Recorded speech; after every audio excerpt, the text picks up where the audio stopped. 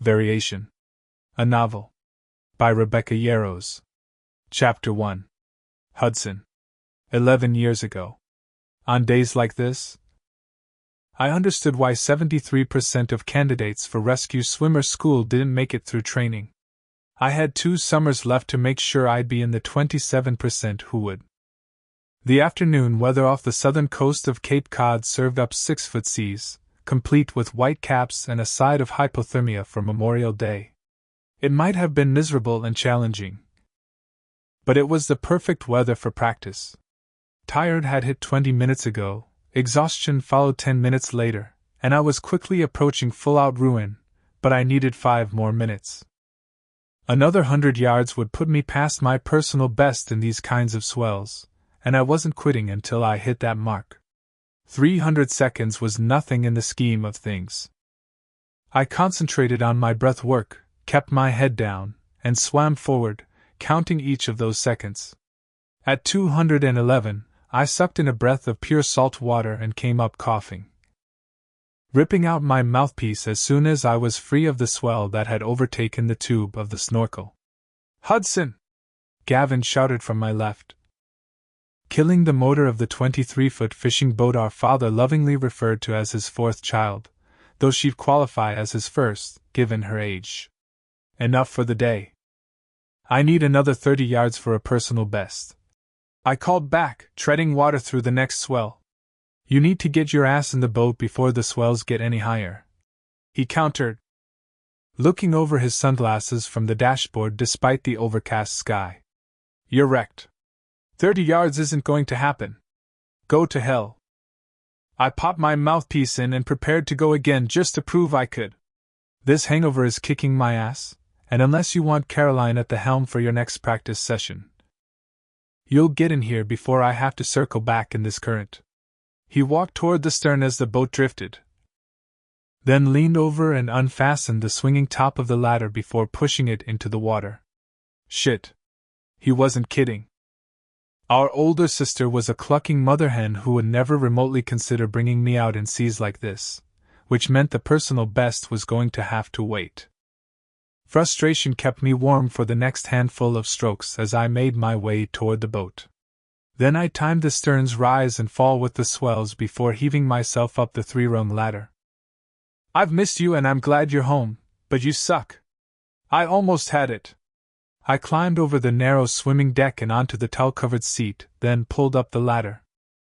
Dad would murder us if we didn't protect the faded leather. The boat pitched again as I ripped off my face mask, then the hood of my wetsuit, and tossed them into the black canvas duffel near Gavin's feet. "You wound me, little brother." He touched his chest sarcastically, and held on to the back of the driver's seat with the next swell. "Let's get home so I can listen to the lecture Dad's been working on all day. I'd hate for him to go to all that work and have no one to deliver his speech to. He's just—" Words failed me. Just like they had since he'd announced his decision in the middle of our parents' cafe this morning. "Disappointed that I'm dropping out of college," Gavin supplied. "Unlike Caroline, who managed to get her degree while married and holding down 2 jobs. Don't compare yourself to our sister, and give Dad a break. He's just stunned." I peeled off the rest of my suit, leaving me in a pair of his old Hawaiian print trunks once I ditched the diving socks too. "I changed my major 4 times in 2 years, Gavin said, reaching above the wheel for my Bruins cap. "Trust me, Dad isn't shocked." Good point. Gavin was known for a good time, not for sticking things out. "You could spend the night at Caroline and Sean's while Mom smooths it over." I made my way over the salt and sun-worn deck carpet toward him. "I'm not leaving Mom with my mess." Subject change. A smile curved Gavin's mouth. "You're barely 17 and here you are dumping your savings into a new wetsuit. It's like you're trying to actually swim your way to Alaska. Don't think I didn't notice that map above your bed." Some dreams don't change. I'd stumbled onto a documentary 3 years ago and wanted to be a rescue swimmer stationed in Sitka ever since. Helping people? Check. Adrenaline? Check. Moving to the other side of the country from the only place I'd ever lived? Check. I grabbed the towel from the back seat, then ran it over my head and chest before dragging a t-shirt on. And thank you for bringing me out. Dad gets busy. I'll bring you every day if it helps. Gavin shoved my hat at my chest, keeping perfect balance as the boat heaved. Thanks. I knew better than to take him at his word. He had the best of intentions, but follow-through wasn't his strong suit. The practice is probably a little overkill, but it gives me something to work for. Goosebumps rose along my arms with the breeze as I set my hat on backward. 64 degrees was a high for this time of year. But it was still fucking freezing right out of the water. Which I respect. He turned the key, starting the engine but keeping it in idle as he looked past me. Is that a rowboat? Out here? No way. My head whipped to follow his line of sight, and I quickly spotted the small vessel about 100 meters west, with what looked to be a small outboard motor and 2 people. Ducking? What the hell are they doing? Gavin asked as the boaters blinked in and out between the swells, repeatedly leaned down in what had to be their seats. Bobbing? My stomach sank like a boulder thrown overboard, and I grabbed the binoculars from the glove box and peered through the lenses at the other boat. Damn it! 2 girls about my age sat in the middle of what looked to be a 14-footer with a tiny outbound motor that had seen better days, scooping out water with their bare hands. They aren't bobbing. They're bailing. And neither of the brunettes was wearing a life jacket. I handed Gavin the binoculars, and he lifted them to his eyes. We have to help. Well, shit. Gavin threw the binoculars into the glove box and slammed it shut. Hold on. I braced one hand on the edge of the windshield and the other on the dashboard's handrailing as Gavin punched the throttle. The front of our boat kissed the sky before Gavin adjusted the trim. And we nearly planed as the boat came level, but there was no softening the swell's blows against the hull. After the third bone-jarring hit nearly threw us sideways, Gavin swore and adjusted our approach. We'll have to come at them, he started. With the current, I finished. Spray drenched the windshield with every wave. I kept my eyes locked on the vessel. And fear shot through me, quickly chased by adrenaline as the little boat tipped downward with the next swell and water rushed over the bow. If they'd been in trouble before, they were in imminent danger now. I moved to starboard behind Gavin and flipped up the back passenger seat as he pulled back on the throttle and slowed our approach. Boats didn't exactly have brakes. You had to be kidding me. There are only 2 life jackets? Only 2 of us on board, Gavin called back as we slowed to idle about 20 meters off the vessel's port side. I yanked on one of the bright yellow vests and fastened the 3 clips across my torso, then reached for the second and did the same, yanking on the tabs to expand the size to fit over the first. Can you get us closer? Not without drifting right into them or past them, he answered, taking off his sunglasses. Fuck, I think they're. Help! The girl in the pink shirt shouted, standing at the bow of the violently rocking boat, and waving her hands frantically as if there was some chance we hadn't seen them. My eyes widened. Sit down! What the hell was she thinking? Give me a jacket! Gavin stuck out his hand. The girl sitting in the back lunged for the other one, but the damage was done. And the next swell came over the side of the already destabilized boat and capsized it. The girls disappeared into the water, and my heart lurched. I'm going. I climbed onto the passenger seat. There was no time to wait. Like hell you are. I'm not letting you. I dove. With a wet suit, the water had been barely tolerable. Without it, the temperature hit like a punch to the gut. And I fought to keep the air in my lungs. The life jackets tugged me upward, and I drew in a full breath as soon as I broke the surface, salt stinging my eyes. Damn it, Hudson! Gavin shouted from somewhere behind me, but I was too focused on swimming to answer. Please, God, let them both be alive. I moved faster than ever, even encumbered by the jackets. Fueled by adrenaline and terror at what was waiting for me. My heart pounded as I approached the bow of the capsized boat and found the 2 women clinging to the side. Their hands gripped the ridge along the bottom of the shallow hull, and relief stole my words. They were fine.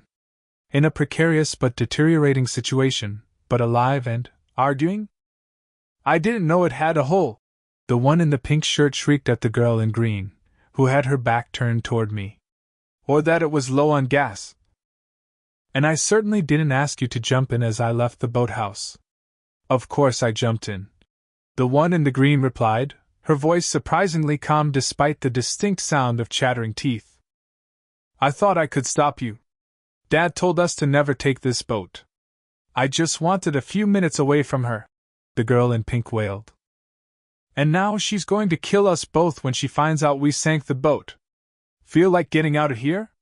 I asked, my chest heaving beneath the jackets as I swam around the side of the vessel.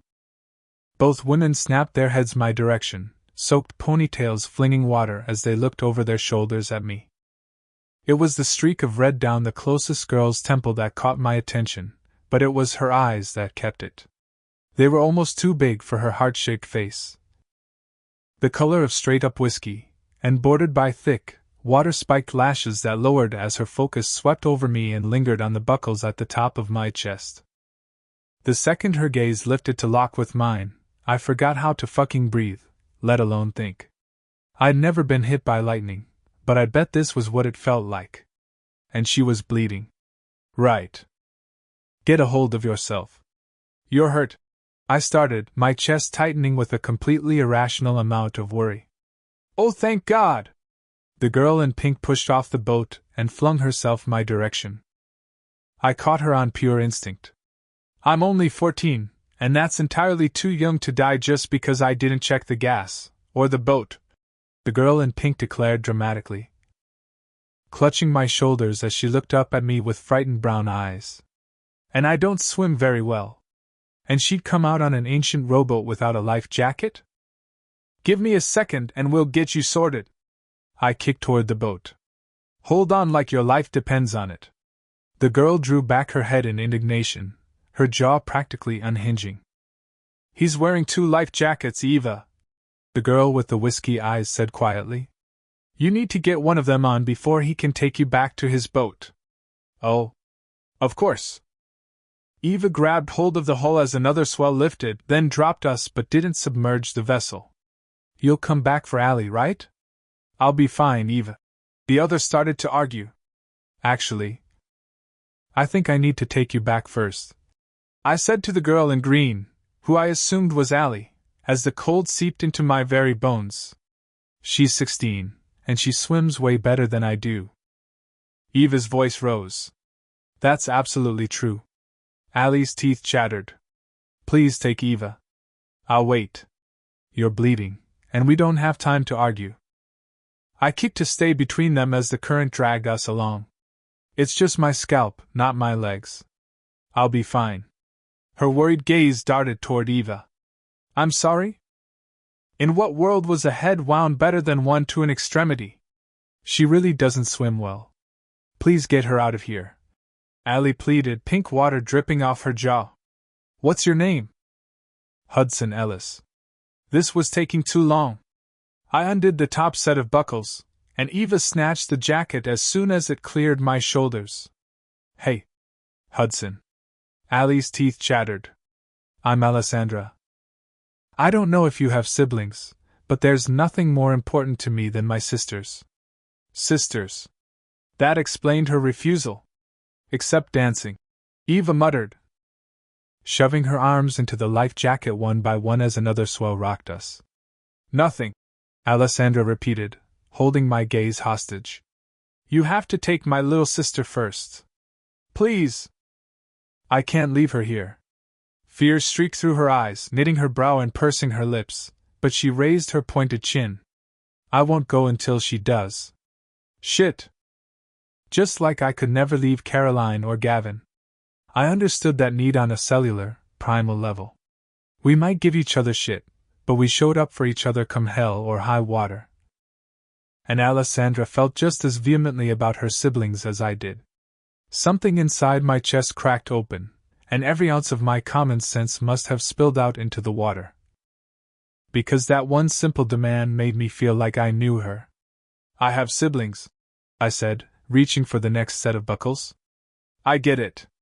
Her eyes quickly narrowed in confusion. What are you doing? I shrugged my right arm out of the jacket, then reached up to hold on to the boat between them before sliding the rest of the yellow neoprene-covered flotation device off my left arm and offering it to her. Put it on. No. She glanced down at the jacket and back to me. You need that. The waves are too high. I don't. I'm a great swimmer, and this is the only compromise I can think of. I gave her what I hoped was a reassuring smile. It will take us less than 5 minutes to get you both in the boat. 5 minutes? Eva panicked. Less than, I repeated, keeping my eyes on Alessandra. Anything is doable for 5 minutes. I'll stay with you both the entire time. Take the jacket. It went against everything I'd ever read about performing rescues. But I couldn't bring myself to give a shit. I can't do that to you. She shook her head. I'm a stranger, I reminded her. No. You're Hudson Ellis. Her arms trembled. Then we're at an impasse. Because you won't leave your sister and I won't leave you. I pushed the life jacket toward her. I'm pretty stubborn, so all waiting does is prolong the time you're both in the water. Come on. Allie, I'm freezing. Eva cajoled. Alessandra took the jacket, and once she had it on, all three of us swam toward Gavin.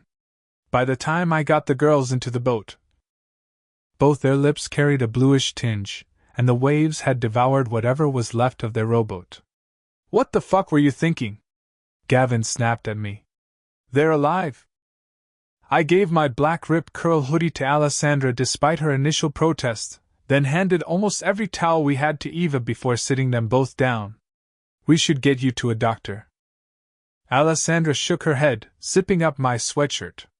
Our mother will realize we're gone. Seriously? My eyebrows hit my hairline. If you need a doctor, then we have to go, Eva whispered. I don't, Alessandra assured, her tone sharpening toward her sister. Can you imagine what she'll do to us? The fuck? Even when Gav and I were caught doing something we weren't supposed to. Mom's first reaction was always relief that our idiocy hadn't killed us. We could just call Dad. Wait. You're not going to tell her that Eva started, her eyes filling with panic. I never tell her, do I? Alessandra retorted, her hands disappearing into the sleeves of my hoodie. The damn thing was practically a dress on her. Can I look at your head? Gavin asked, brushing past me as the boat rocked. Our hull was deeper than the little rowboat, but we shouldn't be out here much longer with this storm coming in. Alessandra nodded, and Gavin leaned over her, examining the wound. It's small and has already stopped bleeding. Probably doesn't need stitches, he announced, then shot me a look that said we'd talk about my choices later. Can you please take us home? Alessandra's shoulders straightened, and she composed herself with a speed that was both impressive and a little jarring. But her eyes were a dead giveaway that she wasn't as calm as she wanted us to think. Almost like she's performing. We live. I know where you live, Gavin interrupted with a grimace. We'll take you. He did? My gaze jumped his way. Thank you? Alessandra tucked her knees up into my sweatshirt, and her gaze flickered toward mine. Really? Thank you, Hudson? No problem. Damn. I liked the way she said my name. We're about 15 minutes out. Gavin looked over at me, then motioned toward the console, and I followed him to the seats behind the dashboard. That was fucking reckless. He shook his head at me, and I barely had time to grab a hold of the handrail as he put the throttle down, heading toward the cliffs at the west side of town. Past the local beaches. And watch the way you're looking at her. You know who they are, right? Gavin asked, just loud enough for me to hear, but not them. No, but obviously you do, I replied, rubbing my towel over my arms to get the blood moving. Fuck, it was cold. And I'm not looking at her. It wasn't exactly a lie since I was face forward. I watched that whole thing go down. You're looking. He scoffed. And it's just going to get you in trouble. They're the youngest Russo girls. Alessandra and Eva, if I'm remembering correctly. Forget asking her out. If that's what you're thinking. Their parents don't let them interact with anyone outside their social circle, let alone locals. Russo. One of the families with summer houses on the cliffside. Old money. My chest went all wonky. The ballerinas. No wonder I didn't recognize them. They trained here every summer. But mostly under lock and key until their mother trotted them out in August for the competition that brought an onslaught of dancing tourists, and their rich families every year. There's 4 of them. Right. Pretty sure I'd seen a couple of them in the cafe once or twice when I dropped in, but I usually spent my summers lifeguarding at the beach. Yep, he confirmed. And you've got your eye on who Lena calls the quiet one, so just don't. Who's Lena? It was hard to think of Alessandra as quiet after the way she just argued on Eva's behalf. He flinched. The oldest. 19, incredibly talented, and gorgeous, and so fucking frustrating. She's got walls 10 feet thick, and unfortunately for you, I think they run in the family. Clearly they interact with some locals. I shot him a knowing look. Alessandra isn't Lena. She's not going to break rules, Gavin said as we cut across the current. And this little rescue stays between us, because Caroline fucking hates them. Something about a milkshake incident and them being entitled. Shit. The last thing I wanted was to hurt Caroline's feelings. Doubt it was Alessandra. Maybe I'd only spent 5 minutes with her, but she hardly seemed entitled. So much for not looking at her. And seriously, they're not allowed to date, and I don't want to watch you get all angsty over there. Gavin rolled his eyes, then mercifully stopped digging.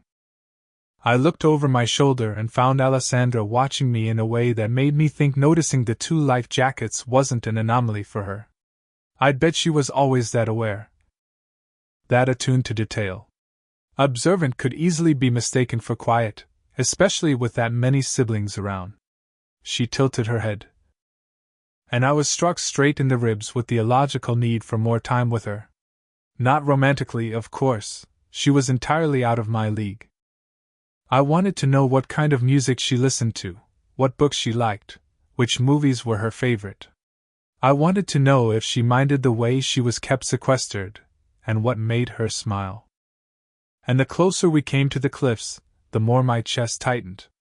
Whatever I said or did in the next 5 minutes would determine if I ever got the chance to actually know her. Or if this would be a one-time encounter that always left me wondering.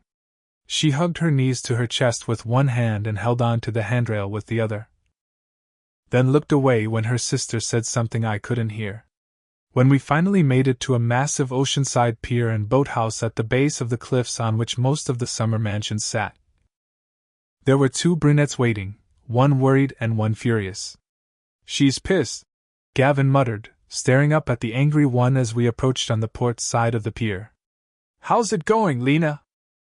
He called up, idling the engine when we reached drifting distance. The next couple of waves would put us at the ladder, and if Gav misjudged the distance, Dad was going to murder us. You have my sisters in your boat, so that about explains it. Lena put her hands on her hips. Though I'll admit it's nice to see you, Gavin. Noted. Holy shit, was my brother blushing? How do you know them?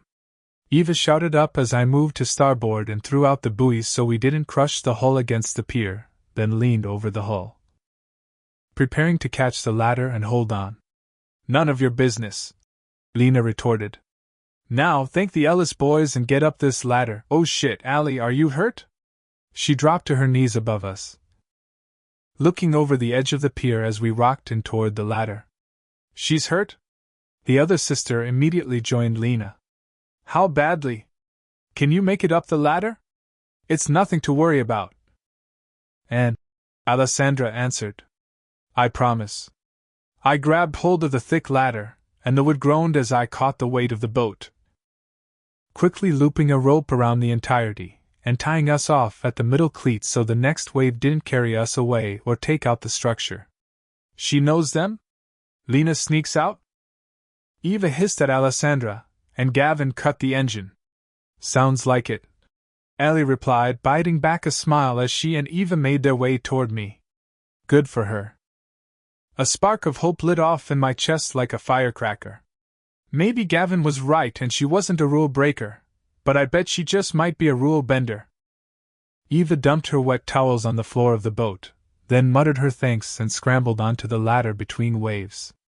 The next swell splashed water over the swimming deck and onto the seats.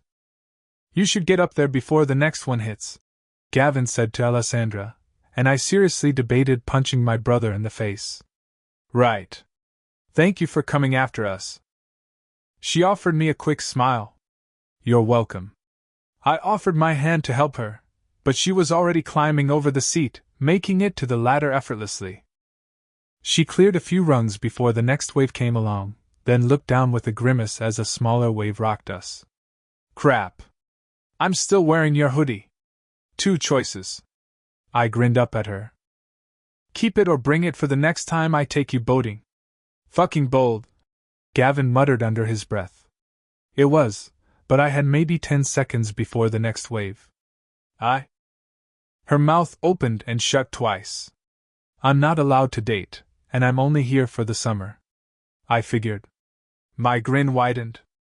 Can you have friends for the summer? Her brow knit. Debatable.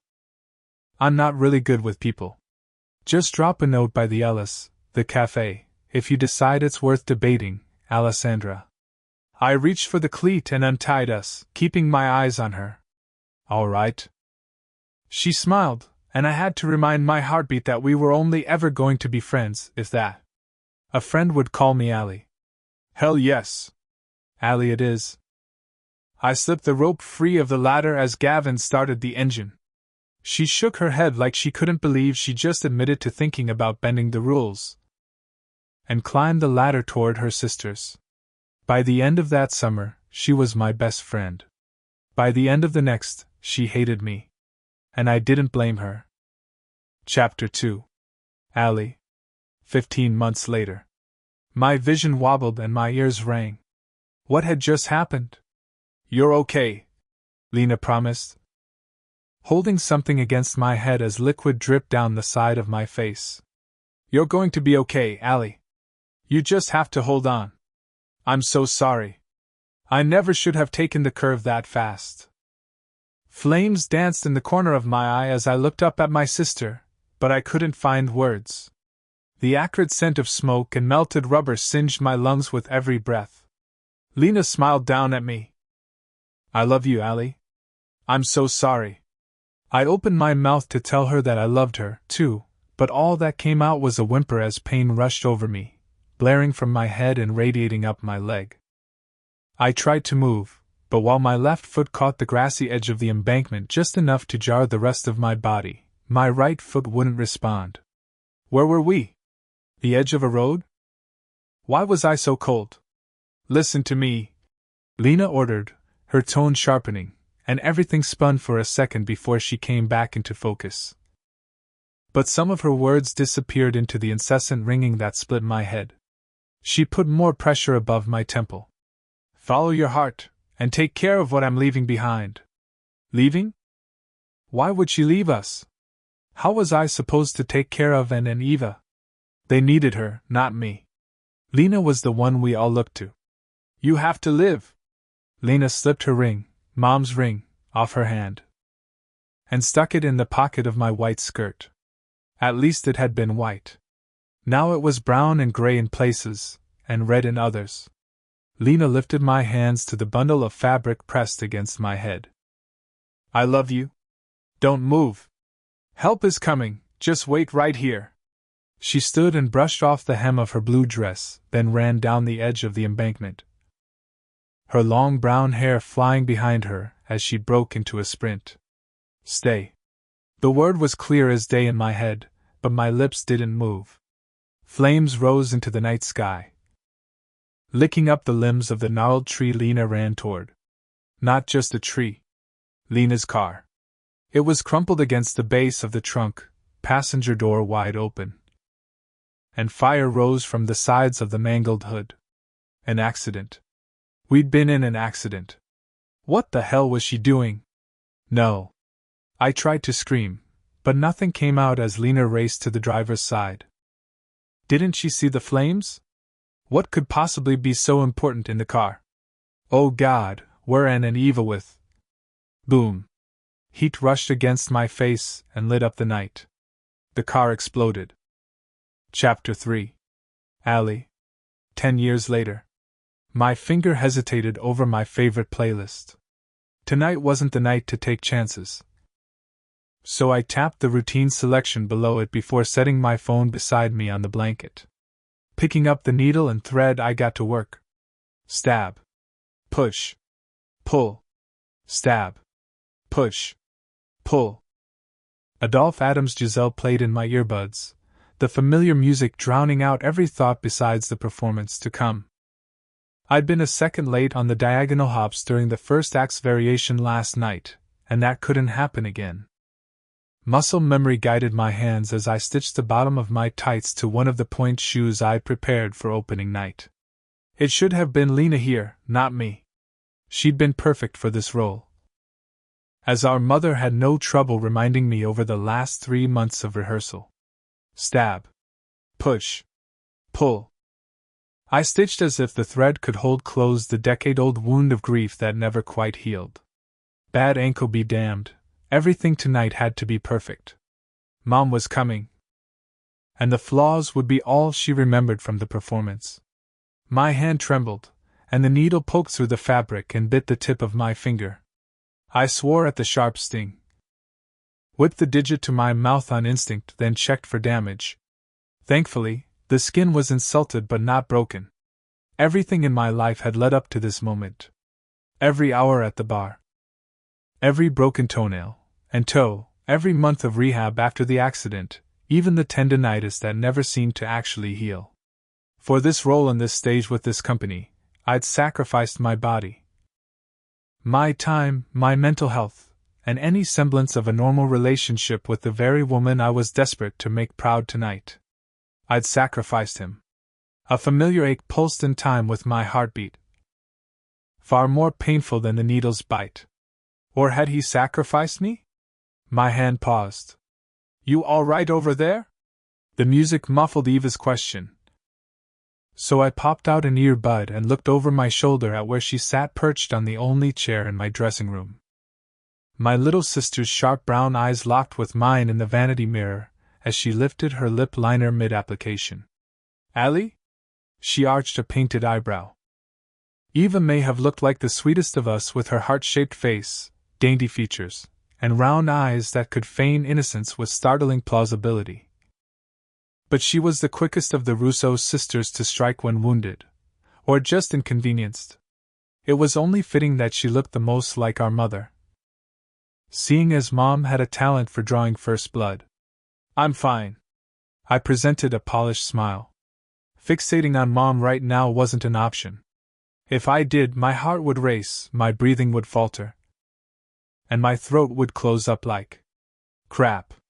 Arching my neck, I swallowed the growing knot in my throat. Like that. I breathed in through my nose and out through my mouth to dispel the knot and quell the rising tide of nausea that always gripped my stomach before performances. It felt like a tsunami tonight. Eva's eyes narrowed slightly in the mirror. Why don't I believe you?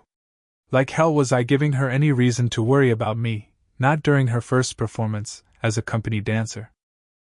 I knew of at least 4 other pairs of sisters who danced in the same companies across the United States, but we were definitely the only ones in the Metropolitan Ballet Company. But there should have been 3 of us. Nothing to stress about. I turned my attention back to my shoe, leaving the left earbud beside me on the soft gray blanket as the orchestra moved into the variation in the right. Push. Pull. Focusing on the methodical movement of needle and thread. I went over the variation's choreography in my head. It was one of my all-time favorites, not that favoritism made it any easier to perform. There. That was the instant adrenaline had stopped masking the pain in my ankle last night during dress rehearsal, causing me to hesitate and lose rhythm. I was pushing too hard, but the role demanded it. How's the Achilles? Eva asked like she could read my mind. Fine. Any other answer would have Eva running to Vasily within seconds, in the name of sisterly concern. Liar, she muttered, rustling through her makeup bag, her movements becoming increasingly agitated. Where is it? Pull. With one ear open. I could hear the music blending with the soft click of Eva's makeup brushes on the counter, the rustle of my warm-up pants as I shifted positions slightly, and the hum of the space heater in the corner of my dressing room, which warded off the late January chill that had taken up residence backstage at the Metropolitan Opera House. Where the hell is my lucky lipstick? Eva's voice pitched toward the roof. Check my bag. You don't wear ruthless red. That bordered on shrill. No, but you do. I glanced back at her. And I love you. Her shoulders dipped. And you knew I'd lose mine. She let go of her makeup bag and reached for mine, a corner of her mouth rising. And I knew you'd lose yours. I nodded. Thank you? Her relief was almost palpable. Lacey knocked gently on the doorframe, clutching her favorite clipboard, and I took out my other earbud, losing the music entirely. 30 minutes to places, Lacey informed us. Oh, and your sister is right here, and interrupted, leaning into the open doorway with the wide, easy smile she'd inherited from our dad. Along with his hazel eyes and the golden brown curls she'd pinned into a sophisticated updo. Eva and I favored our mother in the hair department, with strands darker than any espresso I'd ever seen brewed, and while Eva's were pinned straight, my waves could only be tamed by a bag full of products and regular maintenance at the salon. Anne's curls always seemed so effortlessly perfect. The pressure in my chest immediately eased, and my mouth curved to mirror hers, widening into a grin. In our ocean-loving family. And was the palm tree, she swayed in the hurricane, but never broke. Anne! Eva jolted out of the chair and threw her arms around our older sister. Whoa! Anne laughed and wrapped her arms around Eva, the diamonds in her wedding band glittering in the bright lights. Thank you, Lacey. We've got her, I said. And the stage manager nodded in return before moving on. You look great! And pulled back from Eva and gave her a quick once-over, her eyes softening. Costume fits perfectly. I can't wait to see you up there. I'm just in the core. Eva shrugged and stepped aside. It's Alessandra who's the real star. Right, Allie? Only for tonight. I tied off the row of stitches, then flexed my foot a few times to make sure it held. Every night in my book. And knelt beside me despite her stylish black dress and hugged me gently, careful not to smudge my stage makeup. I leaned into the embrace, closing my arms around her tightly, needle grasped between thumb and forefinger so I wouldn't prick her. I'm so glad you're here. And had a way of making everything all right. Dad away on business? No problem, and knew the schedule. Mom lighting into one of us about our turnout? And stepped in to distract. She was the living embodiment of a warm hug. Lena may have been the firstborn of the four of us, but Anne had always been the one with the oldest sister vibe. Me too, she whispered before withdrawing just enough to give me the same appraisal she had given Eva. Beautiful as always. You're going to do great. I just wanted to be perfect for her, I replied as she swept her knees to the side and sat on the blanket. As if you have any other setting but perfect, Eva muttered, and shot her a reproachful look. And I brought my right foot into my lap, wincing slightly at the tenacious burn along my Achilles. Are you hurting? Leave it to and to miss nothing. I started. If you so much as say the word fine, she warned, her astute gaze locking on my ankle. She had a cortisone shot yesterday, Eva said, leaning in toward the mirror to check her eyeliner. Anne's eyebrows jumped. Does Kenna know? As my best friend or as the company's doctor? Because the answer is yes to both, I countered. And you're 25 years old, Eva. I gathered my tights to my other shoe and started stitching. At some point you have to stop tattling on me, right? At some point you have to learn when to take it easy, and chastised. Tomorrow, I replied, sewing quickly. Tomorrow, the set would be changed from Giselle to Romeo and Juliet, and while Eva would be dancing in the corps for that show as well, I would officially be off for the next couple of weeks, at least for performances. I'd give myself a day or two to rest the ankle, like Kenna suggested, and then test it out with Isaac. It's always tomorrow with you, and sighed. If Mom knew you were dancing injured. Who do you think we learned it from? Eva quipped. A corner of my mouth tugged upward. She wasn't wrong. Performing through pain was the first lesson Mom taught us, both on and off the stage. Sadly, that made us a family of not just professional dancers, but professional liars too. I'm fine. It's just been a hard couple of weeks, between rehearsals, performances, and working with Isaac. Isaac? And looked up at Eva as my fingers ghosted across the silver scar along my Achilles tendon. The sound of breaking glass skittered through my mind, but I cut off the memory before it could take hold. Not tonight. Tonight I would dance for Mom, because Lena had never gotten the chance. Isaac bidden, Eva answered. The next Balanchine, and said, rising to her feet and dusting off her knees. Don't look at me like that, Eva. Just because I don't dance anymore doesn't mean I'm not up on what's happening in the scene. I do read. And did more than read. She organized most of the company's events, including the entire Haven Cove Classic, which, thanks to our mother, had become one of the foremost summer competitions in the under-20 division. Never said you didn't? Eva put her hands up like she was being arrested. Just surprised you're reading about Isaac being the next Balanchine. Don't say that in front of him. I grin, finishing the last few stitches before tying them off. His ego won't fit in the building. Flexing, then pointing, I tested out the stitches, only standing once I trusted my handiwork. Did you read that Ali choreographed a ballet with him? Eva's tone pitched mischievously. Really? Anne's head swiveled my direction, her eyebrows jolting upward. It's nothing. Maybe. He was the artist in residence before Nutcracker season, and it was more like he choreographed, and I just showed him what would and wouldn't work. Thinking of late nights in the studio and early mornings in his bed made me grin. He wasn't Mr. Right, that ship had long since sailed. But he was certainly Mr. For right now. And that was quite perfect. That's huge. Anne's smile could have powered the building. A ballet of your own. We'll see. I kept my smile small, just like my expectations when it came to Isaac, and reached for my costume for Act 1. I ran my fingers over the amethyst ring in my right pocket, then unzipped the worn, faded black hoodie with its fraying wrist cuffs and hung it on the back of the chair.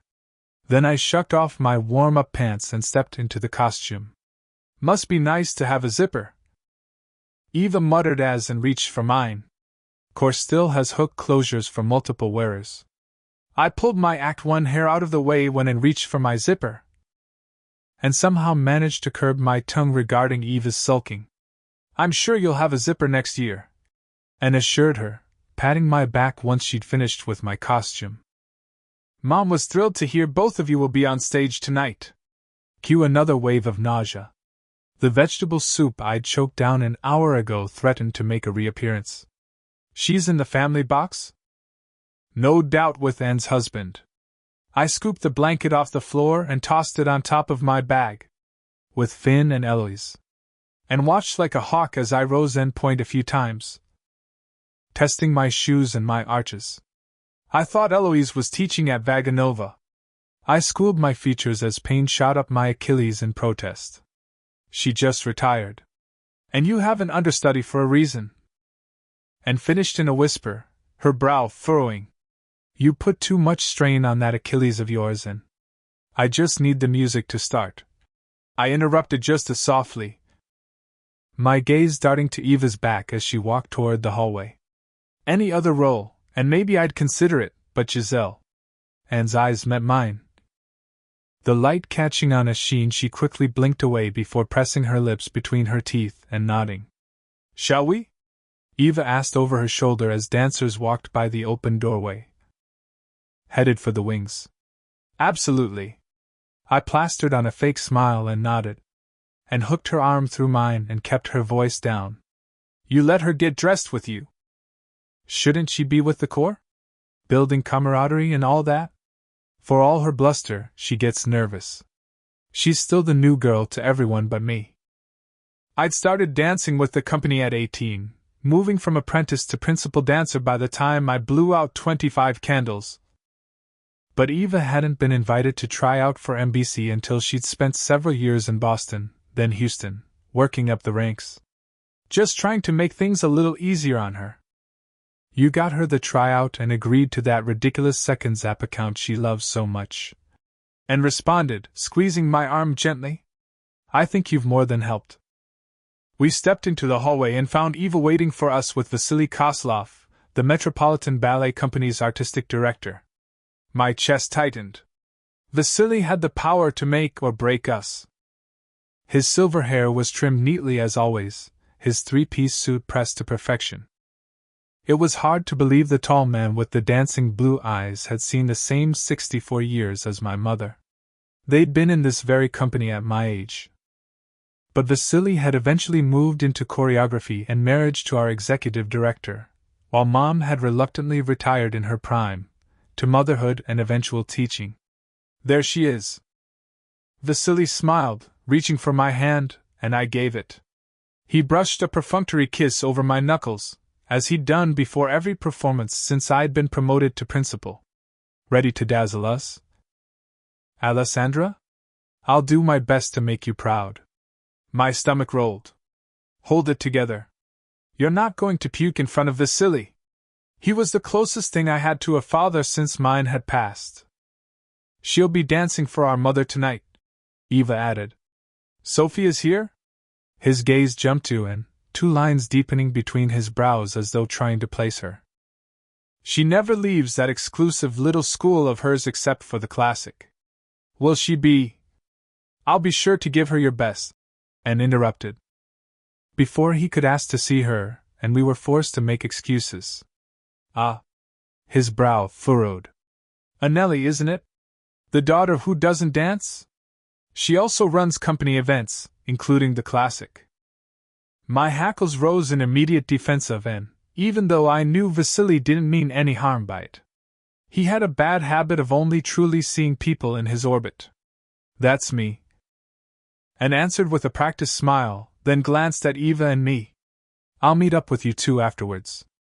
We have to talk about summer plans for the beach house. I can't.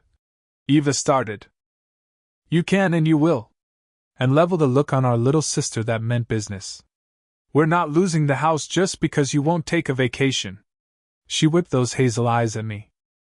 And that goes for you too. See you after? She left without another word, disappearing into an ocean of costumed dancers in the hallway. The house in Haven Cove? Vasily asked me as we started toward the stage, dancers moving from his path like rushing creek water around a boulder. Mom put the house in a trust last summer and made a ridiculous condition that we have to sell it if all three of us don't provide proof that we spend time there together every year. Eva answered before I had the chance to. Doesn't sound like Sophie. Vasily blinked. She hated that house, and the fact that your father made her take you girls there in the summer. So many missed opportunities for trainings at summer intensives, but at least the classic came of it. He glanced at his Rolex. Oh, Alessandra, I spoke with Isaac. He wants to meet next week about including the new ballet he's choreographed in the fall schedule. My heart leapt. Equinox? Is that what you're calling it? His mouth quirked into a bemused smile. Lovely. He clucked his tongue at a young corps de ballet member who'd scurried into a hallway, and the dancer immediately slowed at the rebuke.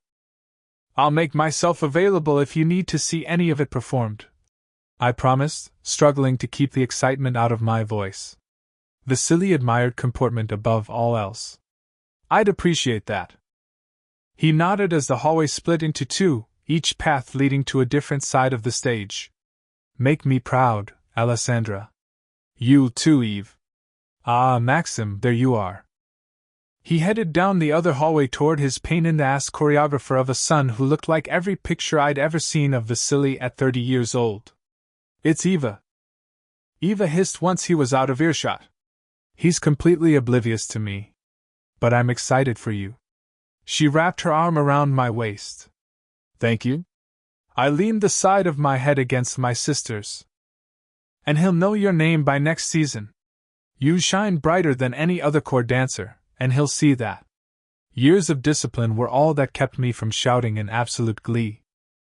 If we put Equinox on the fall program, I'd have a role created just for me. We walked into the welcoming dark of the wings for our pre-performance ritual.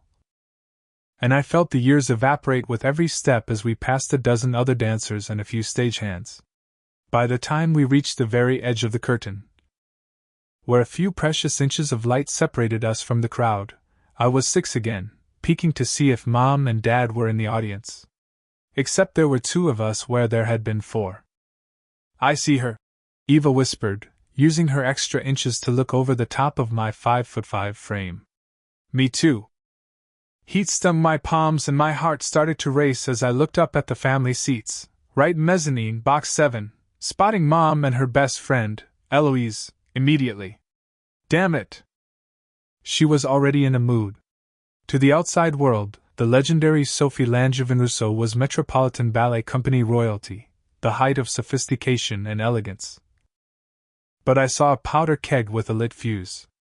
She sat with her shoulders straight, her chin lifted, her silver-streaked dark hair pinned into a flawless French twist. But it was her manicured fingertips drumming impatiently on the railing that gave her away as she peered down at the orchestra. She wasn't watching, she was hunting imperfections. Sure enough. Her perfectly painted lips pursed in disapproval as a flute player scurried in, obviously running late, and reached the box, taking her seat beside her pinstripe-suited husband. And I could have sworn she shot a look our direction before opening her program. "Eloise looks good," Eva whispered. "So do the men she's brought with her. Eloise has always had impeccable taste." I agreed, a cool breeze lifting the hair on the back of my neck as Eva backed away, leaving me alone at the curtain's edge. I fought the impulse. But it won, it always did, and I glanced back at the very last row of the floor section. The seat in the center remained unoccupied, as my contract stipulated. That ache erupted in my chest again. Just like it had every night this week. The only time I'd ever truly nailed the variation he'd been. Stop it. I did it once, danced the routine perfectly, and I would do it again tonight. Ripping my gaze from the empty seat, I headed back into the wings for my place. A handful of minutes later, the curtain went up, the music started, and I watched Everett take the stage as Hilarion. Then Daniel as Albrecht, both exuding the perfection expected at our level. Adrenaline flooded my system the second I made my entrance to the applause of the audience. Quickly conquering any protest my ankle thought about making. The lights and music consumed every thought, stealing the pain, the worry, even the lead weight of Mom's gaze. Until I wasn't just dancing Giselle, I was Giselle. 20 minutes in, adrenaline waned, pain shimmering up the back of my leg every time I rose endpoint. And I noticed Eva slip for a heartbeat in the core when she glanced up at the family box. It was the most minuscule of mistakes. But no doubt our mother would berate her for the rest of the night for it. I gave her a reassuring smile when my back was turned to the audience. But it didn't lessen the pink flooding her cheeks beneath layers of staged makeup. The music shifted into my variation, and I breathed deeply. Lifting my arm in gesture to the only mother who mattered in this moment, the one on stage, and then to my would-be lover, Albrecht. And then I danced. I rose into the first arabesque endpoint. And pain exploded in my right ankle. Shit. My smile never slipped as I gritted my teeth. The hurt was momentary, but that arabesque had been flawless, and that was all that mattered. As I moved across the floor, the ache lessened until I repeated the arabesque. Then it flared like a flame doused in lighter fluid. Again and again it rose and ebbed. Higher and more painful as the variation continued, each movement testing the limits of my smile, my pain tolerance. And was right. I had an understudy. But I wasn't just dancing for myself. Tonight, I danced for Lena. I danced for Mom. Just tonight, I promised my Achilles. I could rest tomorrow, turn the role over to my understudy for the next performance if it would get me through tonight. I couldn't falter, not in front of her. After a series of turns, my smile slipped into a grimace, and Eva's eyes widened slightly from where she sat with the other peasant girls. I ripped my gaze from hers and turned my attention back to the audience, moving into a series of hops on my left foot diagonally across the stage. Giving my right ankle enough of a reprieve for the pain to recede to a grating, nauseating, but manageable level. I just had to make it through the peak turns. The music shifted, and I headed into the series of 18 turns that would circumnavigate the stage. Anything is doable for 5 minutes. His voice slipped through my mind uninvited. This was only 15 seconds. I could do it. Faces blurred as I spun endpoint, and I whipped my head to my chosen spotting points to keep balance, as flames of pain licked up my leg, burning through me in an agony so acute that I bit into my lip, and kept going. I reached stage left on turn 11, glancing to the empty chair in the back row. The only place in the theater that anchored me.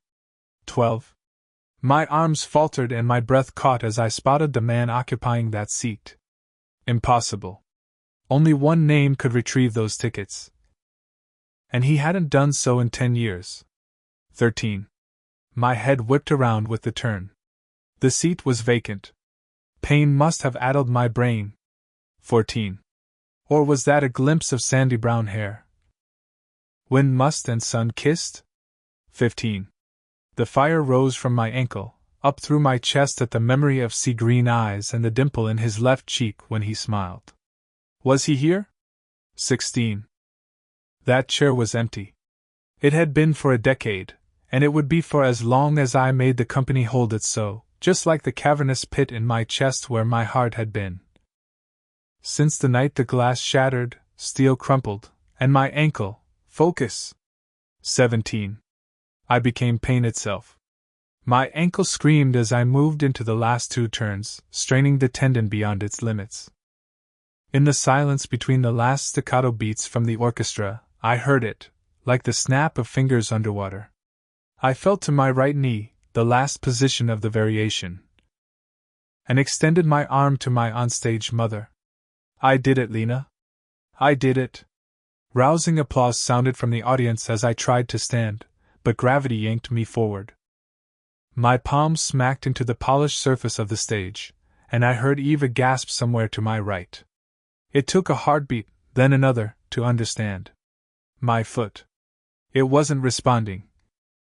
Almost like it belonged on someone else's body.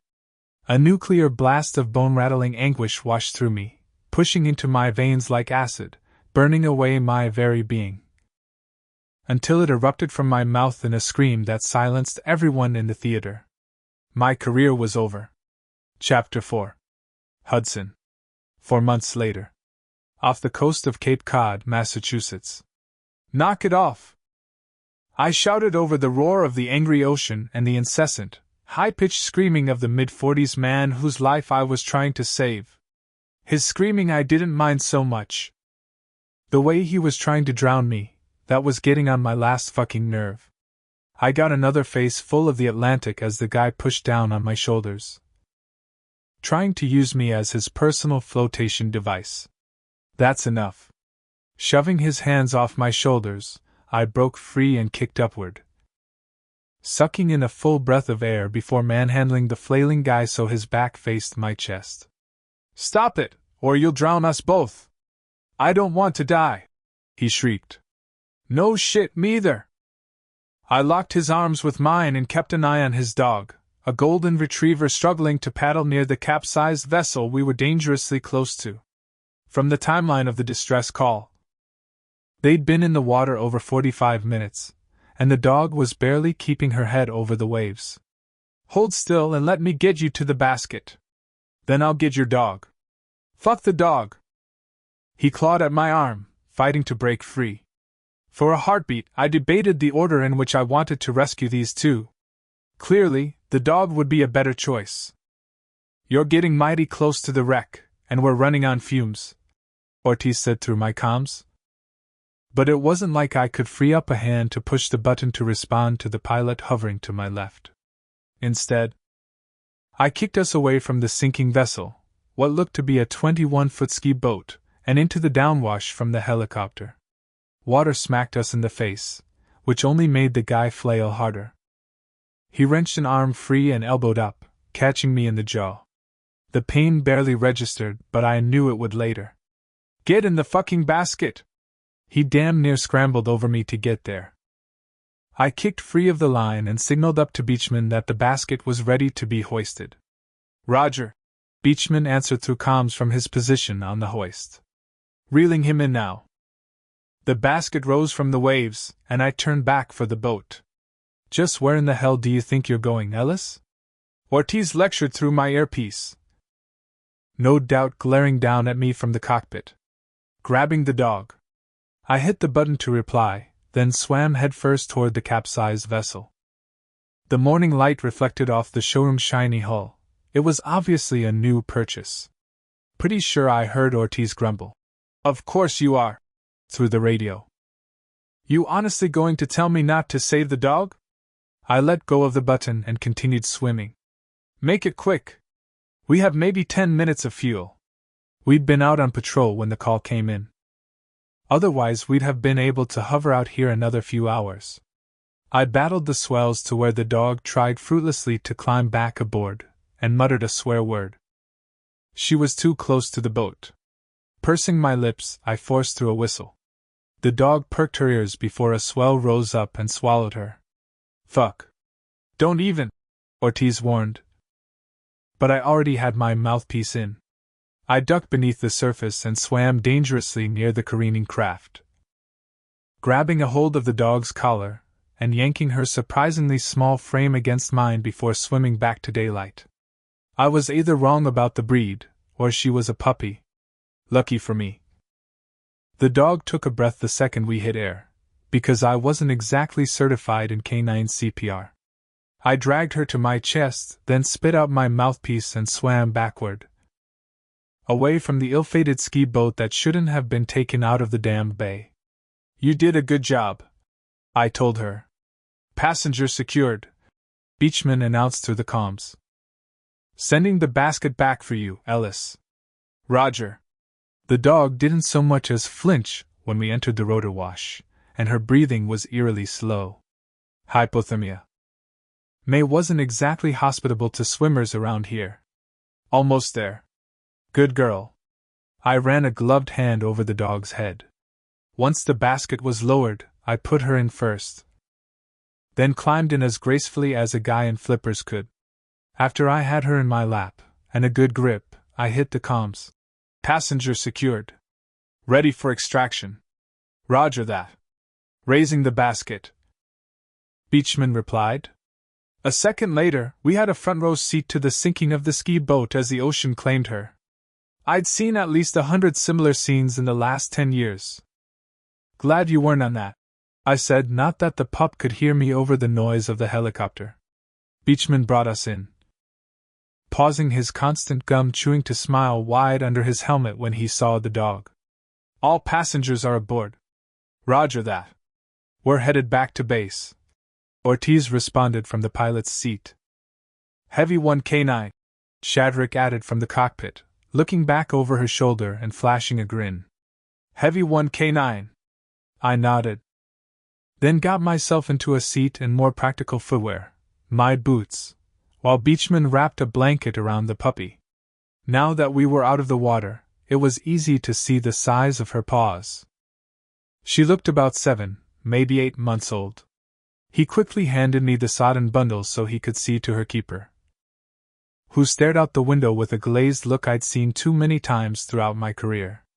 "Cape Cod Station, this is Echo 68, Ortiz said over the wide channel. "Incoming with one passenger in need of medical attention. Hypothermia suspected."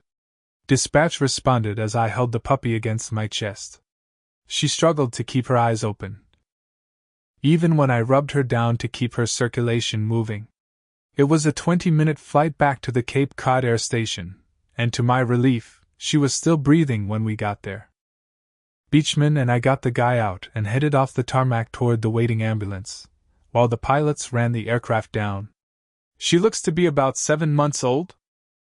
I shouted over the decreasing noise of the slowing rotors once we were far enough from the bird. "Something like that," the guy responded, clutching the corners of the blanket around his neon green polo. "Can't remember." "What's her name?" I adjusted her in my arms as we approached the medical team and our commanding officer. Captain Hewitt usually carried an air of annoyance, but today he looked pissed. "Sadie," the guy muttered. "Ex-girlfriend named her." He lifted his gaze to mine. "Any chance we can salvage the boat?" Was this guy fucking serious? "No. She's long gone." Beachman answered for me before giving the paramedics the rundown on the patient. "There's a reason this place is called the Graveyard of the Atlantic." "You risked an aircrew over a dog?" Captain Hewitt asked me, furrowing his bushy silver brows and crossing his arms across his perfectly pressed uniform. No doubt I was in for yet another lecture on my recklessness. But I'd learned long ago that it was far better to risk myself and come back with a survivor than not. Zero risk to the crew. We made it in 5 minutes shy of Ortiz's deadline. I replied before handing Sadie off to the paramedic.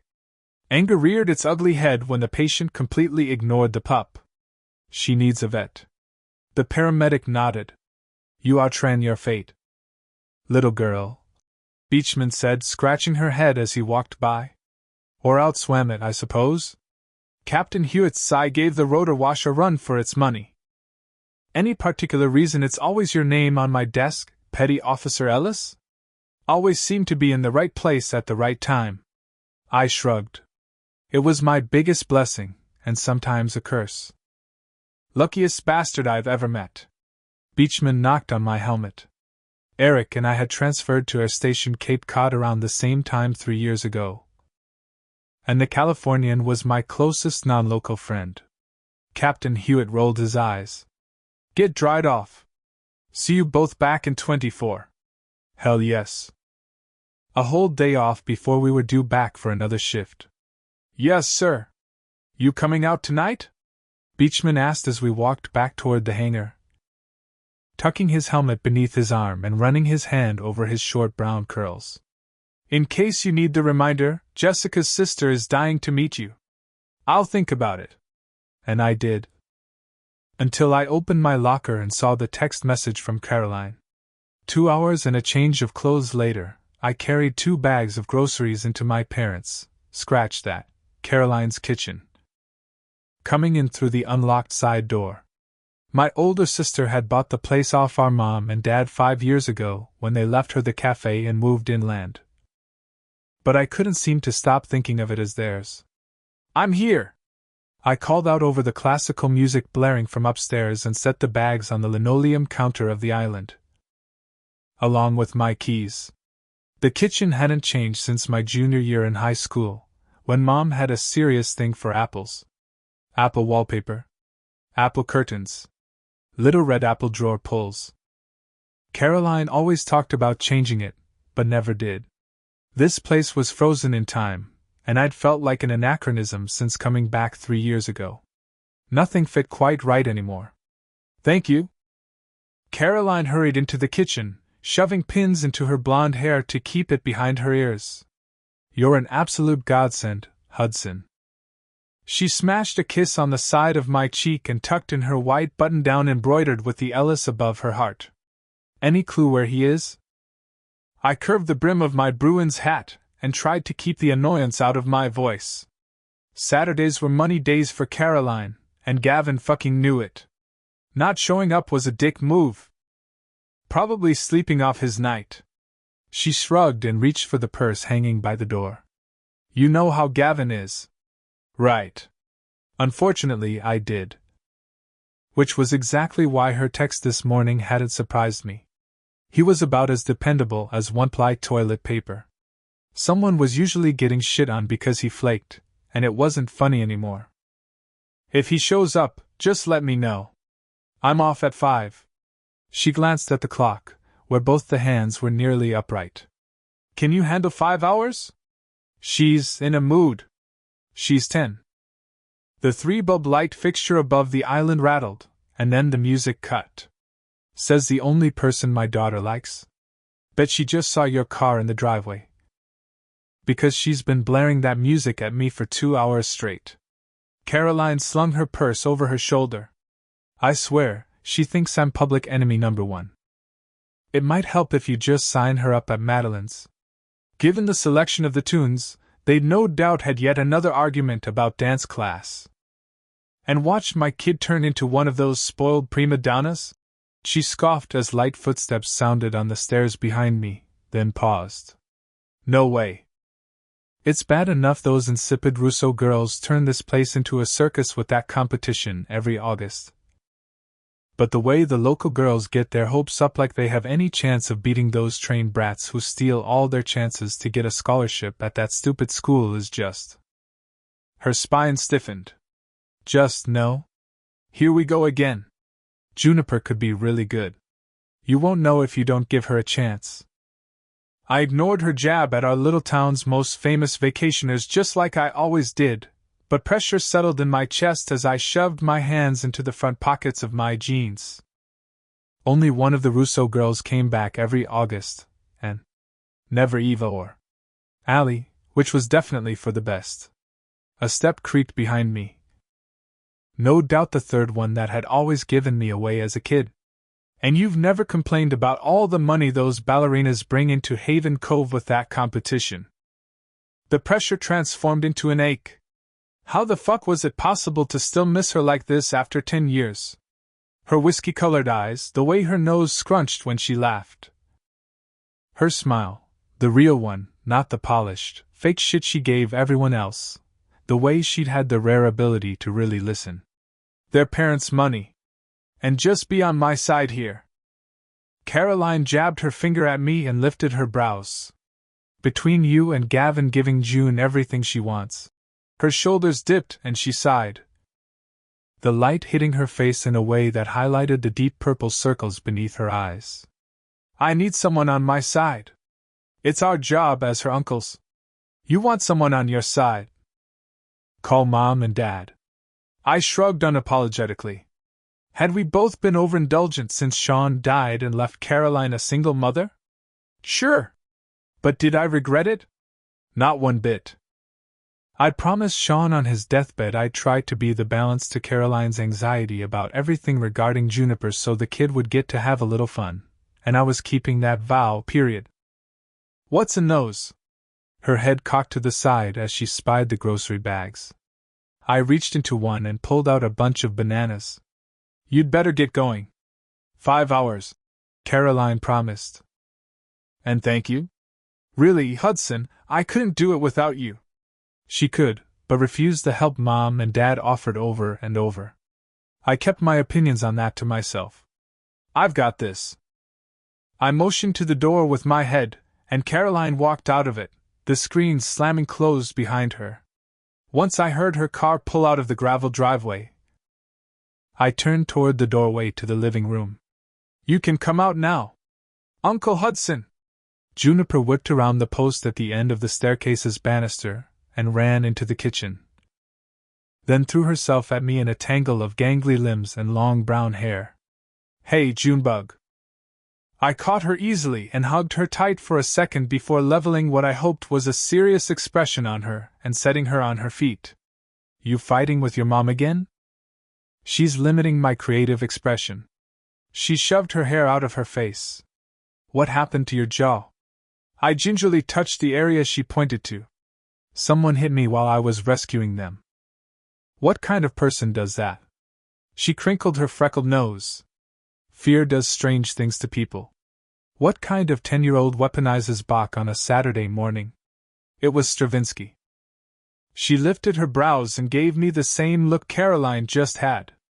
June may have been adopted, but she definitely inherited my sister's no-fucks-given attitude. From the rite of spring. Just because I'm not allowed to take class doesn't mean I'm not allowed to watch ballet. She folded her arms across her chest. It's a stupid rule anyway. It's still her rule. Juniper was right. My sister's no ballet rule made about as much sense as my parents grounding Gavin and me as teens when we had a perfectly good ladder outside our shared room, but I wasn't the parent here. Did you text Uncle Gavin? I changed the subject as June took a seat on one of the 2 bar stools at the island. No. I'm not supposed to have a phone. She bit back a smile and feigned innocence. Like Gavin doesn't know? I moved the bananas and then unloaded the contraband from the bags. With Caroline working her ass off at the cafe, the phone seemed the responsible choice to make when it came to Juniper. Not to mention that Gavin would usually pick up for our niece, even if he was ducking Caroline or me. Juniper's brown eyes lit up. Pop-Tarts! She reached for the variety pack, then clutched it to her chest. You're my favorite. Uh-huh. I ruffled her hair and put the rest of the snack food in the cabinet behind the mixer Caroline never used. Maybe it made me a shit brother to be my niece's sugar dealer. But I was a hell of an uncle, and I was okay with that. She ripped open the foil and stuffed half a strawberry pastry into her mouth. Uncle Hudson? I threw the reusable bags onto the stack on top of the refrigerator and braced for impact, leaning back against the honey oak cabinetry.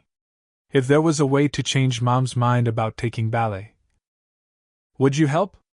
She broke off a small, measured piece of the second pastry, a clear giveaway that she was up to something. There isn't. I shook my head. She scrunched her forehead. But if there was, you'd help me, wouldn't you? The new session starts in less than 2 weeks. In the interest of us not going round and round about this, sure.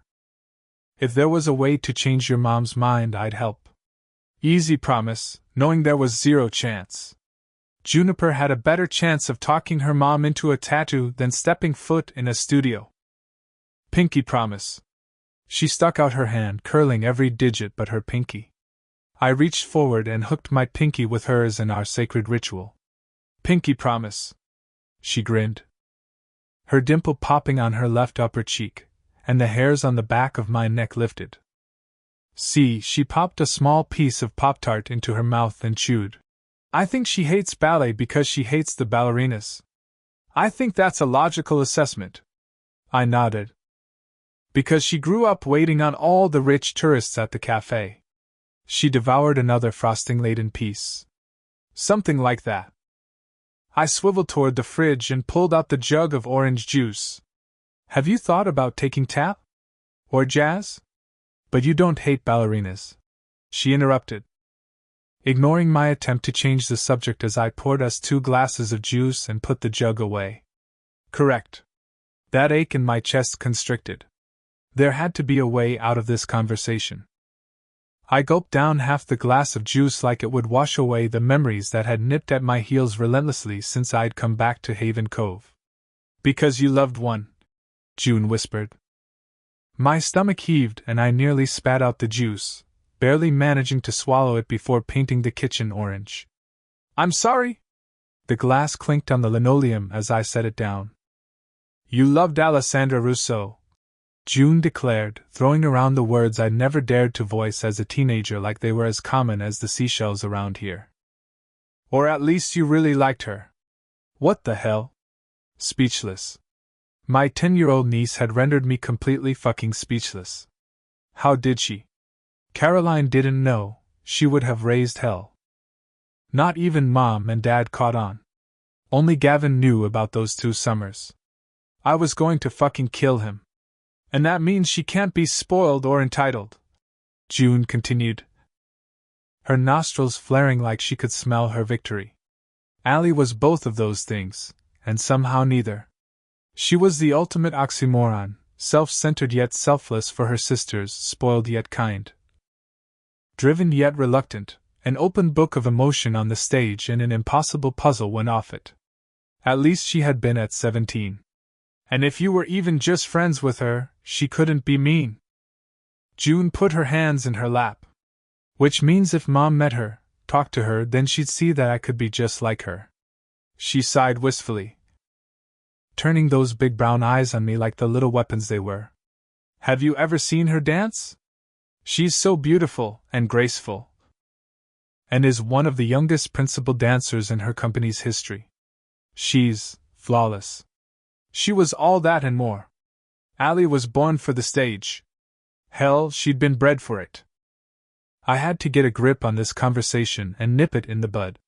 Look, June. I don't know what Uncle Gavin told you, but don't deny it. She slid off the stool, reached into the back pocket of her jeans, and slapped her hand on the counter, leaving behind a picture. I glanced at the Polaroid, and the knife in my chest sliced me clean open. It had been years since I'd laid eyes on the picture of Allie and me outside the Haven Cove Classic, my arm around her shoulders, her arms holding the grocery store bouquet of roses I'd bought on the way to the competition. 10 years later I could recall every single detail of the moment we'd stolen while Lena distracted Mrs. Russo so Gavin could snap the picture. It was the false high in our story, the moment I truly thought anything was possible between us, only for the entire world to crumble beneath our feet a few short hours later. You went through my boxes in the attic. It wasn't a question. She pushed the picture toward me. They were just sitting there. I mean, you've been back for years and it's not like you took them to your house. Her voice trailed off, and her eyes lowered. I went through your boxes, she whispered. That would be like me reading your journal. It's a violation of privacy. What else had she found? I know. She took what appeared to be a fortifying breath and looked up. And I'm sorry. Kind of. Kind of? My eyebrows flew. Come on, Uncle Hudson. She pushed the picture to the edge of the counter, but I didn't touch the damn thing. You obviously dated one of the most famous dancers in the world. We can go over to her house and get her to talk to Mom. I put my finger up. 1. I did not date her. She'd been my best friend, and that had made my actions even more unforgivable. 2. Just because the Russos have a summer house here doesn't mean she's actually in town. And 3. Trust me when I say this, I am the last person in the world she would ever want to see. The usual weight of guilt I carried when it came to Allie swelled until I was certain it would crush my lungs. She's been here for a whole week already. June hopped off the barstool and snatched my keys from the counter. She was injured in January and came here to recover. My eyes widened. She'd been here for a week? And how would you know that? Wait, from January? Seconds. Juniper stared at me like I was an idiot. She has an account with her sister. You have seconds? My voice lowered and my eyes narrowed. I thought there was an age restriction for that. Oh, please. She rolled her eyes. I had to scroll a whopping 3 more years to create a login. I blinked. This moment right here was why I was nowhere near equipped to be a parent. Fuck, as soon as Caroline found out about any of this, I was going to have my uncle privileges revoked. Let's go, June urged. It's what? A 5-minute drive? 4. I muttered. There was 0 chance I was showing up on Allie's doorstep. Even better. Juniper thrust my keys at me. I shook my head and said the word I'd sworn I never would after Sean died. No. You pinky promised. She shook the keys and stared up at me with a determined purse of her lips and a plea in her eyes. You said you'd never break a pinky promise. Fuck my life. Pinky promises outweighed my own discomfort. I held up my finger. On one condition. If she isn't there, you put that picture back where you found it, and we never speak of this again. Please God. Don't let her be there. Deal. She grabbed her backpack off the hook and nodded. Shit. What about? Did Seconds happen to tell you exactly which of the Russos are here? If it was her mom. Justin and Alessandra. She swung her backpack over her shoulders. Why? If she knew Anne's name, she'd done her research. Was I really about to throw away 10 years of self-control? Face down the biggest regret I had in my entire life? Juniper looked up at me with all the expectation and trust she had in her little body. Yeah. For June I would. Let's get this over with. 6 minutes later, I pulled my truck off the coastal road that ran alongside the body of water the town was named after, and into the long gravel driveway I'd avoided since I'd moved back. The Russo house. House was a quaint term for an estate with 7 bedrooms, a carriage house, 2 acres of prime real estate along the beach, and that coveted pier that had somehow withstood the last 2 nor'easters to rip through here. And damn, it looked exactly the same as it had the last time I'd sneaked over and climbed the rose-covered trellis to Allie's room on the 2nd floor. Same grayish-blue paint job with white trim. Same pattern on the cushions of the porch swing. Nostalgia hit with a wicked right hook. Every muscle in my body clenched when I put the car in park in front of the wraparound porch, forsaking the drive on the right hand that led back to the carriage house. If I didn't love Juniper so much, if I didn't treasure her unwavering certainty that I would keep my promises, that someone would, I would have driven my ass straight off the property. As it was, Juniper was already out of the car and walking up the steps to the covered porch, her purple backpack bouncing with every step. What was with the backpack anyway? Did she think she was moving in or something? I shut off the ignition, pocketed the key, and got out of the truck, half expecting Mrs. Russo to appear in the doorway to shoo me away from her daughter with threats and poignant insults.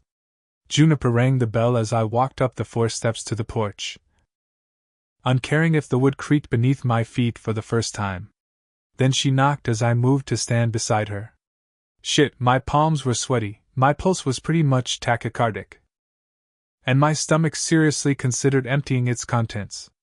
I was 17 all over again, trying to do the right thing by walking her to the front door, and yet I was simultaneously 18. Losing her all over again. Darkening her doorstep again had never been in my plans, which left me horrifyingly unprepared. And I was always prepared. This was officially the most reckless thing I'd ever done.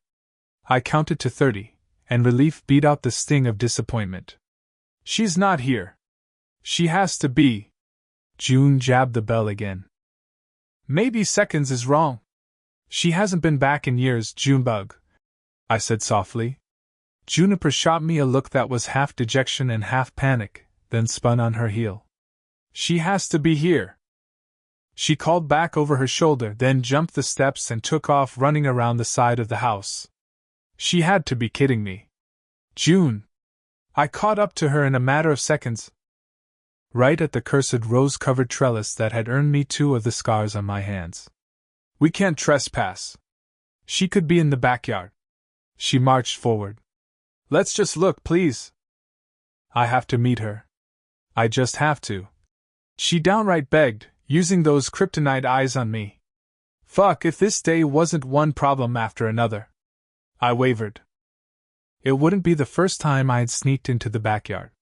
Besides, at this time of day, Allie would have been in the studio, and given that it was right next to the front door, she would have heard the bell, which meant there was 0 chance she was actually here, no matter what the damned clock app said. Fine, I agreed. At least it would put an end to this insanity. Juniper grinned. How did you meet her anyway?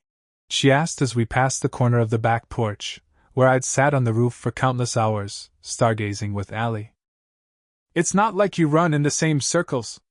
I was in the right place at the right time, I said for the 2nd time that day. And why aren't you friends anymore? June blinked and covered her eyes with her hand as we stepped out of the shade and into the sun of the backyard. The manicured lawn dropped off sharply at the cliff, and a wooden bridge covered the distance down to the beach and pier. That part's complicated, I answered quietly, scanning the yard with its pool and lush landscaping in full spring bloom, finding it empty. Did you do something stupid?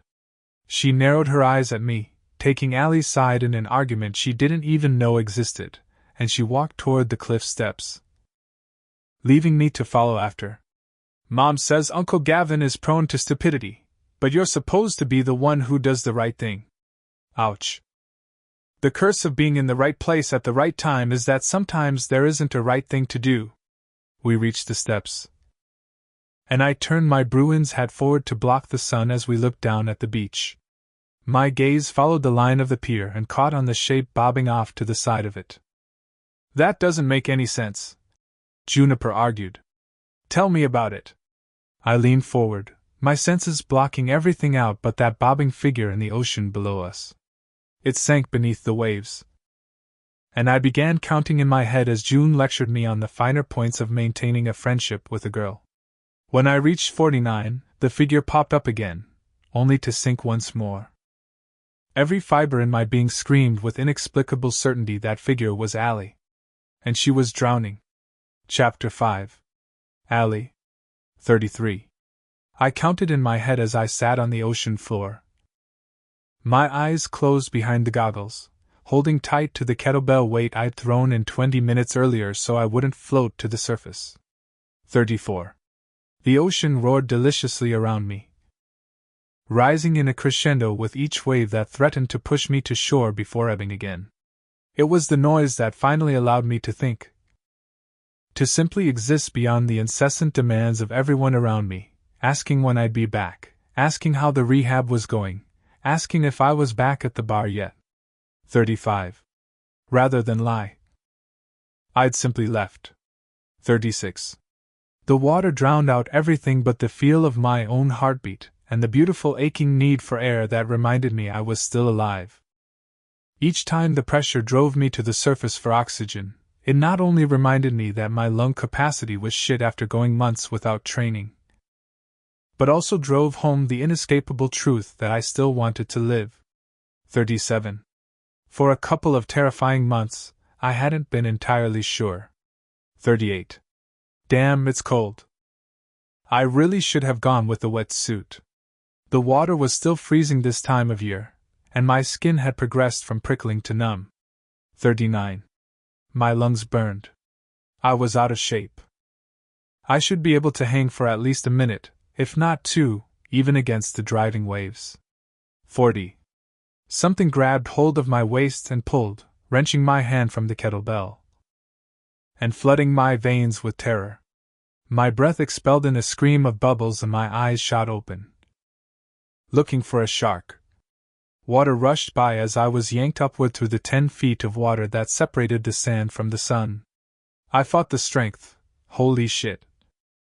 Those were arms around me, hauling my back against someone's chest. My lungs shrieked for the air I'd so recklessly let escape, but the arms wouldn't budge. We broke the surface, and I gasped for air, then quickly shoved my feet into the stranger's stomach and kicked, propelling myself out of his vice-like arms and into the open water beside the pier. What the actual hell are you doing? I shouted, turning around to face my attacker once I was a few feet away. Saving you! The man shouted, sea green eyes locking with mine as we rose with a swell and dipped back down again. My heart faltered. Hudson? Had I gone hypoxic and started seeing things? Gravity wavered. That was the only explanation as to why my stomach pitched against the waves. Why I suddenly couldn't tell if the sky was above or below me, why my heart couldn't pick a rhythm, why I ceased swimming, and promptly sank. Water rushed over my head. I startled, then kicked back to the surface as Hudson reached for me. Sputtering at the first breath of air, I batted away his hand. Like hell was I ever going to let Hudson fucking Ellis think I needed rescuing? I'm not drowning, you asshole! Those annoyingly gorgeous eyes of his flared. Are you sure about that? Holy shit, it's really him. His sandy brown hair was cropped short at the sides and only slightly longer on top instead of falling into his eyes, but his voice, the way his brow knit. Even the fact that he jumped in the ocean fully clothed all screamed that I wasn't hallucinating. Sure about you being an asshole? Absolutely. And I'm quite certain I wasn't drowning. The years had carved away the traces of the cute boy I'd known in his face and left the angles of a fully grown man who'd become a stranger. A beautiful man with a strong square chin, full lips I'd never had the chance to kiss, and eyes that had haunted my dreams for nearly a decade. and damn whatever was left of the broken little pieces. But my foolish heart leapt straight into my throat. Then what would you call whatever that was? He motioned toward the water with his head, his arms busy treading water just like mine were. Because it didn't look like swimming. Working on my lung capacity. How was this even happening right now? Unbelievable. That's exactly what this was. Of all the times I'd practiced what I'd say if I ever ran into him, this was one scenario I hadn't envisioned. Every emotion I kept locked tight in a little steel box when it came to Hudson flared to life, flooding me with disbelief, and yearning, and anger, so much anger. That's what I held on to as I swam past him for the ladder mounted on the third pylon. It had been so long that I'd felt anything but numb that the anger was a blessing. Wait, you were working out? He swam my direction while I found the familiar wood and began climbing out of the water and onto the pier. Was being the key word there? I said over my shoulder, continuing the ascent. The sun did little to combat the breeze on my ocean-chilled skin, and my teeth chattered as I made it to the top of the ladder. Then quickly scrambled for the towel I'd wedged between boards so it wouldn't blow away. The water is still in the 50s. The wood groaned under his weight as he climbed the ladder.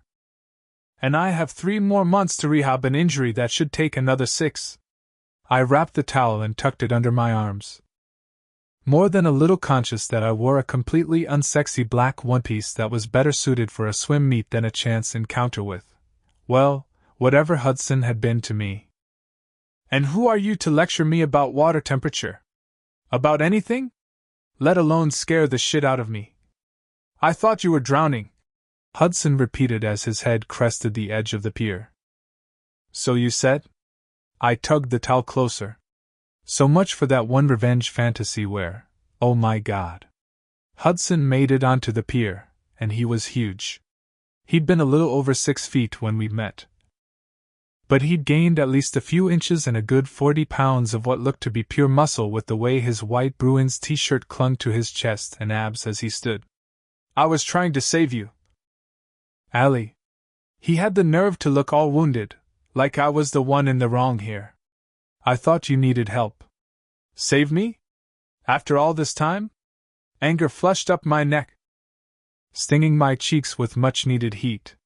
Yeah, well, you're a little late for that. And you don't get to call me Allie. Not anymore. Crap, that came out a little more aggressively than I'd intended. His eyes slid shut like he was in pain, and he breathed deeply before opening them again, his gaze momentarily pinning me in place. Been holding on to that one for a while, have you? A heartbeat passed, then a few more as I stumbled down all the possible avenues this conversation could take. I was too damn tired to fight with him, with anyone really. About 10 years. I finally admitted. Sounds about right, give or take a few months. The dip of his wide shoulders almost made me feel bad. Almost. Then I remembered the hospital stay, and the rehab. And the funeral, and the anger overpowered the guilt with glee. What are you doing here anyway? I shifted my weight to take it off my aching ankle. The Achilles repair had been done by the best orthopedic surgeon in the country, but that didn't mean I was happy with how long it was taking to heal, or the rather grim prognosis. I was lucky to already be walking unaided, not that I'd ever admit that out loud, especially not to Hudson. I live here. He ruffled his hand through his wet hair, sending water droplets flying. Then looked over the edge of the pier, into the water. And there goes another hat. Still making a habit of jumping into the ocean to rescue perfectly safe swimmers? I ran a hand down my low ponytail, squeezing the cold salt water out of my hair. 1. You weren't perfectly safe the first time I jumped in after you. He looked away from the water, obviously giving up on the hat the cove had swallowed. That was 11 years ago, I argued. And 2, yeah, it's my job to jump in and rescue people. But I thought I'd learned not to take my favorite hat. He dropped his arms to his sides. And I'm perfectly capable of swimming. I finished, then blinked. His job? Silence hung between us as his words settled on me. You're a rescue swimmer, aren't you? You made it. The 16-year-old girl inside me stood up and cheered for him. But she was quickly hushed by the misanthrope I'd become. Yeah. His lips quirked upward for a second, and he dripped water onto the pier. I probably owed him a towel or something, given that his intentions had been pure. And you're a world-famous ballerina. He cocked his head to the side and searched my eyes. Or do you prefer second star? I huffed. That's all, Eva. I just lend her my name and do some of the videos to help her out. Now we were talking about seconds? This was officially the most surreal conversation of my life. I figured. You usually sought the praise of one person, not multiple millions. He twisted the bottom of his t-shirt in his hands, wringing out more water. He did not just say that. Pretty sure my therapist heard that all the way from New York City. It's only 1.1 million, I said. And you don't know me well enough anymore to say what type I am. Pulling my towel tighter, I walked past him on the aging pier, grateful Dad had it built 12 feet wide so I had plenty of room. You didn't answer the question, Hudson. Why are you at my house? To say I'm sorry. To explain why I never called. That was the dream, wasn't it? He followed me down the pier and across the wide platform that had served as the foundation of the boathouse until a storm took it out. I'm keeping a pinky promise. What? My eyebrows shot up in disbelief as I glanced back at him. I was banking on my niece being wrong, and you not being here, and now I'm scrambling for a game plan, honestly. He ruffled the water out of his hair. Well, I'd certainly hate for this to be hard on you. The sarcasm I shot his direction was strong enough to withstand the waves breaking on the beach as I started up the wooden steps that led to the house, Hudson only a step or two behind me. About halfway up, the ache in my ankle became a throb, and I gave in to the urge to limp. Just a little, though. I wouldn't have bothered you except. He drifted off. Are you all right? Juniper, that's my niece, mentioned you were here recovering. Was that worry in his tone? No, thank you. I remember her name. Caroline and Sean adopted her that last summer I was here. Not that Hudson's sister had known we were friends, and even if she had, she never would have let me near her baby. I glanced back to see him staring down at my ankle, where two pink scars flanked the silvery one, then continued up the stairs. I'm fine. Your Achilles? Again? Again? I whipped my head around, my wet ponytail smacking me in the shoulder as I halted the climb to stare down at him. So you knew? A whole other kind of scar split open inside of me, leaching scalding. Fresh pain from a wound that had never completely healed. You knew it had been torn in the crash? You knew there was a crash? Every worse fear and ugly thought resurfaced. He'd known. He'd freaking known, and still hadn't reached out. All this time, part of me wondered if you were mad at me for not showing up that night, and that's why you left for basic without saying a word. But you knew what happened to me? His mouth closed in a damning admission of guilt. I reached past the pain for any emotion besides anger, but only found a drowned, watery sense of betrayal that I didn't have energy for. I think I preferred not knowing for certain. Allie. He winced. I mean, Alessandra, shit, that doesn't sound right either. How did he have the right to look genuinely devastated? Don't give me that look. I gestured at his stupidly beautiful face, nearly losing my towel. Of course he'd gotten better looking with age while my body had all but given out on me. I wasn't even 30 yet, and I was falling apart. You don't get the honor of looking ruined. Not when you apparently straight up abandoned me. Do you know how many times I texted you? Called you from my hospital bed? The blood drained from his face. There aren't enough words in the English language to convey how sorry I am, how sorry I have been, and I know that's not enough. There were the words I'd craved for so long. And now they didn't matter. You're right. It's not enough. I don't want an apology. My fingernails scraped against the grain of the banister. I want an explanation as to why my best friend couldn't be bothered to show up when I needed him most. You had days before you had to report to basic. He opened his mouth, then shut it and looked away. If we'd been dating, I would have chalked it up to a really bad breakup, which is shitty enough, but losing your best friend without so much as a word. My voice broke. There was no comparable pain. I never let anyone all the way in, but he'd been the closest. I was a stupid 18-year-old kid. He white-knuckled the railing, and his jaw ticked. And I made what I thought was the only choice I had, and it was the wrong one. By the time I figured out just how wrong, I was at basic and knew you'd never forgive me. My chest threatened to cave in. You were a kid? That's the best you've got. Fuck this. Hudson Ellis didn't get to know the depth of how he'd wounded me. I forced the hurt. The sour taste of betrayal, and the dying hope that he'd had some forgivable reason for ghosting me into a mental box and locked it away just like I did the physical pain during rehearsals.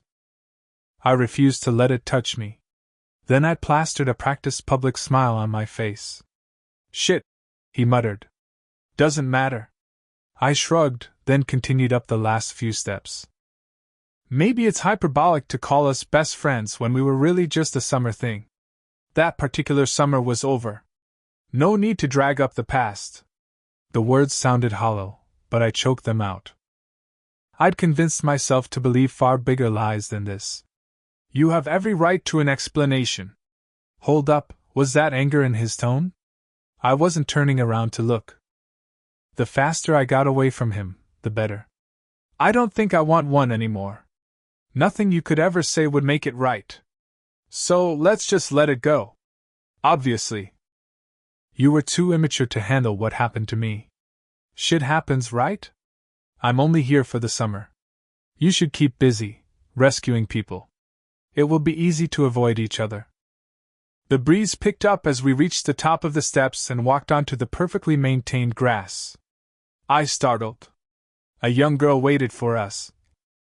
Her hands gripping a cell phone in front of her petite frame, her brown eyes widening to the size of saucers as her gaze found mine. There was something familiar about the tilt of her button nose, the hints of copper in her eyes, but I couldn't put my finger on it. Had I met her before? At a performance? An intensive? And what was she doing standing in the middle of my backyard? I blinked in confusion as Hudson walked past me to stand behind the girl, putting his hands on her shoulders before turning those green eyes on me in an uncharacteristic plea. Hudson Ellis wasn't a guy who pleaded for anything. I'm here because Juniper wanted to meet you. Oh. This was his niece. No wonder she looked familiar. Of course.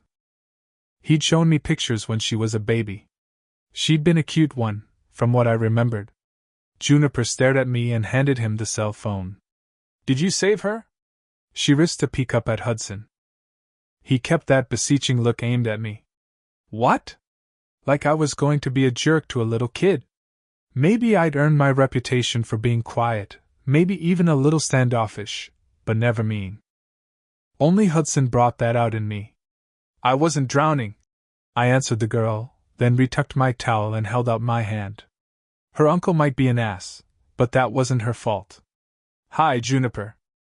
The corners of my mouth tugged upward as her face lit up.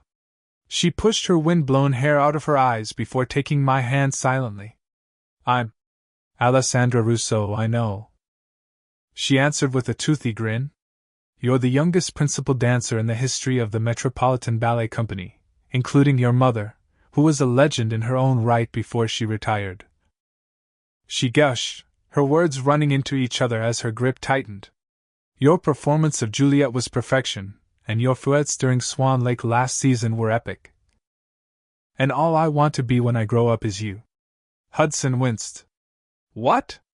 Like I was a bad role model? I bristled, but didn't let it show.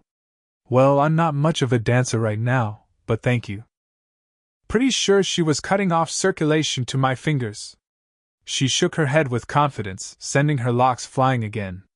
You're just injured. You'll be back by next season. Letting go of my hand, she waged war with the wind on behalf of her hair and lost. You're very kind to say so. Crap, did Hudson's niece have to be the sweetest kid ever? I'm guessing you're a dancer? Is Mrs. Madeline your teacher? Not exactly. Her teeth bit into a chapped lower lip. I glanced up at Hudson and immediately regretted it. That face.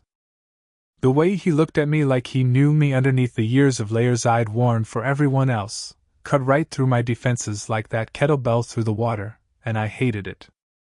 Whatever string had tied us together all those years ago, friendship or something that could have been more, it had been unraveled to a thread, but was still there, as annoying and certain as physics. Time to snip and get it over with. Closure and all. This is where it gets awkward. His focus bounced over my features like he needed to memorize everything in detail in case this was the last time he ever saw me.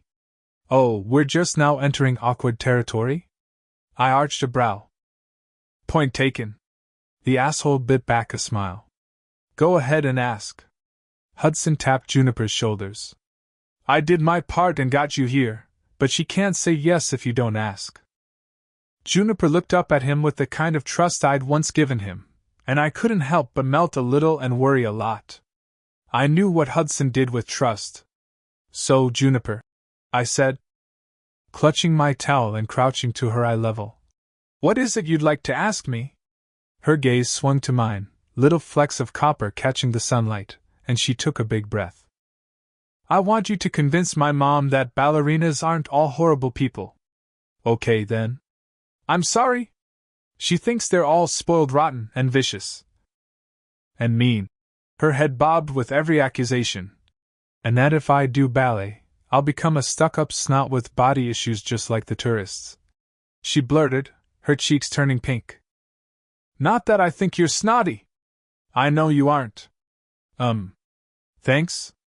I stood slowly, my heart sinking at the thought of breaking this little girl's. Look, Juniper. I'd love to help you convince your mom, I really would. But as great as she is and as much as she obviously loves you, unless something drastic has changed in the last decade, I have the wrong last name for the job. She's not overly fond of Russos. Caroline had loathed us all, especially my mother. No, it's just your little sister she hates. Juniper rushed. Eva, not you. Hudson groaned, his eyes sliding shut momentarily. Well, that's comforting to know. I pressed my lips in a line and fought the irrational urge to laugh. Something I hadn't done in months. Eva can be an acquired taste. Either way, I'm afraid that I'm the wrong person to ask. You'd have far better luck picking a dancer from a local family to help you convince her. And you probably need a towel. I aimed that last part at Hudson, backing up a step and preparing to turn toward the house. And was due back from her appointment any minute, and she'd freak if she knew I'd been in the ocean alone without a wet suit. I'm used to. He started. No, it has to be you. Juniper shouted at me, panic pitching her voice higher as she broke away from Hudson. You're the only one she'll listen to. Not just because you're the best, or the nicest, but because if you tell her I should dance, she'll let me. She'll have to. Each word grew more frantic until she was practically shouting. I don't have that kind of power, I said gently. Just listen to me, she begged. Someone has to listen to me. An ache bloomed in my chest, pressing tight against my ribs. How many times had I wanted to scream the very same thing? Juniper, Hudson lectured softly, but the girl lifted her chin in the air and marched toward me. I'm listening, I assured her. Why are you so certain your mom cares what I think? Juniper swallowed and glanced back at Hudson, who looked as confused as I felt, then locked her big brown eyes on me. Because, she straightened her shoulders. You're my biological mother. Chapter 6. Allie. Biological what? I stared at Juniper, then leaned in a little, certain I'd misheard her. I don't understand. I've watched all your tapes, she blurted, her words tripping over each other. We move the same. We look alike. We have the same color hair and eyes, and the same birthmark. Juniper spun, turning her back to me and lifting her hair to reveal a stork bite at the nape of her neck. Just like mine. Strangling my towel, I looked up at Hudson. who was busy staring at his niece like she'd grown another head. Guess this was news to him too. Juniper, I started. Don't deny it, she begged, her lower lip quivering before she bit into it again. You're my mother. I know you are. It's why I love ballet so much. It's in my our genes. Her eyes watered. Oh God, she was going to cry. How the hell was I supposed to let her down easily? It's just that we have the same smile and the same hands, she interrupted, wiggling her hands my direction. And I know you're probably surprised to see me, and I shouldn't have ambushed you, but you're my last chance. But I tried again. Look, I can prove it. She shook off her backpack, dropping it to the lawn. I took a DNA test, and all you have to do is take the same one. You what? Hudson moved to my side and glared down at his niece. I took a DNA test, naturally. Her forehead crinkled like we were the illogical ones here, impervious to the look her uncle unleashed on her. Does your mom know? He demanded. And how? I ordered it online, and she started. Let me guess, scrolled a few years past your actual birthday, he interjected, folding his arms across his chest. This isn't seconds, Juniper. If companies didn't want kids to break the rules, they'd make them a lot harder to get past, she countered, folding her arms in his mirror image. I just stuck a cotton swab in my mouth and shipped it back. She slid her phone out of her back pocket and opened an app, then showed it to Hudson. See? And of course Mom doesn't know. She'd lose it. She says I have to wait until I'm 18 to find my birth family, which is totally unfair. I never should have gotten you this phone, Hudson muttered, taking the device and looking through the app.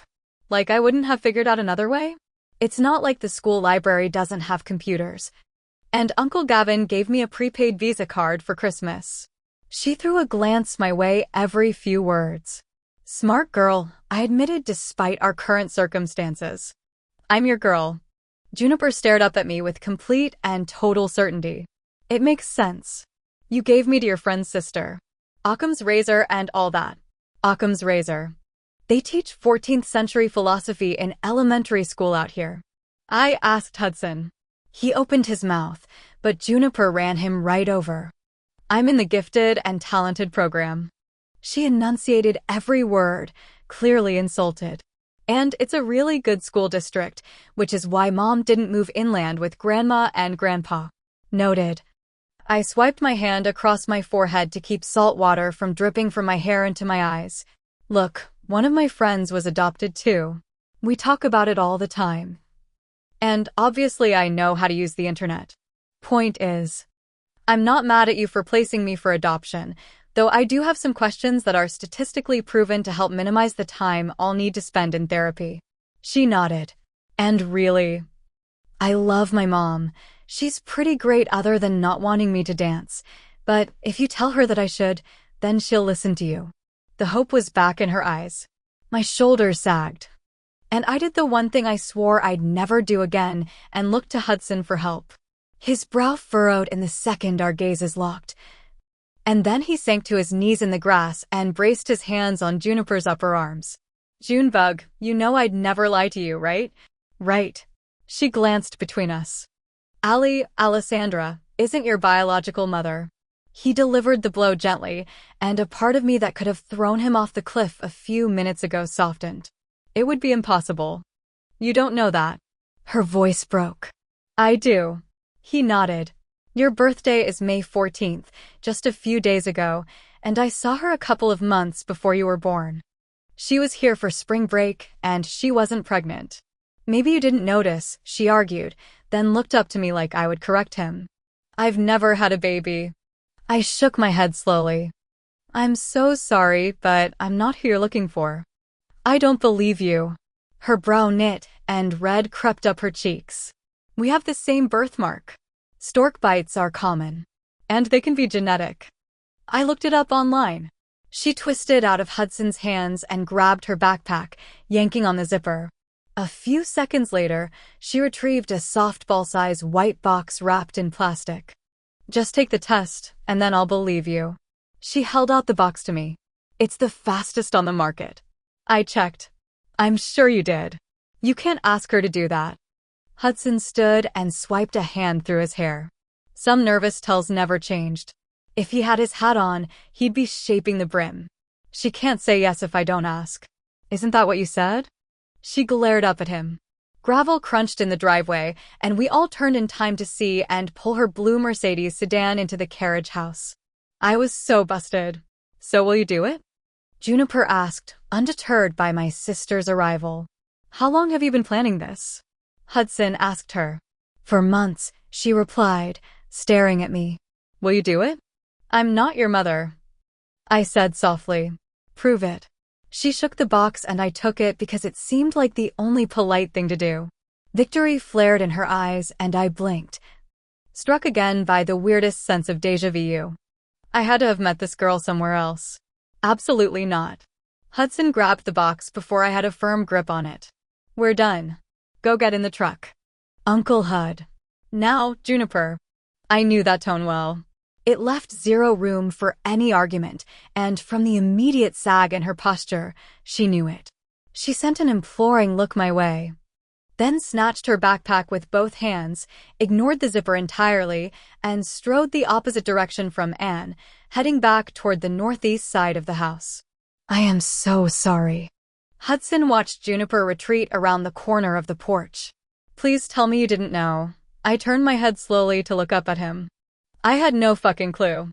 Stunned was an expression I wasn't used to seeing on him. I reached for the box, and to my surprise, he gave it to me. She actually ordered DNA tests. I never even knew she was looking for her mother. He wrung out the bottom of his t-shirt, and I averted my gaze at the first hint of skin. I can get you a towel. I did a double take when I caught him staring at me in disbelief. What? I can simultaneously ignore that you destroyed me as a teenager while having manners. It's called adulthood. We locked eyes. And I fought to summon the anger back, to feel something that would give me a chance at escaping this encounter unscathed, but all I found was the exhaustion that had been my companion since January. I have one in my car. A towel, that is. He ripped his gaze from mine and motioned to the box. Do me a favor and throw that away for me? God knows who she'd sick it on next. I can do that. Thank you. And cleared her throat from the back porch, and we both pivoted to face her across the pool. She drummed her fingertips on the railing, took one look at Hudson, and shook her head. Did we turn our clocks back 10 years or something? Nice to see you, too, Anne. Hudson offered a mock salute. And what are you doing? Her eyes flared, and she pointed a finger at me. You went swimming alone at the beach again, didn't you? Maybe? I gave her a cringing smile. But I was safe the whole time. And Hudson here is now a rescue diver. So there was nothing to worry about. She glanced between us like we were teenagers again, and she had to cover so Mom didn't find us sneaking out. Which is why he's all wet, I'm guessing. Fully clothed at that. That one's on me, Hudson admitted. Great. She nodded sarcastically. I'll leave you to whatever it is you're doing. Her heels clicked on the porch as she headed inside. Hudson, do me a favor and at least say goodbye to her this time before you go, would you? It would be a shame for me to go to jail for acting on a decade's worth of intrusive thoughts when it comes to your demise. The screen door slammed behind her. And that's my cue. Gripping the box. I walked through the grass and around the pool, letting every question I'd silently gathered over the years die on my tongue. Allie, he called out. Alessandra. I paused but didn't look back. That was the only way I'd survived the last 10 years, keeping my eyes forward. I'm truly, genuinely sorry. For everything. My eyes slid shut, and I waited for the words to hit. To soothe the festering wound that refused to heal, but they fell into me like a coin tossed down a wishing well, too small to affect any change, shiny but pointless. Get her home safely.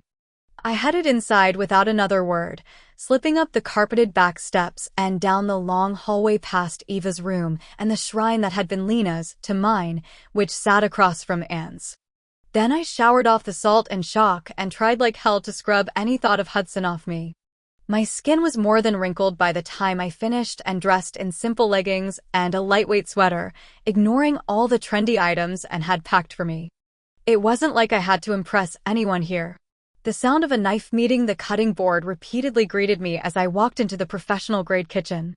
Anne had ditched the matching jacket to her navy blue sheath dress and was chopping the hell out of a bag of carrots. Something at her meeting had gone very wrong. Barefoot, I padded across the hardwood floor to the refrigerator, then pulled out 2 bottles of smart water and slid into the middle of 8 high-backed bar stools that sat along the white marble island. I twisted open a bottle, then waited for her to pause her vegetable massacre before sliding it across the expanse. She caught it with her left hand and put down the knife with her right. "Thanks. How was your meeting?" I asked, cracking open my own bottle. "Finn wants the brownstone and said I could have everything else." She glanced away a second too late to hide the shimmer of tears in her eyes. "So my attorney thinks it went swimmingly well. I'll leave the marriage financially better off than I came into it. Which is a win for some people, I guess." Sarah settled around us, thick and bitter. "I'm so sorry, Anne." She threw back the water like it was tequila. "Maybe it should have been." Then she picked up the knife. "When you can't give your husband the only thing he's ever asked for in an 8-year marriage, he divorces you. Nothing to be sorry about. There's more to life than having kids." I took a drink. "Not to Finn." She assaulted the next carrot. "They mean the world to him. You deserve someone who thinks you're the world." I picked at the label, wishing it was one of Finn's eyes. She paused. "He said I failed him." The knife fell from her hand onto the cutting board, and she braced her palms flat on the gray marble. "How screwed up is that? I'm the one who went through the miscarriages, the IVF, the hormones," that her head drooped. "But he's the one who feels let down. Like I'm not heartbroken too?" I slipped out of my chair, rounded the island, and hugged her from behind. "You're not a failure. You're a freaking lawyer who quit practicing after a year because Finn thought it would help relieve stress and make getting pregnant easier." She scoffed. "You're beautiful and kind and smart. And 1,000 other wonderful things. You're definitely the best of us." I dipped my chin to rest on her shoulder. She hooked her hand over my arm and squeezed, then let her head rest against the side of mine for a moment. "I'm certainly the only one capable of decent cooking, so why don't you sit down and let me finish making you some chicken soup? You might need it after risking hypothermia." She gave my face a pat with her left hand, and I retreated back to my side of the island. It was only for a few minutes. The pool doesn't have the same resistance that waves give. I finished the bottle of water and reached for the bag of celery. "Nope," and grabbed it and pulled it into her murderous clutches. "I've seen the havoc you wreak in a kitchen. Besides, you're supposed to be letting me take care of you, remember? That's why we're here. We're here because of Mom's draconian occupation requirements." I drew a knee to my chest and watched and lay into the celery. True. Naturally, we'd procrastinated the deadline Mom had imposed, laying down the law that once every 3 years, the house had to be used the entirety of a summer by at least one of us and occupied by all 3 of us for one of those weeks. Guess it was her little way of ensuring we'd still spend time together, but I kind of wondered if it was a little revenge dig at Dad, setting us up for failure so we'd lose the house he'd loved.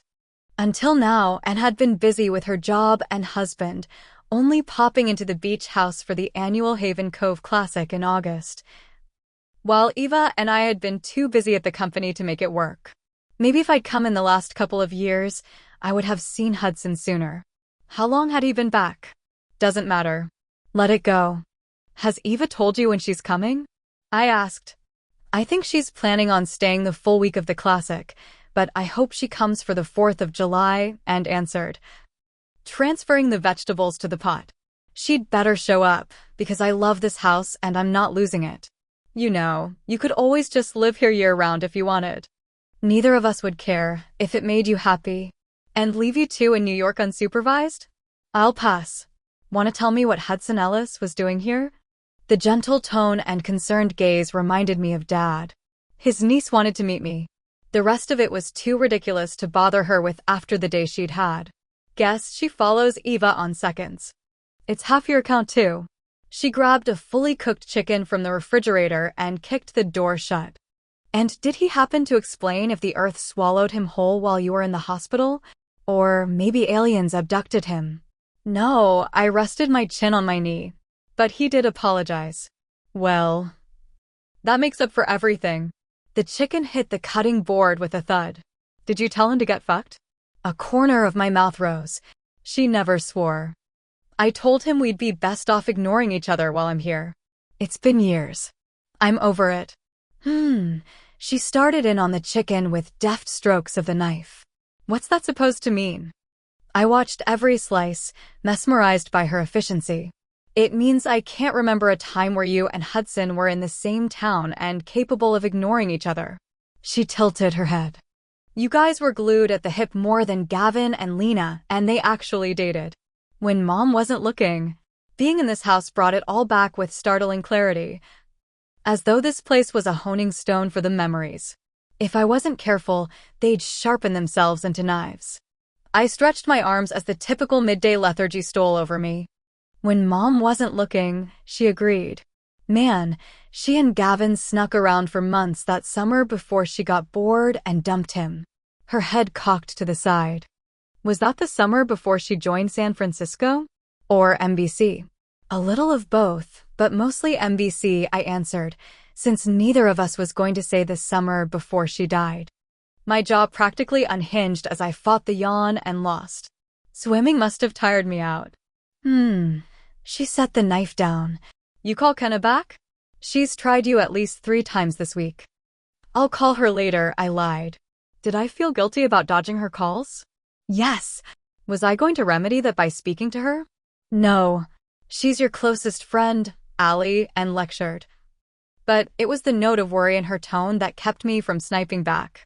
And the company's orthopedic specialist, I reminded her, grabbing the empty water bottle and starting toward the recycling bin inside the pantry. And we both know I'm not making the progress she'll want, and she'll have to report that to Vasily. He'll scrap my ballet with Isaac for the fall, and I can't risk it. I'm not slacking. I'm doing it all. The Pilates, the strength training, the resistance bands, but I'm not strong enough to get on demi-point. Did it occur to you that maybe she just wants to talk to her friend? And countered as I leaned against the doorframe to her left, taking some weight off my ankle. No one thinks you're slacking. I don't think you comprehend how to slack. Everyone at the company knows you're working yourself to the bone to get back in the studio. It's the only thing you're doing. I thought being out here might help you relax or maybe at least smile. You stop and see Mom on your way back? Don't change the subject. She stared at me. I stared back. If there had been a contest in our house for who could hold an awkward silence the longest, I would have a crown and we both knew it. Yes, I stopped in at the school and saw Mom. Her sigh was a white flag. Not sure I'd call it a school. It was more like an institution. Do you want to take a walk once I have this put together? Smooth segue, but I think I'll take a nap. Fatigue 1. Seems like it always does. Sleep equals healing and all that. How about we go out for a movie after dinner? They're running a Brat Pack marathon. And nothing perks you up like John Hughes. She offered a soft smile. Just the idea of putting on real clothes, of putting forth enough energy to play the role of Alessandra Russo in public, had me stifling another yawn. Maybe tomorrow, and agreed, her smile slipping. Get some rest. I'll make sure you don't sleep through dinner. Thanks. I walked out of the kitchen and up the front stairs, glancing at the gallery of candid photos along the wall and pausing at the last one. Dad had captured the 4 of us sitting side by side at the end of the pier, our backs to him in a rare moment where even Eva was still. She lounged farthest to the right, her hands braced behind her, her 15-year-old head thrown back to embrace the sun. Lena and Anne held the center, 19 and 18 respectively, their faces turned toward each other in laughter. No doubt over some private joke, while 17-year-old me sat with Lena's arm wrapped around my shoulders, my head resting on hers as I stared off into the water. God, I missed that feeling. That comforting peace and certainty of the future. We'd been as steady as the pylons of the pier as long as we were together, weathering the storm that was our mother. Leaning on each other to balance the load when the waves of her expectations threatened to pull any one of us under. The brief sensation of peace faded quickly as I remembered that Lena had died only a couple weeks after Dad framed the shot. Life was so fucking unfair. She should have been here. Or on a stage in New York dancing Giselle, or wherever she wanted to be. She should have been alive. She would have known how to make and feel better, and whether to push or rest my ankle. She would have known how to guide Eva and deal with Mom. She would have shown us all how it was done, this business of being an adult. I walked into my room and crashed onto the bed, then crawled beneath the familiar, comforting weight of the rose blush quilt. At some point maybe my body would catch up on all the rest I'd denied it over the years. Until then, I'd give it the sleep it seemed hell-bent on taking with or without my consent. Rolling toward my white wicker nightstand to deposit my phone, I checked to make sure Lena's amethyst ring was tucked away safely in my drawer and spotted the DNA test Juniper had demanded I take. A pang of sympathy rang through me. She just wanted to know where she fit in the world. For the briefest of seconds, I felt bad for Hudson. The little girl had seemed wrecked. I'm truly, genuinely sorry. For everything. At least he'd apologized. There was a time I would have forgiven him, no questions asked, would have known that whatever kept him from my side was out of his control. I'd trusted him more than my own sisters. And just like I'd never understand why Lena had been taken so young, why I'd survived the crash and she hadn't, I had to make peace with never understanding why Hudson had walked out of my life without a goodbye. You were both kids. Let it go. I picked up the box and read the back. Seemed easy enough. All I had to do was download the app, swab my cheek, and send it back. Considering I'd never had a child, it wasn't like I was scared of the results. Hell, I'd been a virgin until almost 20. Long after Juniper was born. Maybe I wouldn't get the answers I needed from life, but I could help her by proving I wasn't the answer to her question. 6 days later, the app sent me a notification. My jaw dropped. Chapter 7. Hudson. I rolled the warm glass of Yangling between my palms, scraping the knobbed edges of the bottle against the table as Kurt Cobain sang about a heart-shaped box from the archaic jukebox in the corner of the bar, on which Gavin only allowed his selection of grunge or the rare punk song to play. 6 days. Somehow, I'd made it 6 fucking days without driving my ass over to Allie's and begging her forgiveness. Our past demanded more than a simple apology or a bullshit excuse. A lot more. What I'd done to her required blood, full knees groveling, and probably a piece of my soul. And even then I wasn't sure it would be enough. A swift shin kick jarred me, and across the ill-lit booth, Eric Beachman's eyes rose in expectation. "Isn't that right, Ellis?" he prompted, glancing at the woman sitting next to me. Right. Shit. I was supposed to be on a double date. It was the first time in a week my schedule had matched Eric's to get out for a drink. And he'd brought his girlfriend's sister. What the hell was her name? And what had Beachman asked? He doesn't have to answer, the brunette said with a quick, bright smile. Jessica, Eric's girlfriend, narrowed her eyes at me. Every swimmer likes to brag about the number of rescues they've had. Eric helped me out, but simultaneously sent me the "are you fucking kidding me" look. I cleared my throat. Actually, I don't keep count. There, that was easy. Even if I'd blanked on the last 10 minutes of the conversation, which had been my MO all week. I'd be in the middle of something and I'd think of Allie. Ordering new gear for the shop? Allie. Taking Juniper's phone? Allie. Working out in the pool? Allie. She usually lived in the back of my mind, but now she was up front and everywhere. I think that's humble.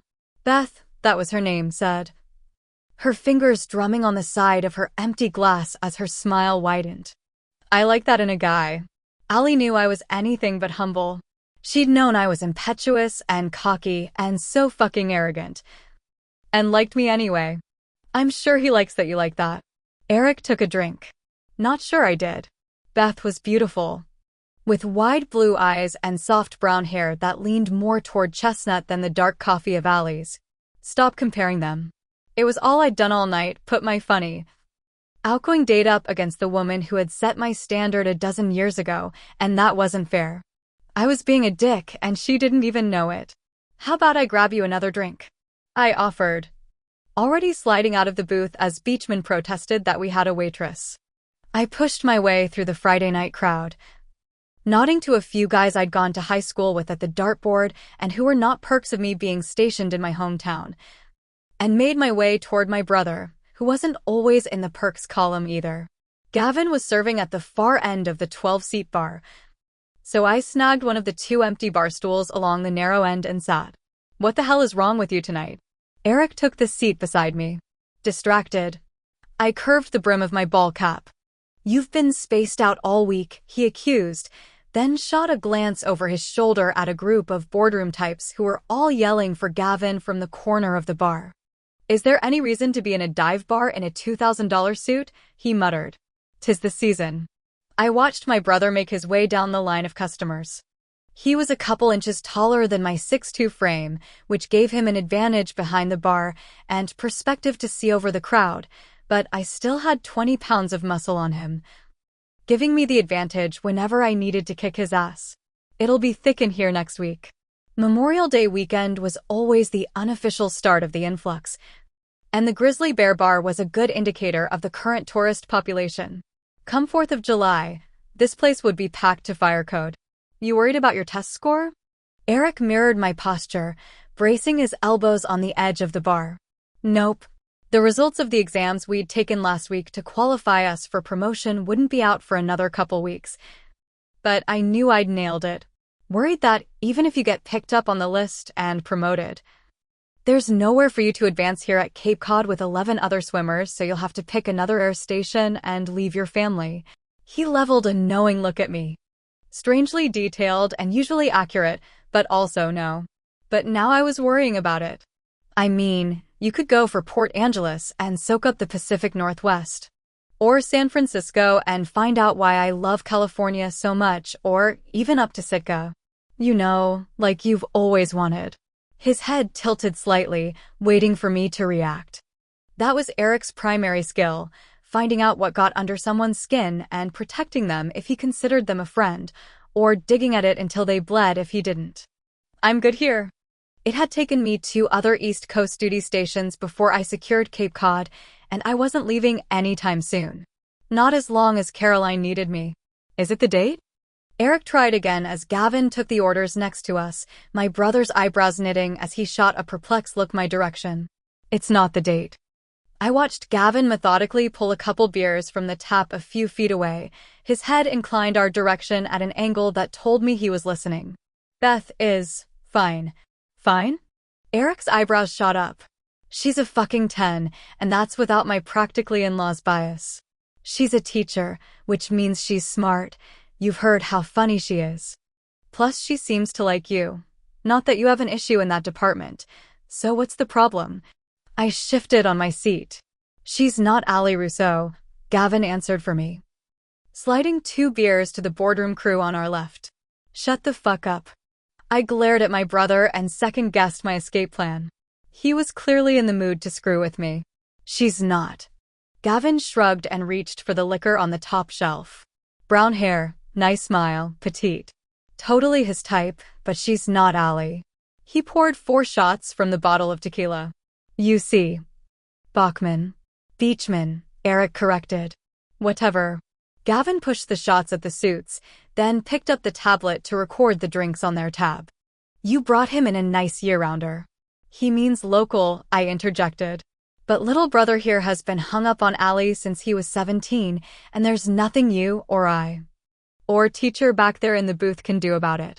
He set the tablet down on the back bar and faced us, flipping his grizzly bear ball cap backward. Hence the reason he's sitting at my bar instead of ordering a refill back there. He gestured toward the booths. "Hudson might be the baddest motherfucker alive to the U.S. Coast Guard.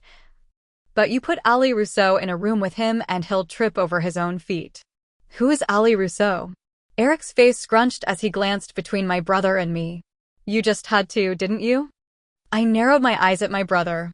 It is the sacred privilege of an older sibling to embarrass the younger one at their discretion. He smiled shamelessly and reached for a lager glass beneath the bar. "Who is Ali Russo?" Eric repeated. "Sometimes I can't decide if I love or despise you." The harder I glared, the wider Gavin grinned. "Both, little brother." He jostled the brim on my cap like I was 12 again, then poured a Yangling. I'm not doing my job if it's not both. Who the fuck is Ali Russo? Eric raised his voice. Gavin lifted his eyebrows at me in challenge and slid the lager my way. You're an asshole. I took the offered beer. Alessandra Russo? The ballerina, the suit closest to us, interrupted. All three of us turned our heads in surprise. What? The guy loosened his silk tie. I live in New York and my wife likes ballet. Wasn't talking to you, I all but snapped. I was. Beachman turned his full body. Tell me more. I took a long pull of the beer while Boardroom showed Eric something on his phone. Holy shit. Beachman whipped the phone my direction. This is who you're talking about? A Google image search brought up half a dozen pictures of Ali, mostly on the stage. The long lines of her body contorted flawlessly into impossible positions. He pointed to her formal headshot for the company, which was, of course, a fucking showstopper. The photographer had caught her without a smile, wide-eyed as though waiting for his next direction. That's the one, Gavin remarked. Starting on another drink and blatantly ignoring the customers at the far end who looked like they wanted another round. Eric returned the phone and thanked the suit before swiveling his seat back toward me. And you've never told me about her because... My mouth opened, then shut. This right here was definitely in the drawback column of being stationed in my hometown. Because he's still in love with her. Gavin set a drink down in front of me that looked suspiciously like the one Beth had been drinking, rum and coke. For all his issues in the reliability department, he had a memory like an elephant. No, I'm not. Even another swig couldn't wash the taste of a lie out of my mouth. Yeah, you are. He is, he repeated to Eric with a nod. Which is why he doesn't talk about her. For fuck's sake. Will you stop? I pushed away from the bar. He's either your closest friend or he's not. Gavin scoffed. I am. Eric leaned forward like an old man at a barbershop, hungry for gossip disguised as news. She was my best friend, I said just to shut up Gavin. Her parents have a place here, and we met when we were teenagers. We were close for 2 summers and... Words failed me, just like always. Everything that happened that night had been and still was unspeakable. And he was in love with her. Gavin whispered loudly before pouring a Coors Light from the tap. Don't you have customers? I gestured down the bar. Don't you have a date you're avoiding? He countered, sliding the beer to Eric. Truth. Eric winced, taking the draft and glancing over his shoulder toward the booths. Point is, Bateman. Gavin started as he mixed a vodka and cranberry juice. Beachman, Eric corrected yet again. That's what I said. Gavin stuck a cocktail straw in and swirled. That woman you so kindly brought to meet my brother doesn't stand a chance. Never did. The nicest thing you can do for her is put her out of her misery before he does something truly stupid, like date her. Not true.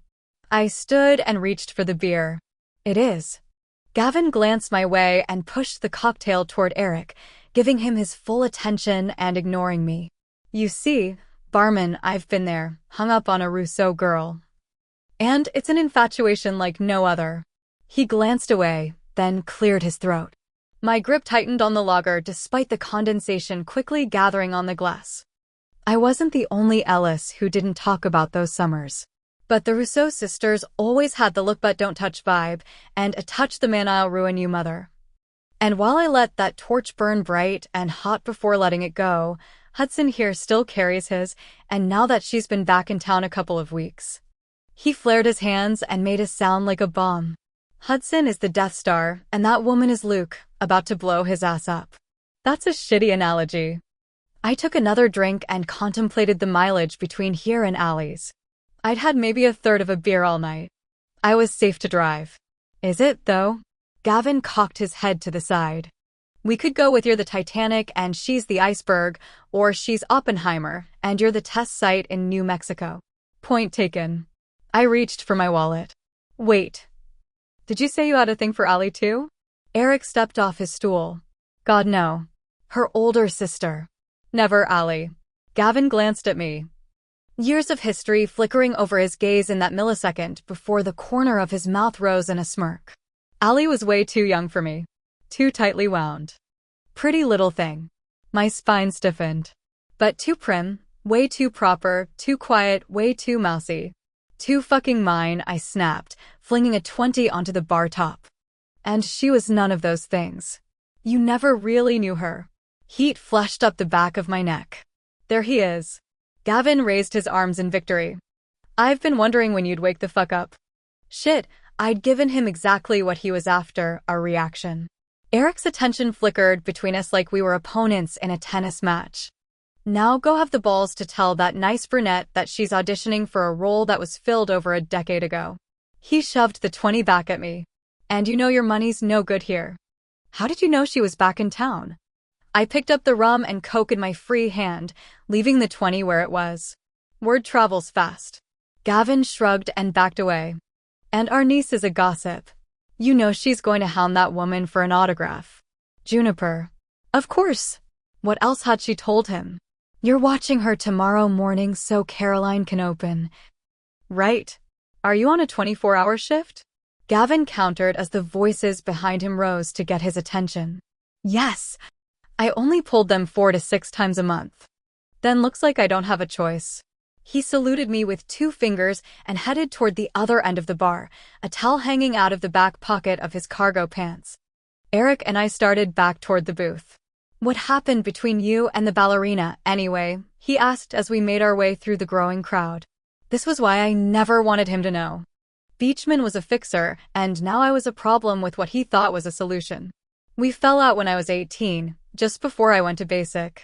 Let me guess, she didn't return the feelings? My stomach twisted. It was just complicated. End of story. But it's not the end if she just happens to be here while you are. You really are the luckiest bastard I've ever met. Trust me. It's over. Allie isn't the type to give second chances. Or let anyone all the way in. I spotted Jessica and Beth and lowered my voice. There are some fates even I can't outrun. My friend, do me a favor and let it go. We quieted as we approached the booth, and I gave Beth my most apologetic smile as I slid in beside her, drinks in hand.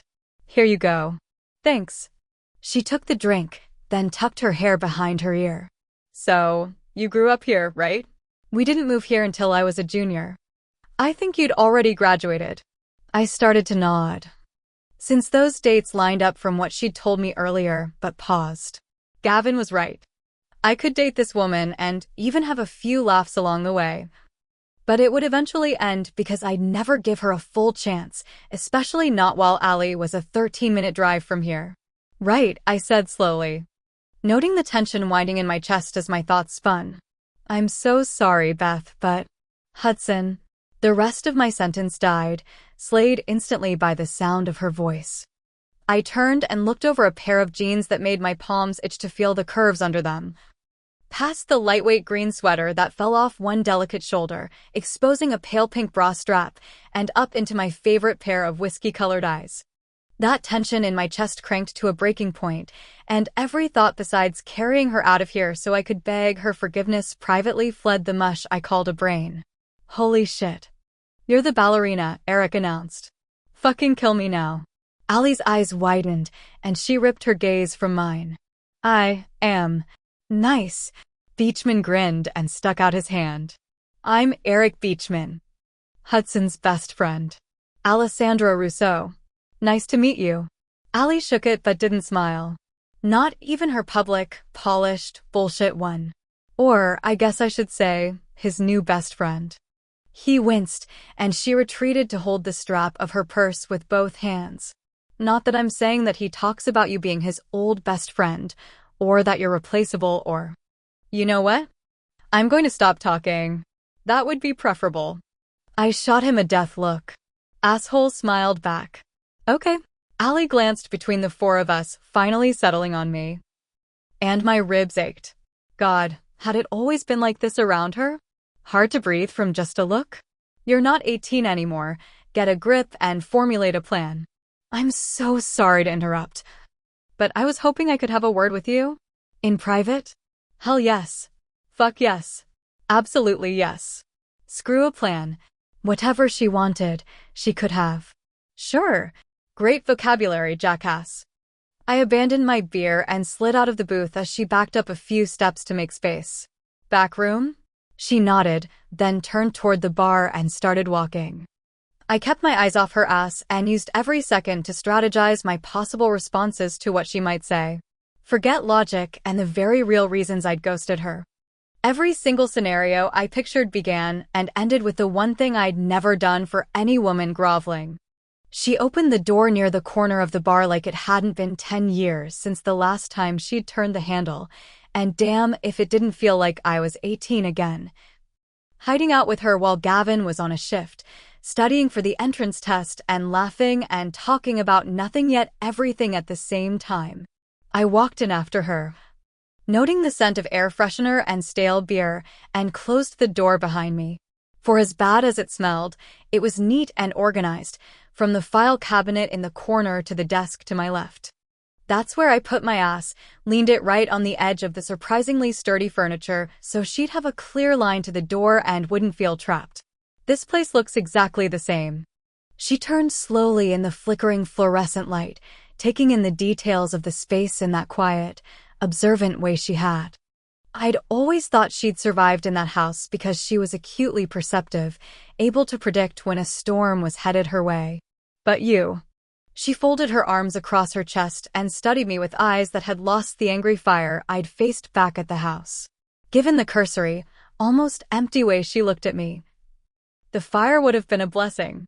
You take up more of it than you used to. A couple inches of growth and rescue swimmer school will do that. A corner of my mouth lifted. And you look good too. Better than good.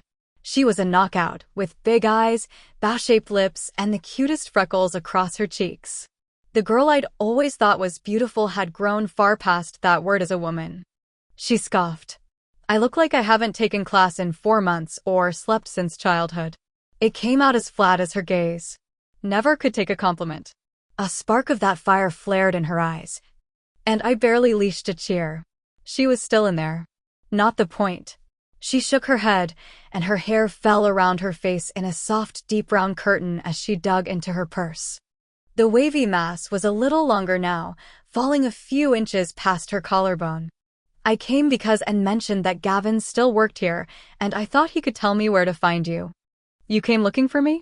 A full-on smile spread across my face. So much for strategy. I was going on instinct and hoping it didn't fail me for the first time. Well, yeah. With one hand, she swept her hair from her face while the other tugged her phone free. I didn't know who else to go to. Or who to tell. Or who you'd told. About? I leaned forward. You need to talk to Caroline. I'm not Juniper's mother. Her fingers worked the screen. Of course you're not. Hadn't given it a second thought. She held up the same app Juniper used. Turns out I'm her aunt. Chapter 8. Allie. 2 days later, I tucked my knees under me in the oversized chair and stared across the formal living room at Hudson, the ticking of the grandfather clock filling the miles of silence between us as it counted away the late morning hours. After Gavin burst in about 30 seconds into our conversation at the bar, we'd agreed to meet somewhere we wouldn't be disturbed. I'd thought delaying the conversation would give us time to compose ourselves, or at least make it less awkward. I was wrong. 5 minutes. Hudson broke the silence. I'm sorry. This might go a little easier if you pretend for the next 5 minutes that you don't hate me. He leaned forward on the blue and cream-striped couch and braced his elbows on his knees, ignoring the hot cup of coffee on the coffee table between us. At least one thing hadn't changed in the last 10 years. He was wearing a Bruins cap. 5 minutes isn't going to do it, and I doubt that would make this any less awkward. Let's give it a shot. He pulled his phone out and showed me the timer. Take it 5 minutes at a time. 5 minutes. Fine. I kind of thought you'd be in uniform after getting off a 24-hour shift. I tugged the sleeves of my sweater down over the heels of my palms. Soon. It would be too hot for my favorites. June was breathing down our necks. If you want to see me in uniform, all you have to do is ask. A playful smile tugged at his lips. Warmth stung my cheeks and I quickly looked away. Flirting had been something he'd saved for other girls. Is Caroline coming? I haven't told her. His smile vanished. My spine stiffened. First, he held up a pointer finger. I haven't seen her, and this is the kind of thing you need to say in person. Secondly, She's been adamantly opposed to Juniper looking for her birth family before she turns 18, but I also feel that Juniper has a right to know things like her medical history. So my loyalties are kind of torn right now. Caroline gets one hint that Juniper's been hunting, let alone actually found you, and she'll lock that girl down so tight Supermax would look like a breeze. Because our family is evil incarnate? I tilted my head at him and tried not to let the insinuation ruffle my feathers. Because she's been terrified someone would come and take Juniper from the time the adoption agency called to place her. I bristled. We would never. I know that. You know that. But it's hard to overrule anxiety with logic. He curved the bill of his hat and glanced down at the designer rug Mom had paid too much money for. I figured we'd piece together as many facts as possible, then come up with a plan before going to Caroline. My phone buzzed on the arm of the chair, and Kenna's name flashed on the screen. I swallowed my guilt and hit the decline button. It was the second time today she'd reached out, and as much as I wanted her to stop, I'd probably wallow even deeper into my little nest of misery if she did. And then we let her decide if she wants to tell Juniper. And in the meantime, that little girl would just keep wondering. What a shitstorm. I shifted my weight and grabbed the bottle of smart water from the end table on my right like Kenna was in my actual ear, lecturing me about hydration. My ankle was sore from the early morning workout. I'd pushed hard on the Peloton this morning, then pushed a little too hard by escalating my calf raises to not quite demi-point. Have you told Anne? He lifted his brows. She's delicate. I ran my finger over the bottle's label and debated how much to tell him, how far to let him in. How much did someone change in a decade? Had to admit. There was something ironically poetic to be said about how we were forcing ourselves full circle, from confidants to strangers and back to whatever this was. She's in the middle of a divorce.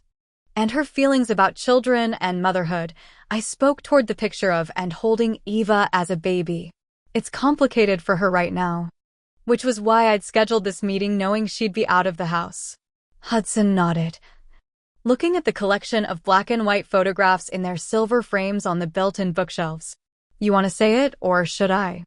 I tracked his gaze to a photo of the four of us in tutus in our early childhood.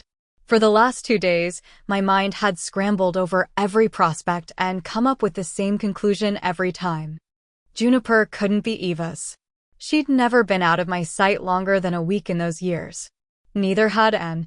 She'd left for college the same month I'd joined the company as an apprentice, a full year before I graduated from high school. She has to be Lena's. As inescapable as the truth was. I still couldn't wrap my mind around it, couldn't fathom that I didn't know my older sister as well as I'd thought I had.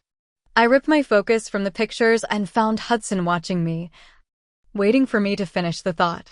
It had always been one of my favorite parts about him. He was decisive, reckless even, when taking action, but he'd always listen to me first. Something I hadn't realized I'd been missing in a house of 4 kids and busy parents. If Juniper was born in May, then Lena had to have gotten pregnant in September, I said softly, voicing the thoughts that had spiraled through my mind the last 36 hours. Which is when she'd joined the San Francisco Ballet Theater. The one you wanted, right? He asked softly, rising from the couch and walking toward the bookshelves. I pressed my lips between my teeth to keep from denying it. You did. He glanced over his shoulder, picking up a silver frame that held a photo of Eva and me from the Haven Cove Classic when I was 16. You told me once that you didn't want to dance in someone else's shadow. And since your mother had danced in Paris and London, San Francisco was your #1 choice. I was there. I remember I finally forced out as I stood, putting down my water and walking around the coffee table to stand at his side. What changed? My gaze darted over the professional pictures, 90% of which were taken with us in costume. As though the only moments worth recording for public consumption occurred when we performed. You know what changed? Lena died. He slipped his hands into his front pockets. So you turned down all the offers you got that day and went with the Metropolitan Ballet Company, like your mother wanted. Was that a hint of disappointment I heard in his voice? I don't exactly see you in Sitka, I fired back. That had been our little joke of a dream. Him living in the middle of nowhere, rescue swimming, me in San Francisco, visiting when I could. Sean died too. Cancer. I chose to come back to help Caroline with Juniper. Did you choose?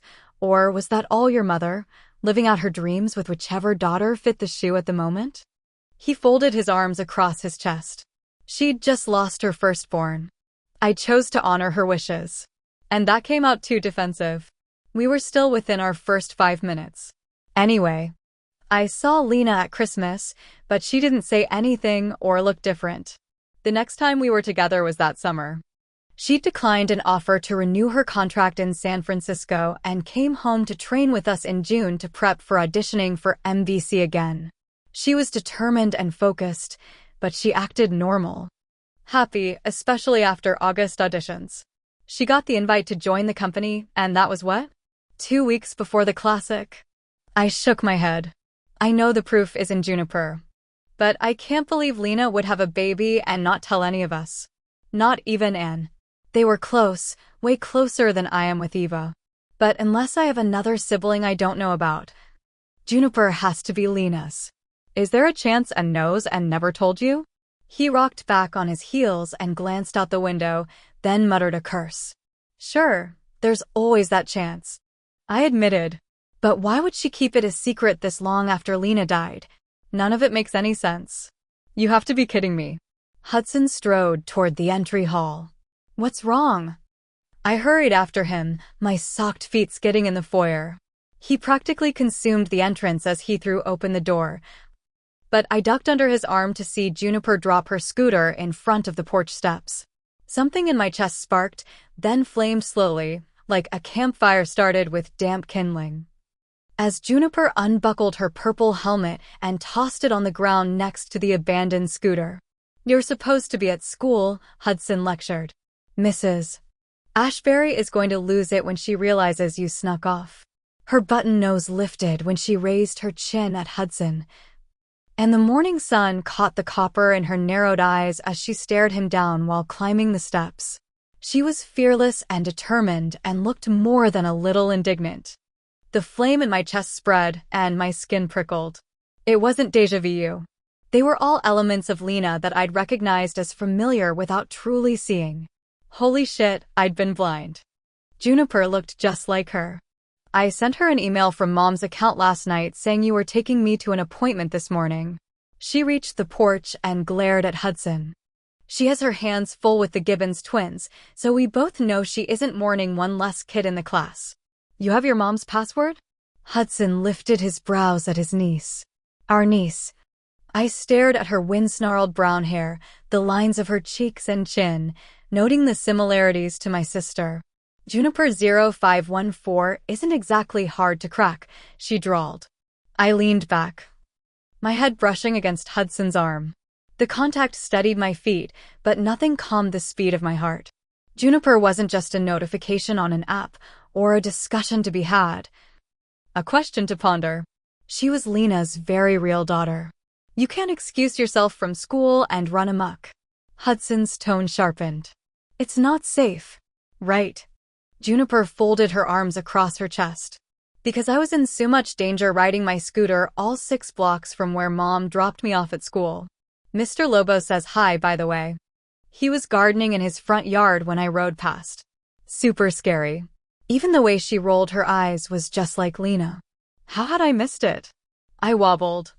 And Hudson braced his arm around my waist before I could make an ass out of myself and fall. Breathe. You have to breathe. Not the point. How did you know I'd be here? I still have your phone. His stern voice was at complete odds with the gentle pressure he used to keep me steady. I didn't know you were here until I saw the truck. Juniper motioned to the royal blue late model pickup in the driveway. I came to see her. That hand swung around, gesturing at me. Just because you took my phone doesn't mean I can't log on to the website when Mom isn't using her computer. It notifies both people when it finds a connection, you know. She looked at me, her entire expression shifting from fearless to apprehensive as she swallowed, her hands falling to her sides. You weren't lying. You're not my mother. But it says we're related. How? So much for waiting for Caroline. I took a deep breath and prepared for the world to change. I'm your aunt. So you really have a ballet studio here? Juniper asked 10 minutes later, staring at the double doors off the foyer that kept the studio private. We do. I handed her a glass of lemonade as Hudson followed me out of the kitchen post-emergency game plan session with his. Not that either of us had a clue what to do. I sipped mine, hoping the quick burst of sugar would kill the knee-wobbling feeling of being way over my head. My father inherited this house. It was his favorite place to be. But the only way my mother would agree to let us spend summers out here was if he turned what had been a ballroom into a studio so we wouldn't miss the crucial summer months of training.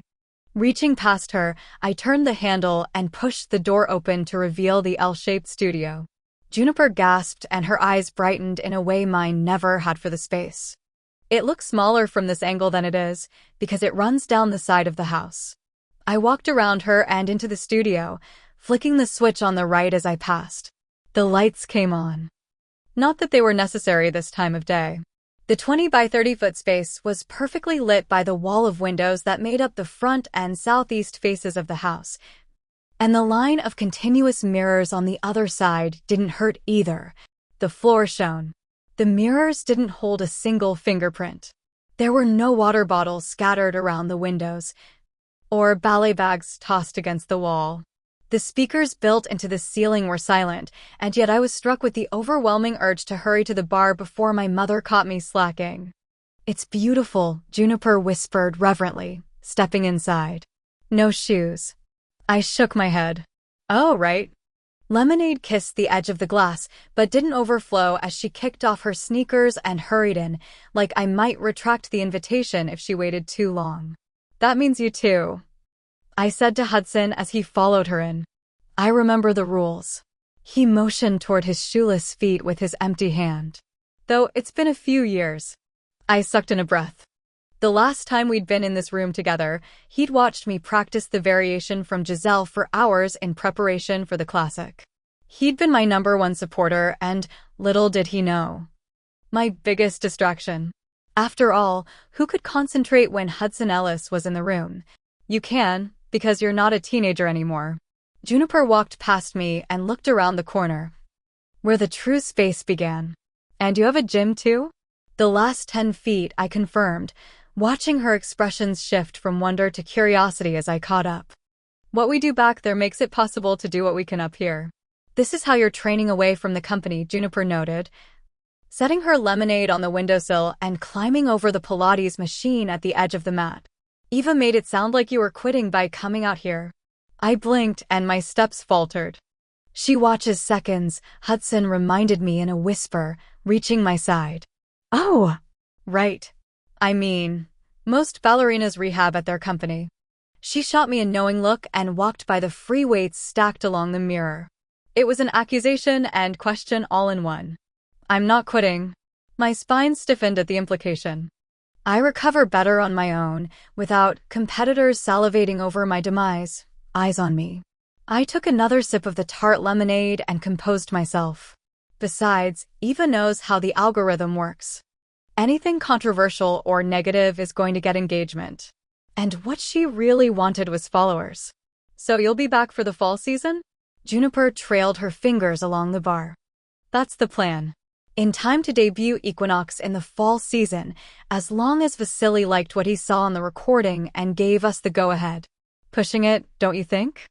Juniper crossed in front of Hudson and me, walking to the pictures that hung on the walls in the spaces between the windows. It took Michaela DePrince a year to recover. And you think you can do it in 9 months? I had a newer procedure and 8, since you're counting. I followed her to the wall. I'll have to rehearse at full strength the month prior. And I know the odds. Our family beats them. Our family, Juniper whispered, looking up at the earliest photograph in the room. All 4 of us were in tights and leotards at the bar, our hair pinned into buns.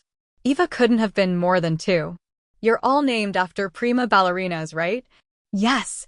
Mom likes to set expectations early. Alina is my mother, isn't she? Her gaze slid to my oldest sister. That comment hit me like a punch to the stomach. What makes you think that? I felt Hudson behind us, watching. But he stayed quiet as Juniper's gaze shifted to the picture below, where the four of us wore matching leotards and skirts. I was 7, making Lena 9, 1 year younger than Juniper was right now. Glancing between the two, my chest constricted. The resemblance was uncanny. I should have noticed the second I laid eyes on her. I thought for a second it might have been Eva, Juniper said, moving down the line of windows, studying each photograph. The shape of our eyes is the same, and she doesn't seem the motherly type. Grandma's eyes. The shape of your eyes probably comes from my dad's mom, your great-grandmother, and just because you follow someone online doesn't mean you know them. Though I couldn't exactly argue with her observation. Juniper glanced my way and paused as though weighing my comment, before turning back to the pictures. But you would have known if she'd had a baby, right? And you looked pretty shocked to meet me. True.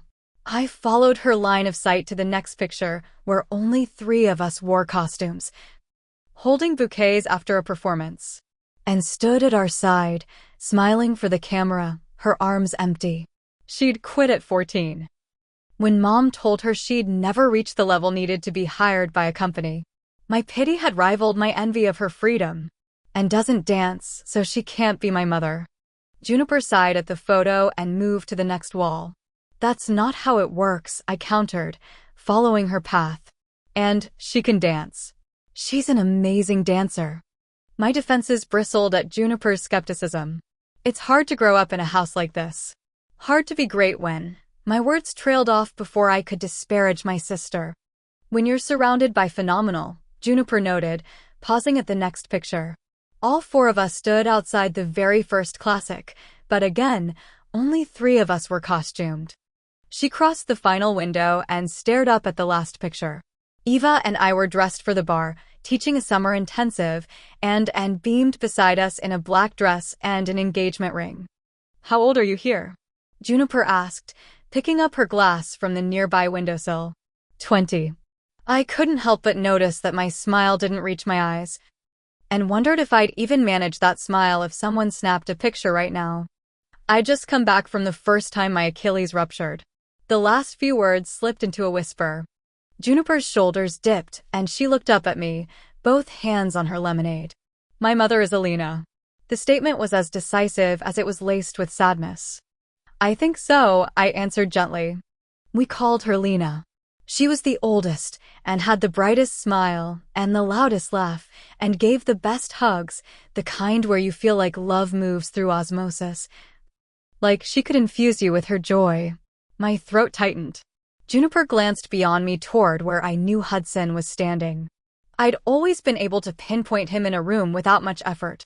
He was a magnet, drawing everything and everyone toward him, including me. Always had been. He and Lena were similar that way. And she's dead. I nodded, my stomach twisting, knowing I was probably doing this all wrong. There should be therapists here, and Caroline, and a host of other support, and people who knew the right thing to say, like Anne. Instead, Juniper was stuck with me. And I never knew what or how much to say, which was why I'd always preferred staying quiet. How did it happen? She asked. I swallowed. And the twisting tied my stomach into knots. Juniper. Hudson's tone was a warning, and I heard the distinct sound of a phone vibrating. She has the right to know. I said over my shoulder as he reached into his back pocket and pulled out his phone. He tapped a button and put it away. Our 5 minutes had turned into 30. How did it happen? Juniper repeated. It was a car accident. I pushed the words through my dry throat. That part was in the articles. Her hands twisted on the sweating glass. But how did it happen? You were with her, right? That's what the news said. I don't remember. I lifted my glass, but it was empty. Which wasn't exactly helping the throat-closing feeling that always took hold when I tried to recall that night. I know that we were coming back from celebrating after the classic. I was told she lost control around a curve, and we hit a tree, and it was nothing I hadn't been through in therapy dozens of times to help me move past it. But the words clogged my airway and my heart started to race. I lived, and she didn't. You left her there to die. Mom's voice screamed in my head. Tires squealed in my memory. Glass shattered. Metal crunched. No matter how much was missing from that evening, the moment of impact stayed with me. And parts of what memory I did have didn't match the official report, which made me question the rest of it. Allie, Hudson muttered, suddenly filling my vision. He traded my lemonade for his. Here, take mine. I gulped his down and concentrated on breathing deep and even. It was another reason for keeping lemonade in the house. The sour burst of flavor was supposed to help distract from anxiety attacks. Or so my therapist told me. You have every right to know, he said to Juniper. But for now, you have to change the subject. I'm fine, I managed to say, and handed his glass back. Thank you. I pushed the memories away like they belonged to someone else's story and faced Juniper. Her lips were pressed flat, and worry puckered her brow. You have nothing to feel bad about, I promised. If I could remember more with any certainty, I'd tell you. How can you not remember? Juniper asked. Hudson stiffened and his pocket started vibrating again. I hit my head so hard that I lost most of my memory from the hours before the crash, and then I didn't wake up for a couple of days. Good job. I lifted my hair and tilted my head so she could see the scar that ran down my hairline. Oh, I'm sorry. Juniper glanced between Hudson and me as he declined another call. Do you know who my father is? I wish I did, but I don't. She must have been seeing someone in San Francisco.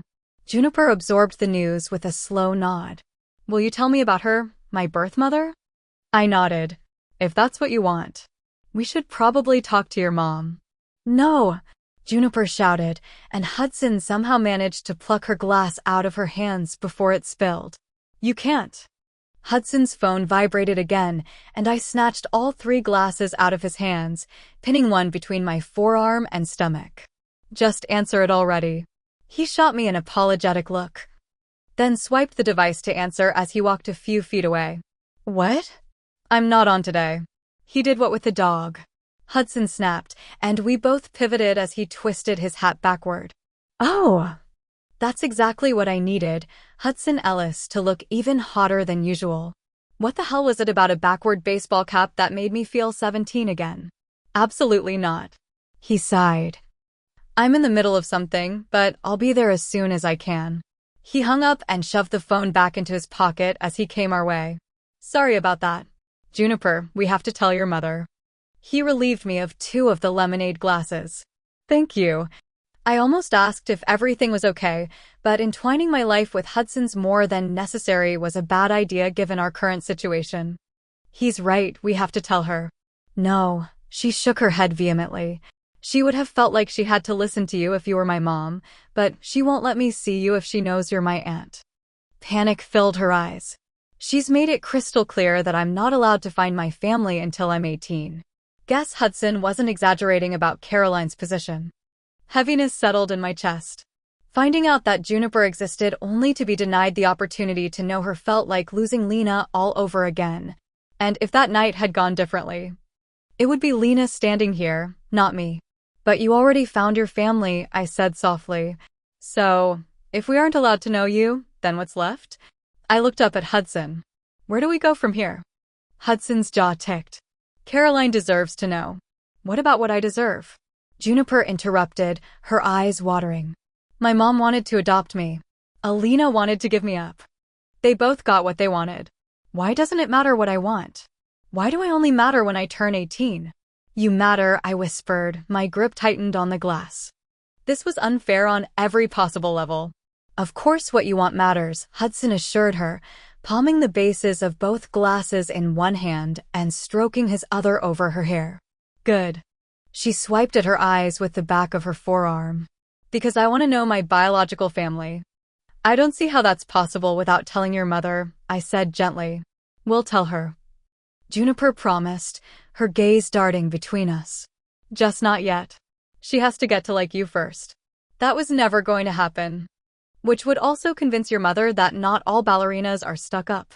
Hudson lifted an eyebrow, clearly on to her plan.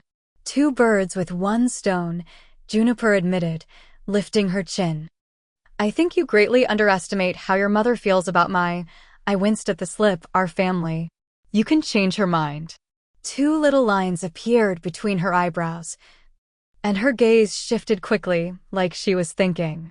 The smile that spread across her face was pure mischief. Uncle Hudson can bring you to my birthday party. Wait, what? My stomach hit the floor. That's usually classmates and family only, Hudson reminded her. Your birthday already passed. Sweat broke out on my palms at the idea of being anywhere near Caroline, carrying a secret like this.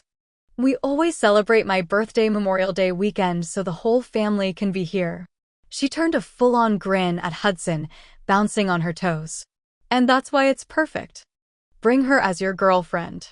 Mom let Uncle Gavin bring his girlfriend last year. My stomach abandoned my body. His girlfriend? Absolutely not. Hudson lifted his eyebrows. No, just pretend. Juniper tilted her head at me, exactly like Lena. You'll get to know my family. I'll get to know you, and once Mom knows how great you are, we'll tell her. I blinked. The scheming. The sneaking out, the general disrespect for authority, that was all Lena, too, though I didn't doubt Hudson's influence. But faking it so Caroline would like me was preposterous, and wrong. Juniper, Hudson started. Something rustled in the doorway behind us. I thought I heard someone in here. The excitement in Anne's voice was palpable, and I turned toward her without thinking.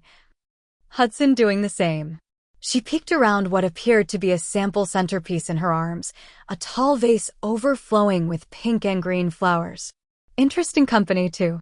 Blood drained from her face, turning her pale as the paint on the doors as she looked directly between us. Lena? The vase slipped from her hands and shattered. Chapter 9. Hudson, you will do this. And shouted as I walked up Allie's porch steps for the second time that day. Surprise jolted my eyebrows upward. In the years I'd known the Russos, I'd never heard Anne raise her voice. Eva? Absolutely. Lena? Once or twice. But Anne? Never. She had to be yelling at Allie, convincing her to go along with Juniper's plan. My hackles rose. And Sadie whined at my side as I rung the bell. The little golden hadn't quit shaking since I'd picked her up at the vet's office a half-hour ago. It's all right, I promised her. Reaching over her leash to give her a pat. The door flew open, and Anne's frantic gaze jumped from me to Sadie. Where is she? Not a fan of that tone, and I warned. I told you I was taking her back to school. I said it slowly, as though we hadn't all participated in the same conversation an hour ago and agreed that we needed an adults-only meeting. And had been overruled 2-1, but she'd still participated. Let him by, Allie ordered from inside the house, her tone flat, just like it had been when I'd arrived earlier. The tone made me wish she'd yell or scream, anything to prove she was in there. He has a dog. And stepped aside, giving me a clear view of Allie, who sat on the second-to-bottom step of the main staircase, her arms wrapped around her middle. Dogs aren't allowed in the house. By all means, let's talk on the porch, I offered. Allie's head tilted as she stared at Sadie. Mom's not here, so we make the rules. Let them in. Her mother not being here was the only reason I was allowed through the front door. And sighed.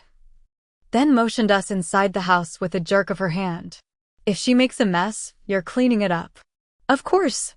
I walked by and into the foyer and took a seat next to Allie on the steps like it was the most natural thing in the world to position myself at her side. You brought your dog? Allie reached over my knees and stroked Sadie's head. I'd never been so happy to see a tail wag in my life. Not mine. I rescued her from a boat accident a little over a week ago.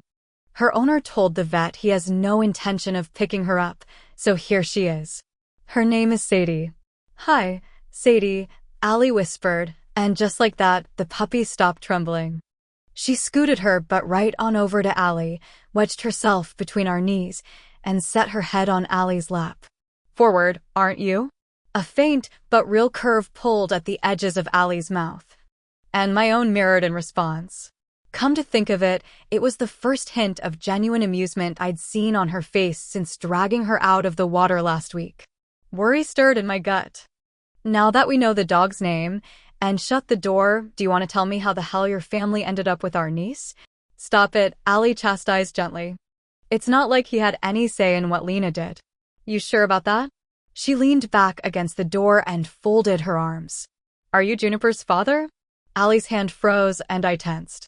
That would be physically impossible seeing as I never touch Lena. My eyes narrowed on Anne. It had only ever been Allie for me. So our sister just happened to have a baby no one knew about and give that child to your sister?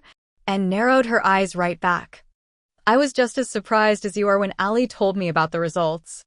I just found out the day before Allie blurted, and I immediately regretted my words, realizing what I'd let slip. You told him first? And shouted, her voice breaking at the end. He didn't just bring her over this morning? I told him first, Allie answered, her hand still on Sadie's head. And maybe I shouldn't have, but he already knew. You should have told me. And shoved her fingers into her curls. I know, Allie whispered. How could you keep it from me? Our Lena has a daughter out there. Anne's voice rose. Maybe if you let her finish a sentence, she'd be a bit more open with you. I let Sadie's leash drop. Don't talk to her like that. Allie bristled, her spine stiffening, and both sisters glared at me. Shit, I stumbled right into that one. I should have known better than to intercede during a Russo sisters fight. Take me to see her, and ordered before I could even utter an apology. I barely got 5 words in before you ushered her out of here like I was the enemy. No way. Allie shook her head. It's bad enough that she came here behind Caroline's back. We're not going to steamroll this girl's life, which is exactly what. Is she healthy? Happy? What are her grades like? Are the kids nice to her at school? And fired off question after question.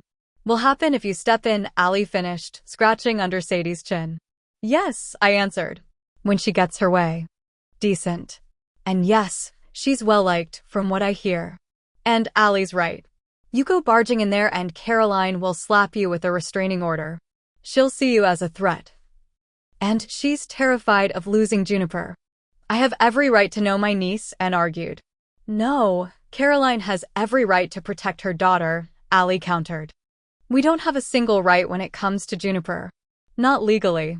Whether or not we like it, Lena didn't leave her with us, and there had to be a reason Lena never even told us she existed. I just want to talk to her. And slumped against the door and Allie's shoulders dipped. This whole situation was a clusterfuck. Caroline is an excellent mother and would die for that girl. I added, she's in good hands. And we're supposed to trust you? Anne snapped at me. Don't, Allie warned her sister. You want to fight? Come at me. I'm more than capable, I started. Only to shut my mouth when Allie lifted a single hand. You'll do this. And repeated her earlier demand with a softer tone, but no less determination. Please do this, Allie. Just pretend to be Hudson's anything if it keeps you close to Juniper. Allie focused on Sadie as if and wasn't even speaking. This was so unfair to ask of Allie. But I respected her wishes and kept my mouth shut. She really doesn't have a home? Allie asked, glancing my way with somber eyes. The dog? My brow knit at the quick change of subject. No. Not yet, at least. My landlord has a no-pet policy and 24-hour shifts aren't kind to pets, but I'll find someone for her. You can't take her to a shelter. Her tone sharpened. I wouldn't. My gaze raked over Allie in quick assessment. She seemed exhausted. I had no idea what she usually looked like, so I couldn't tell if she was eating normally, or if the circles under her eyes were typical, but I'd bet she was training herself into the ground. Her family had never let her take her foot off the fucking gas pedal. You'll do this for me. Alessandra, and reiterated, jarring me back to the conversation. Holy fucking guilt trip. Allie sighed. Do you really think Caroline will ban us from seeing Juniper if we just tell her? She asked me, rubbing Sadie behind her ears. I curved the brim of my hat and thought it through. I honestly don't know. She's been more than a little overprotective since Sean died. And I don't see that changing. I hate to admit that Juniper is right in one regard. You have a better chance of Caroline accepting you if she gets to know you first. If we survived when it blew up in our faces. So you think this is a good idea? Allie asked. You want me to slip into your family under false pretenses so I can worm my way into your sister's good graces? It's pretty horrendous when you put it that way. I slipped my hat backward. I'm torn. If it was anybody but you, I'd say to get fucked. But it is you. I swallowed the big ass knot forming in my throat. I think Juniper has a right to know where she comes from. And if Caroline realizes her biological family isn't something to fear, it will take a massive weight off her shoulders. But I hate the thought of lying to my sister, and if your mother finds out. My stomach pitched like I was still that 18-year-old kid. Mom's too busy teaching to bother with us and interrupted, and Allie looked away. She won't interfere. Anne's voice quieted as she walked toward Allie. Juniper's the last, the only piece we have of Lena, and this is our chance to know her. Then you do it. Allie stroked her hands down Sadie's neck. No, the word slipped out before I could stop it. Won't work, and agreed. He doesn't look at me the way he looks at you. It's the only reason I think this rather childish plan might work. He could carry the whole ruse just glancing your direction. Was I that transparent? And it's foolish and continued, but it's all we've got. And Juniper isn't wrong in thinking you can win Caroline over. You win everyone over with that heart of yours. And what's the worst that happens? Caroline finds out, and we're right back where we started, barred from seeing Juniper. There's nothing to lose and everything to gain. Go to the party, Allie. Please. I'm not going to change her mind in a single day. Allie didn't bother even glancing up when and fell to her knees on the foyer floor before her. True. I nodded. Knowing my sister. It will take weeks, if not months. Then you'll do it for as long as it takes to convince her. And set her hands on Allie's feet, and her words started to tumble quickly. We have to be sure Juniper is okay. We owe that to Lena. And if I can't be the one asking the questions, making sure Lena's little girl is thriving, then you'll do it for me. You have to, Allie. Juniper asked you, and saying no would be like denying Lena. That's a low blow, I interrupted when Allie drew in a sharp breath. I'm not doing anything she's not 100% enthusiastic about. And bristled. What day is the party? Allie asked, glancing my way. You don't have to do this. I'm not even sure we should.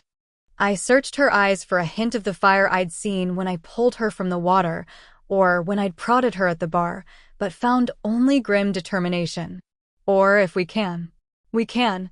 She tilted her pointed chin. I'm here and Lena isn't.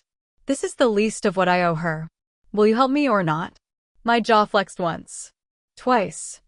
I would have told her anything she wanted to bring the fire back into her eyes. God only knew what I would have done to see an actual smile, to know she was happy after everything she'd been through.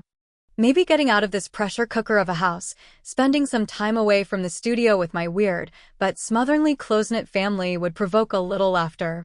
We'd be good for her. Juniper especially. But faking a relationship with Allie? My chest tightened as she waited for my response. How the hell was I supposed to be that close to her without losing myself? Maybe I had to. Maybe that was my penance. There was no hope for any kind of actual future between us.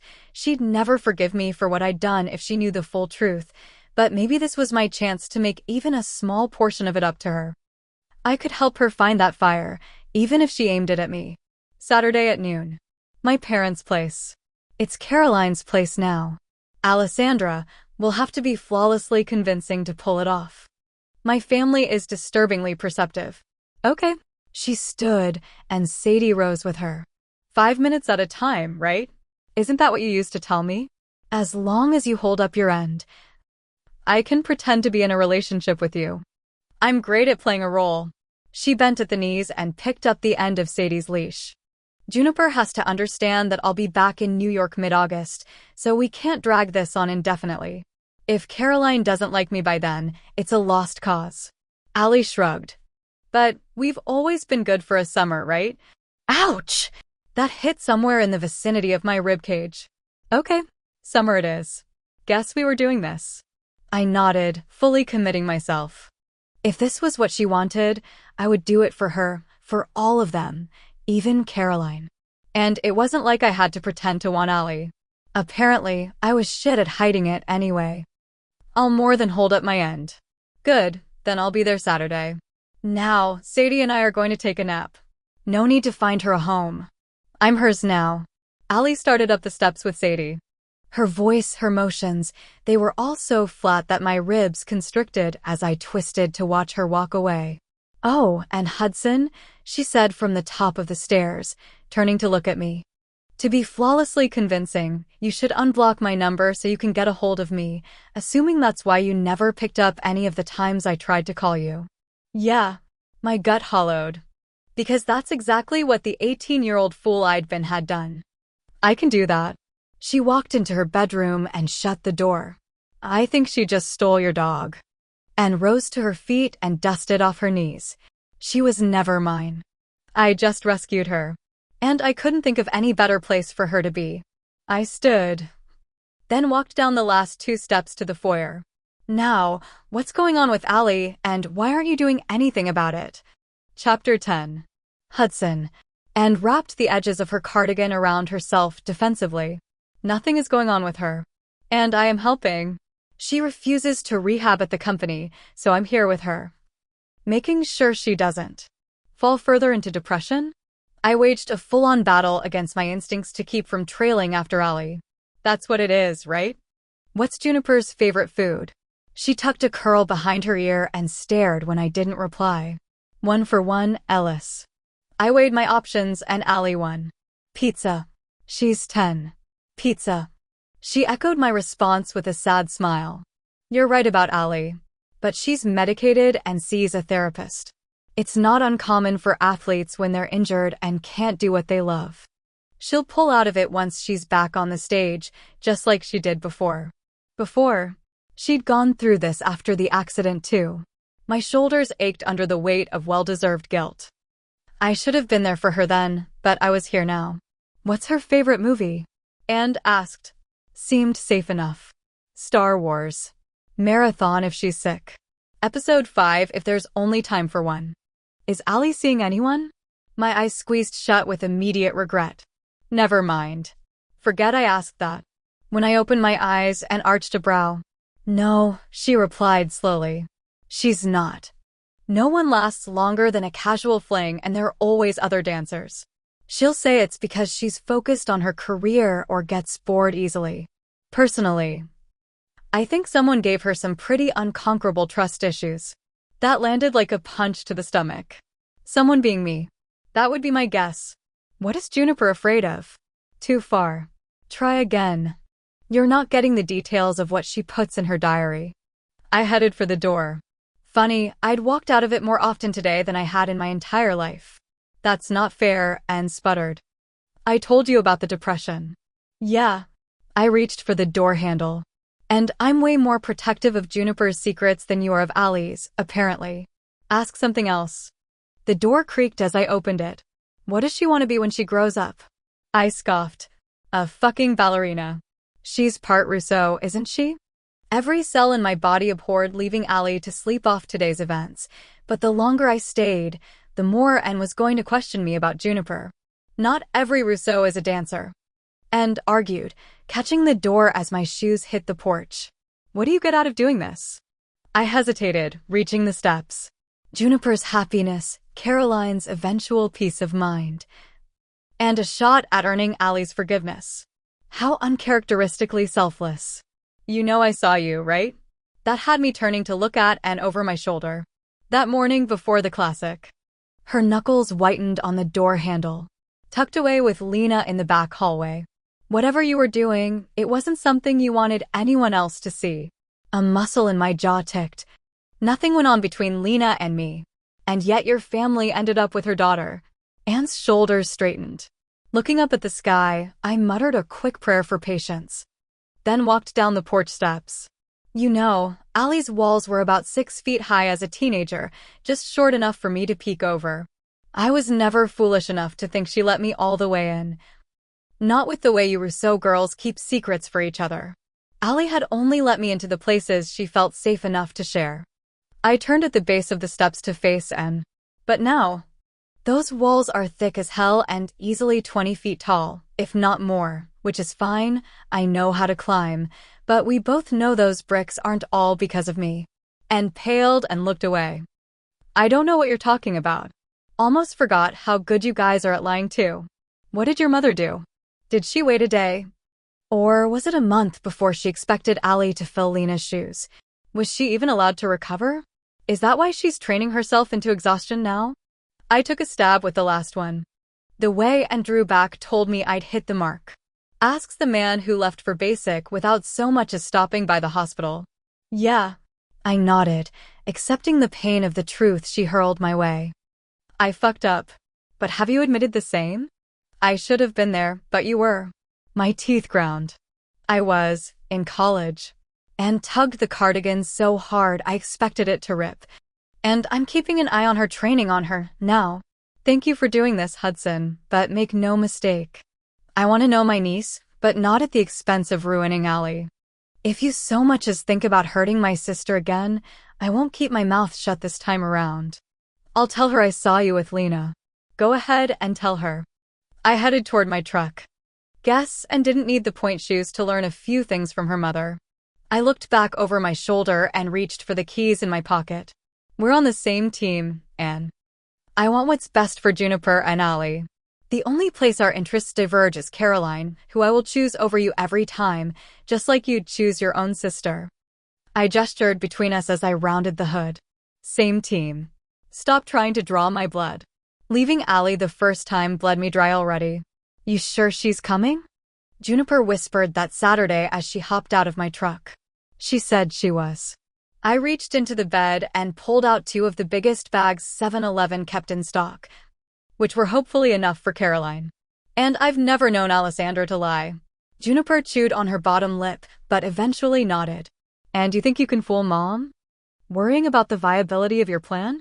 No, she kept one step ahead of me as we walked down the crowded driveway to her kitchen door. Worried you won't do your part. Therefore ruining my plan? Yes, your faith in me is comforting. I switched my grip on the bags as they started to slip. The temperature was a balmy 77 today, not bad for the end of May. And the ice had already started melting on the drive back. Any advice for improving my performance? Gavin walked out of the kitchen, carrying a tray of cupcakes to the backyard. But I wasn't worried about him hearing since he was all too aware of Juniper's ballet dancing goal for the deception. He just didn't know about the familial relations. Girls like it when you get them drinks or ask if they're hungry, she lectured, her hair whipping in the breeze. The wind had kicked up today, just ahead of the storm we were expecting for tomorrow. At least Mom liked when Dad did things like that. I'll keep that in mind. I shifted my grip on the slipping bags. And you should touch her. Couples are always touching each other on the back or holding hands. She turned, her pointer finger raised. But only if she says it's okay. Duly noted. I motioned toward the house. Grab the door, would you please? Happy to help. She held open the kitchen door, and I walked into mayhem. Those are the tablecloths, Caroline told our cousin. The park tables are gross this time of year, and yep, those are the clips. Thank you. She turned to our uncle. Would you see if Gavin has his station up and if it's age appropriate? We've got the ice. The 2 hurried past as I sat the ice in the empty side of the sink. Hudson, honey. Mom put up her hands as soon as I turned, and I leaned down so she could cut my cheeks for her usual examination. She was 5'3" on a good day, with shoulder-length blonde hair that only seemed to show the silver in the sun. Laugh lines at the corners of her green eyes and cat-eye, red polka-dot glasses. Oh, you look good. Getting enough to eat. Always. Her smile was infectious. And I bent for a hug as Dad clapped my back. There he is. Dad pulled me in next, a short but tight squeeze before he let go. Any daring rescues lately? Stop it, George. Mom playfully swatted his arm with the back of her hand. He does not exist to give you stories to tell at poker night. Dad's eyes lit up when he saw Juniper. The girl of the hour. He swept her into a hug, hoisting her off her feet like she was still in kindergarten. Did you see my shirt? Hi, Grandpa. She grinned and shoved her hair out of her eyes to read the absolute eyesore of sequins, bedazzling his carnival director shirt with a laugh. It's great. My smile deepened. This was exactly what Allie needed. Noise and laughter. Juniper, honey, get upstairs and get dressed so we have time to tie your hair back. I'm pretty sure I saw your uncle unpacking silly string. And I am not untangling that from your hair. Caroline gestured toward the stairs and lifted her eyebrows. On it. Juniper ran for the steps as soon as Dad set her down. Cupcakes are on the table. Gavin announced from the doorway, sidestepping to avoid our aunt and two of our cousins as they scurried out, their arms full of balloons. Thank you. Caroline picked up her clipboard and ran her pen down the paper, which no doubt had perfectly spaced boxes to check off. Okay, if we can get the station set up in the next half hour, then we'll be good. Kids start arriving at noon. How many are we expecting this year? Dad asked, his arm around Mom's waist. 42. Pretty much the entire incoming 5th grade. Caroline stuck the pencil in her hair, just above her high ponytail. With family, that's 59 people. Dad, do you have enough for the grill? And leftovers, he assured her. Actually, it's 60. I leaned back against the counter by the sink. Caroline's gaze snapped from me to Gavin. Another one? Didn't you just break up with the last one? Not me. He pointed my direction with a shit-eating grin on his face. You. Caroline dropped the clipboard on the island. You have a girlfriend? I do. Here it goes. As much as I valued my honor, it wasn't like this would be the first time I lied to my family in order to spend time with Ali. She was the exception to every rule I ever set for myself. Is it Beth Pierre? Caroline smiled at me with so much hope that I inwardly flinched. I know you were out with her last weekend. No, it's not. I shook my head and mentally cursed. Plot hole. That wasn't a date. Gavin reached into an open bag of potato chips and pulled out a handful. Trust me, I was there. Beth and Jessica must have gotten their wires crossed. Because Beth was pretty crushed to find out Hudson was already in a relationship. He lied smoother than butter. Oh! Caroline's shoulders fell slightly. Well, who is it? Alessandra Russo. I drummed my fingers on the edge of the counter to fill the enormity of the silence as Caroline and my parents openly stared at me. As in Sophie and Thatcher Russo's daughter? Mom's eyebrows rose above her glasses. Yes, I nodded. As in the Russo sisters? Caroline's mouth hung open. I'm only dating one of them, but yes. Everyone stop acting as if there's more than one Alessandra Russo in this tiny-ass town. You know exactly who I mean. I looked each of them in the eye, pausing on Caroline. And she's nervous as hell to be coming today, so you will all be nice to her. She means a lot to me. Damn if that didn't feel good to get off my chest. I'd only been holding that in for 11 years or so. Caroline blanched. She means a lot to you? She's been back in town a handful of weeks and she already means a lot to you? Hudson. She's going to be gone at the end of the summer. What are you thinking? A Russo? So understanding, Gavin quipped sarcastically, grabbing another handful of chips. With support like that, you wonder why we don't bring more girls around. Oh no. Mom shook her head, reached over and squeezed my arm twice. Of course we'll be nice. She pushed her glasses up her nose and turned to Caroline. And we can't help who raises us, Caroline. The door burst open and Uncle Jared, Dad's brother, rushed in. We're ready for the ice in the cool. What's going on? Couldn't help but notice he had a similarly bedazzled shirt that read Carnival Operator. God help me if they had one around here with my name on it. Hudson here was just telling us that his girlfriend, one Alessandra Russo, will be joining us, Gavin answered, clearly enjoying himself. Uncle Jared blinked, then laughed boisterously as he crossed the room. Good one, Hudson. And here I was thinking Gavin was the prankster. Knock. Knock. Everyone turned at the faint sound on the screen door, and Gavin pivoted quickly to open it. Speak of the devil. Welcome to our private little hell. Ali walked through the door, and my pulse skyrocketed. Her long, incredible legs were on full display in a pair of thigh-length khaki shorts that held my attention for a heartbeat too long to be considered platonic. She'd rolled the sleeves of her white button-up shirt, and her hair fell in soft waves to just above her breasts. What would it look like finally spread out on my pillow, tangled in my hands? I blinked those thoughts straight out of my head. Yeah, there was nothing fake about how much I wanted her.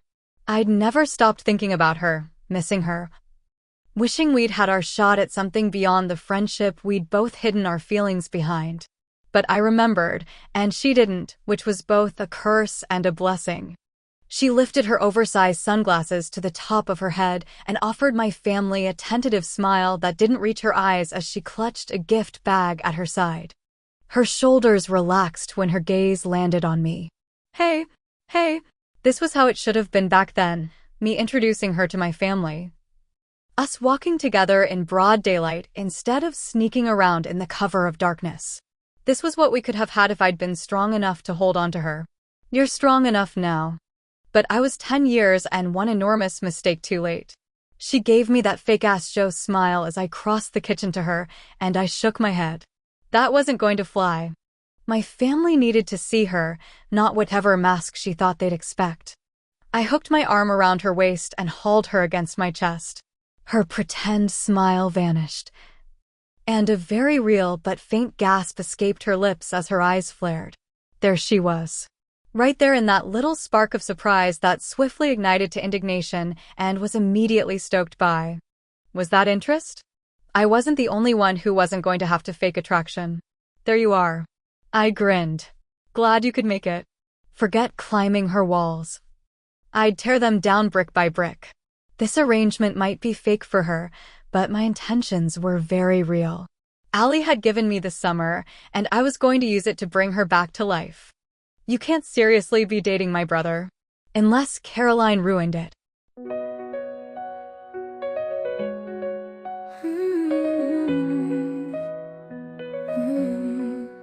I've wandered far and seen the world through cities bright and flags unfurled, but every step I've always known that there's a place where I call home. It's not the walls or the roof above, it's the warmth of your heart and the touch of love. No matter how far I may roam, home is where you are, that's where I'm home. Through every storm, through every sky, with you by my side I can fly. It's not the distance, it's not the time, in your arms I find peace of mind. Through every storm, through every sky, with you by my side I can fly. It's not the distance, it's not the time, in your arms I find peace of mind. Home is where you are, that's where I'll stay, no matter the road, no matter the way. Through the highs, through the lows, home is where your love always shows. Home is where you are, so true, so near, where the world fades and the heart is clear. No matter where I go, no matter how far, home is where you are, wherever you are.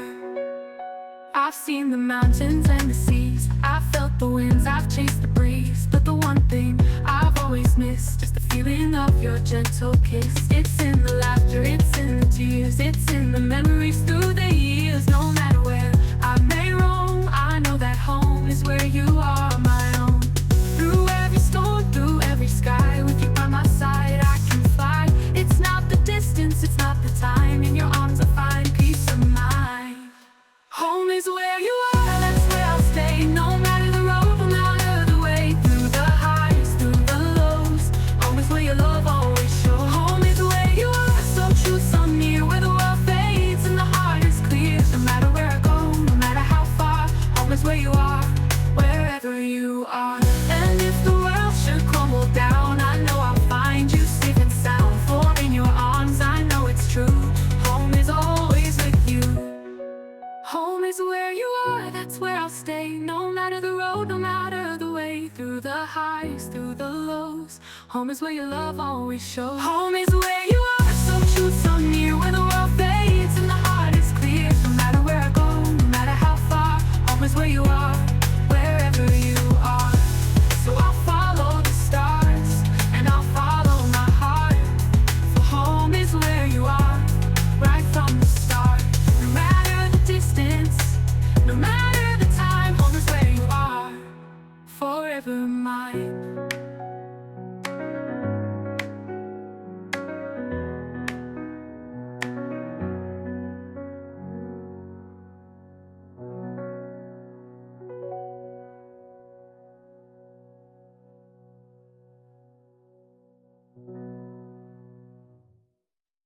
And if the world should crumble down, I know I'll find you safe and sound.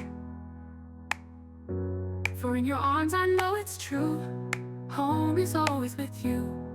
Home is where you are, forever mine. Chapter 11. Allie.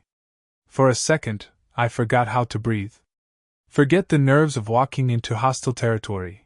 Who cared about his family staring when Hudson had me pinned against his hard chest?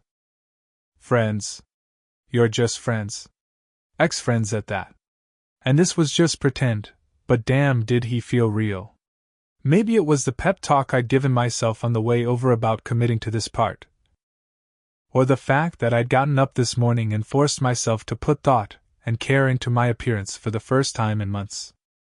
It could have been that I hadn't taken anyone to bed since before Giselle, or even wanted to, but my entire body woke up and took notice of Hudson like someone had flipped a switch on my sex drive. He was wearing a different Bruins cap, black board shorts, and a white monotone athletic shirt with the letters SAR emblazoned across his massive chest. A chest I really wanted to see without the shirt. There you are. He grinned, and my brain ceased all function as that dimple popped in his cheek. Glad you could make it. No, no, no. I lectured my stupid, inconvenient hormones. He was the last person on earth I should be attracted to, but the truth was he'd been the first.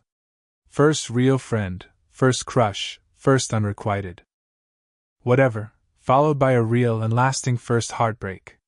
I needed to play the besotted girlfriend, not actually get besotted.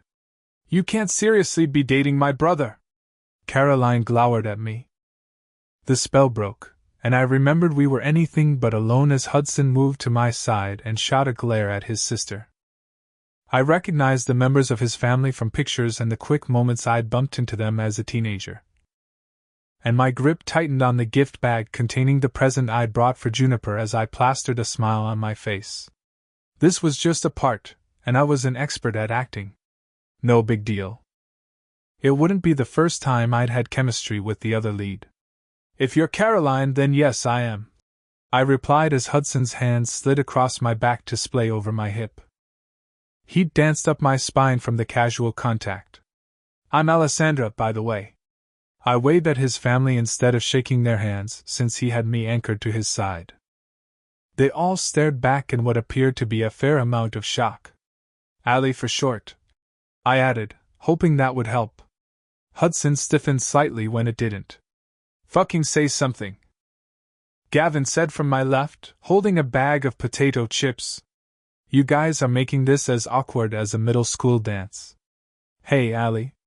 He offered the charming smile that had won Lena over one summer. Gavin.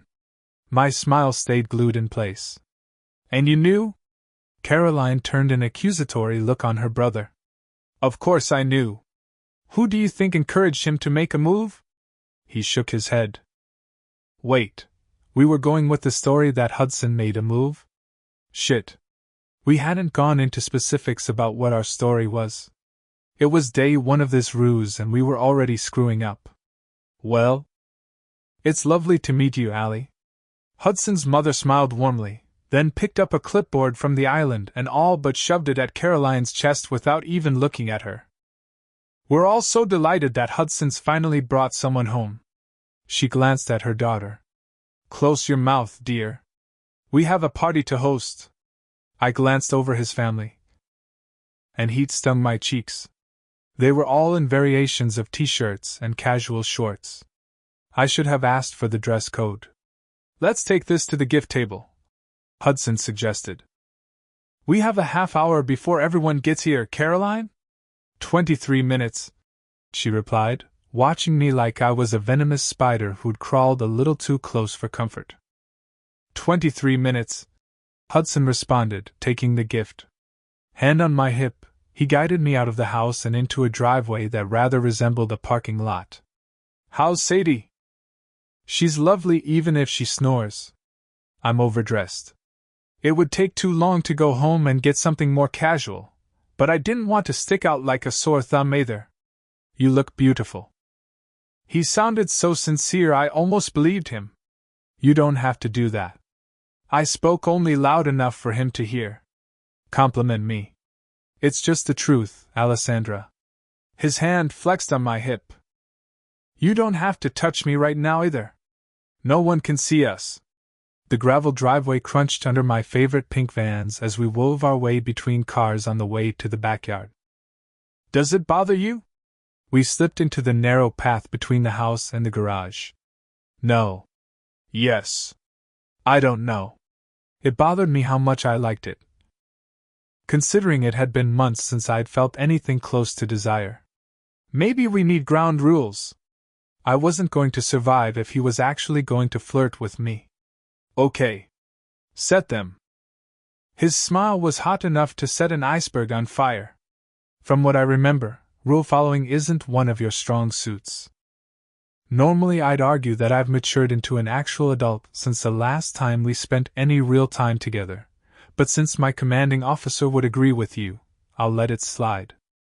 Set your rules. His smile faded as he stopped us halfway down the garage, and I glanced both ways to make sure no one was close enough to hear before I faced him. As a teenager, Hudson had always been dangerous when smiling, but giving me the intensity of his full attention. He was lethal as a fully grown man. Rules. Right. Crap, now I had to think of them.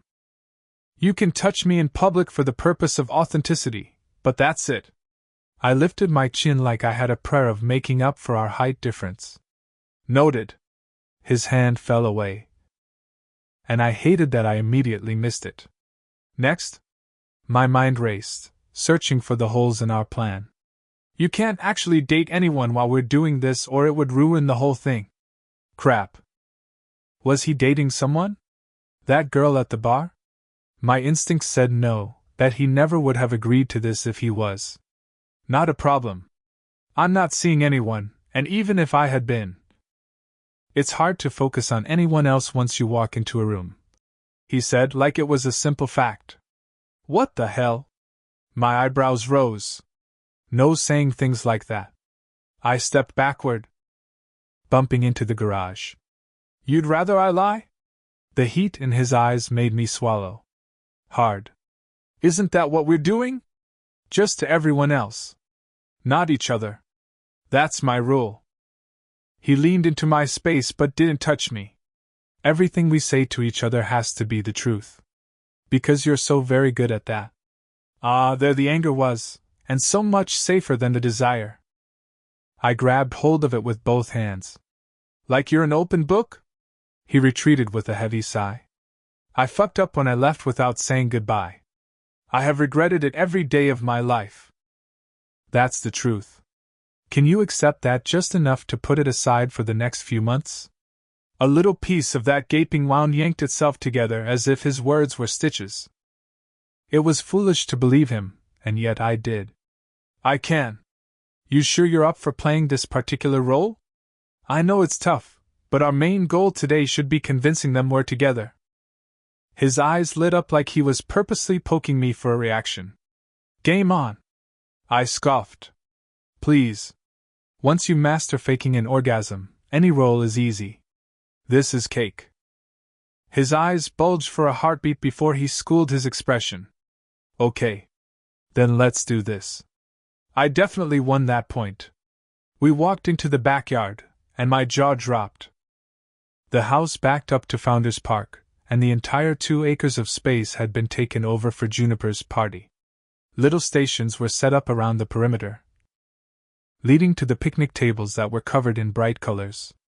It's a little much, but we have a good time, Hudson said, leading me into the park, which had been transformed into a carnival. Juniper, Mason, and Melody, those are my cousin's twins, are the only kids in the family, so we all get together for their birthdays. Juniper chose the carnival theme, so everyone brought something to add. We walked past a giant bounce house with an obstacle course slide.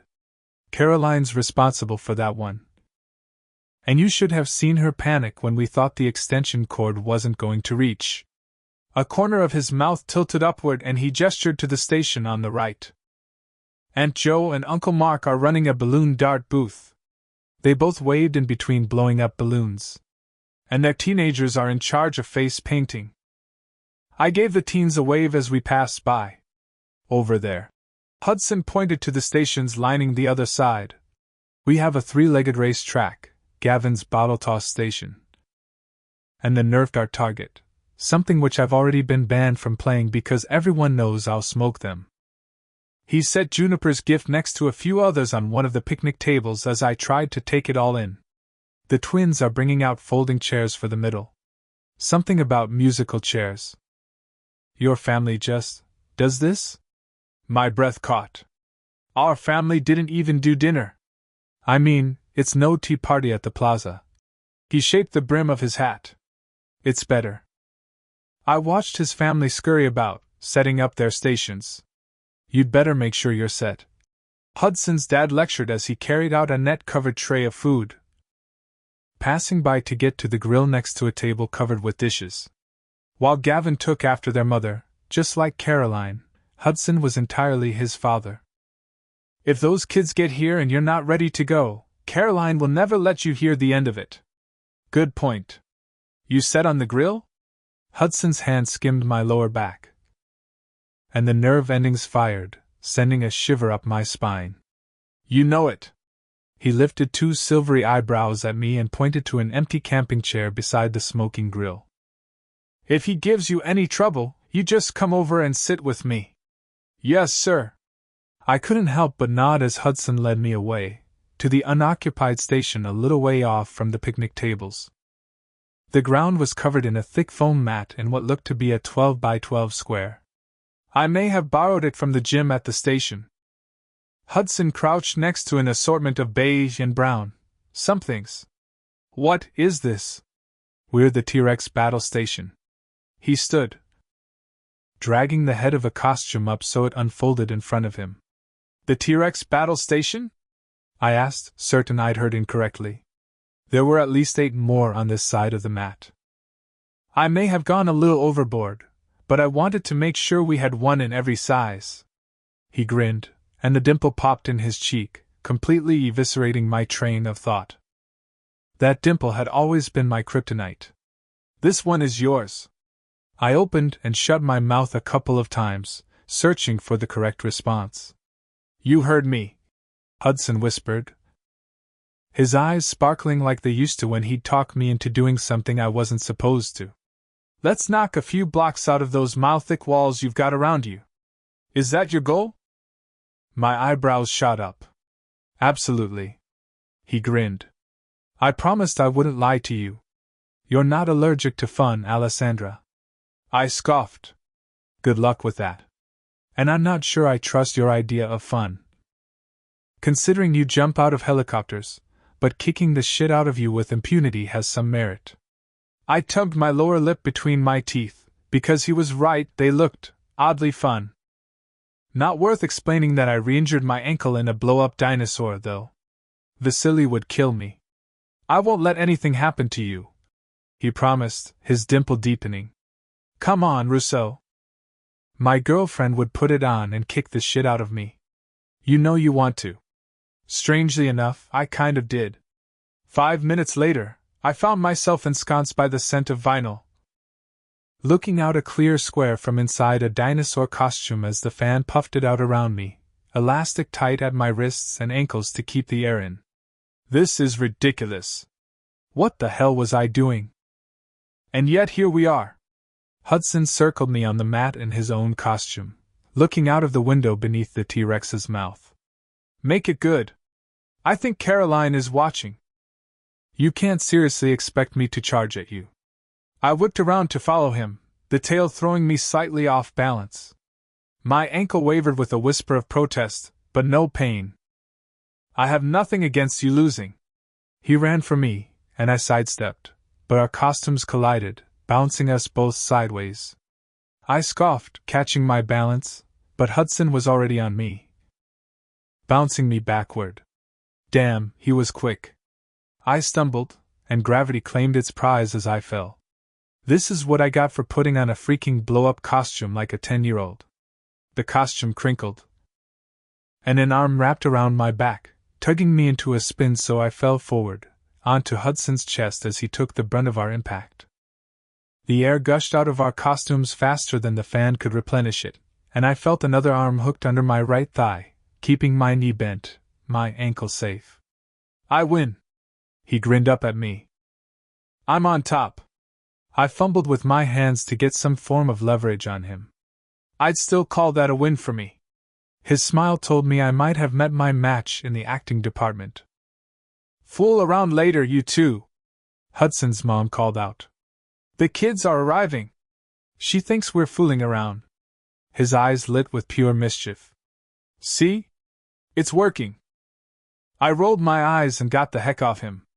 For the next hour and 20 minutes, I helped kids and a couple of adults in and out of the T-Rex costumes, watching in absolute fascination as they sent each other bouncing across the mat.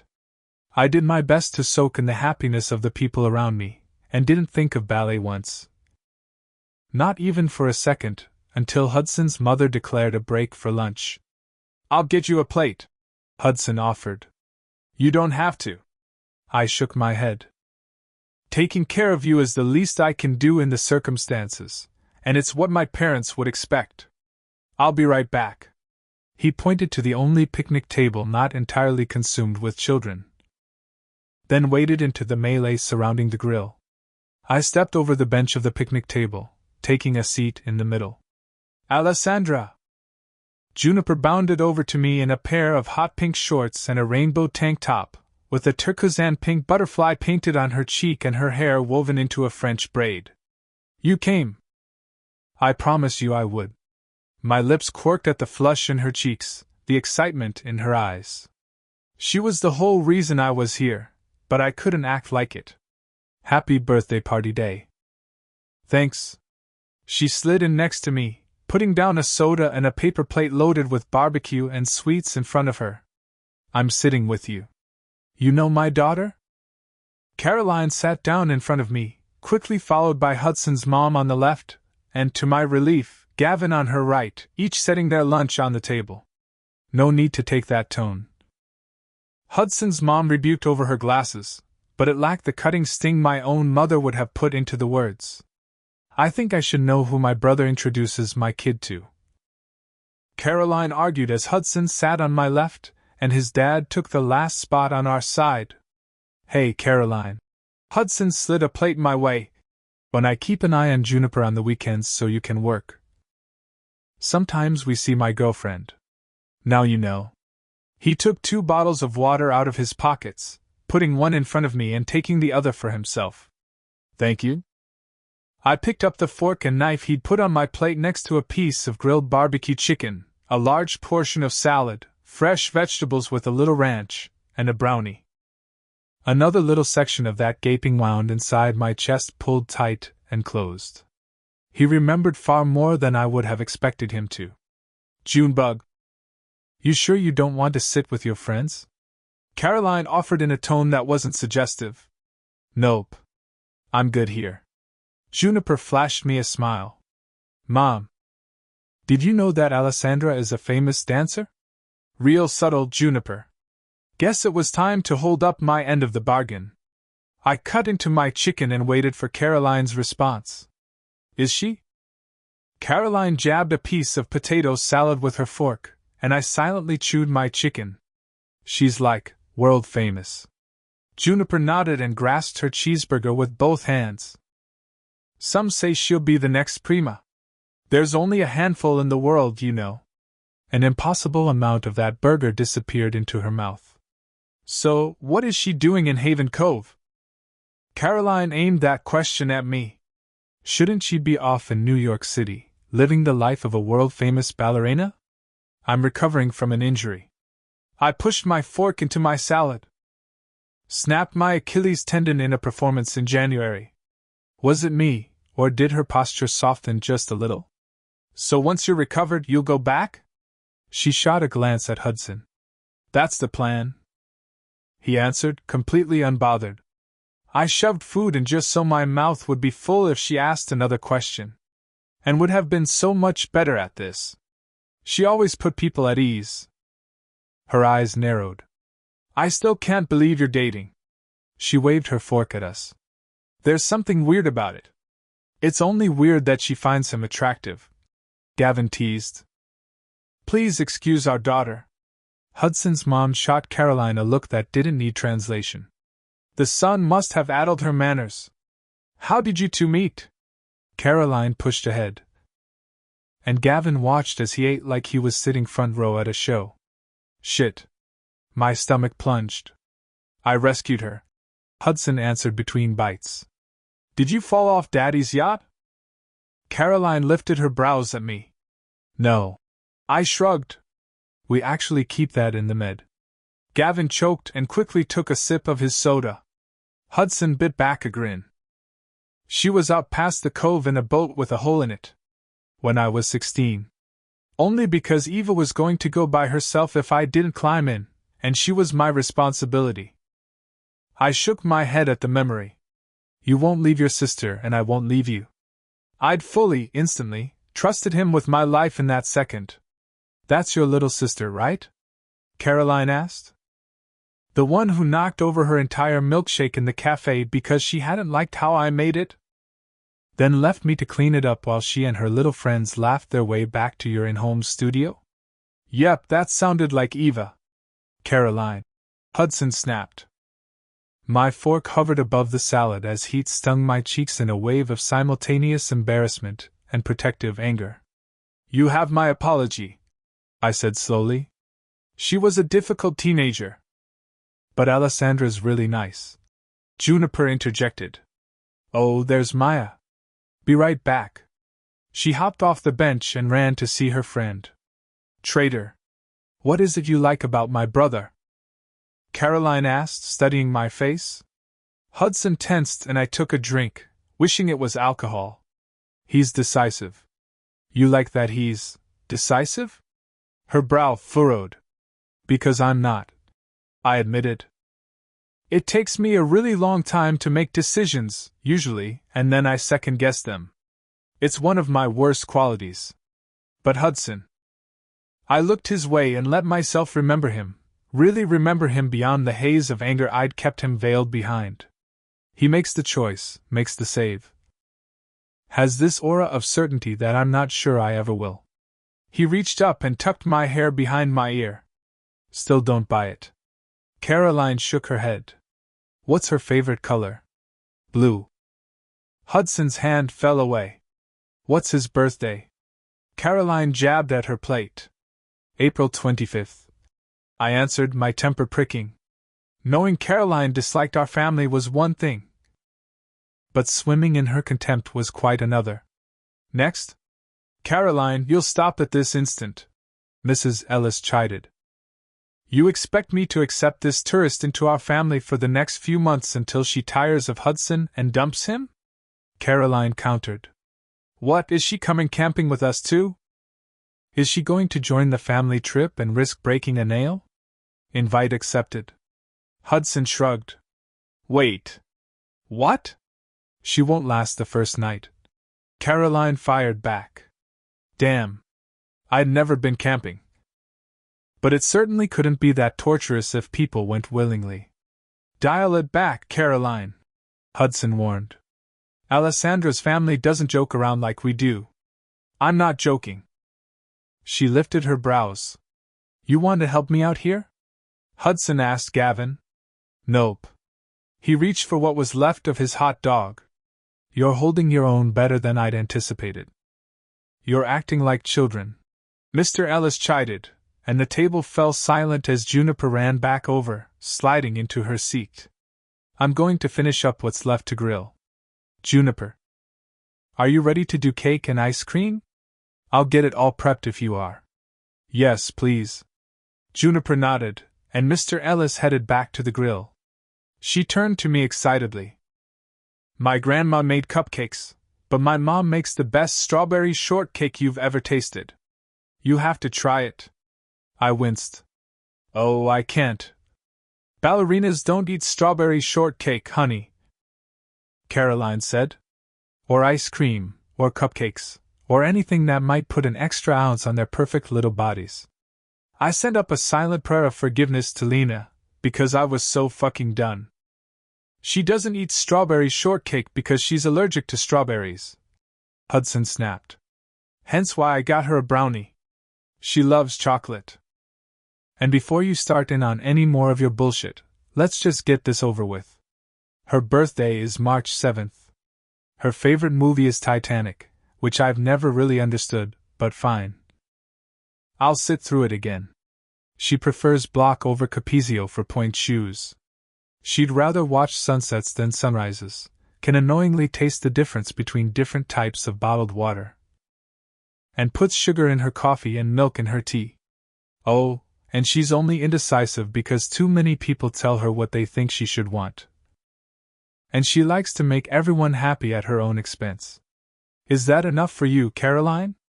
I stared at him and struggled to find a breath. He remembered all of that, word by word. He'd somehow stitched the wound closed that his unexplained departure had left. Not healing it, not even scabbing it over, but stanching the blood loss. You could have made that all up. Caroline shook her head. And you've been together for what? 2-3 weeks? No one knows all of that about someone else. My blood boiled. Stop it! Juniper shouted, slamming her hands on the top of the picnic table. The drinks rattled. Just stop it, Mom! They haven't known each other for 3 weeks, they've known each other for years.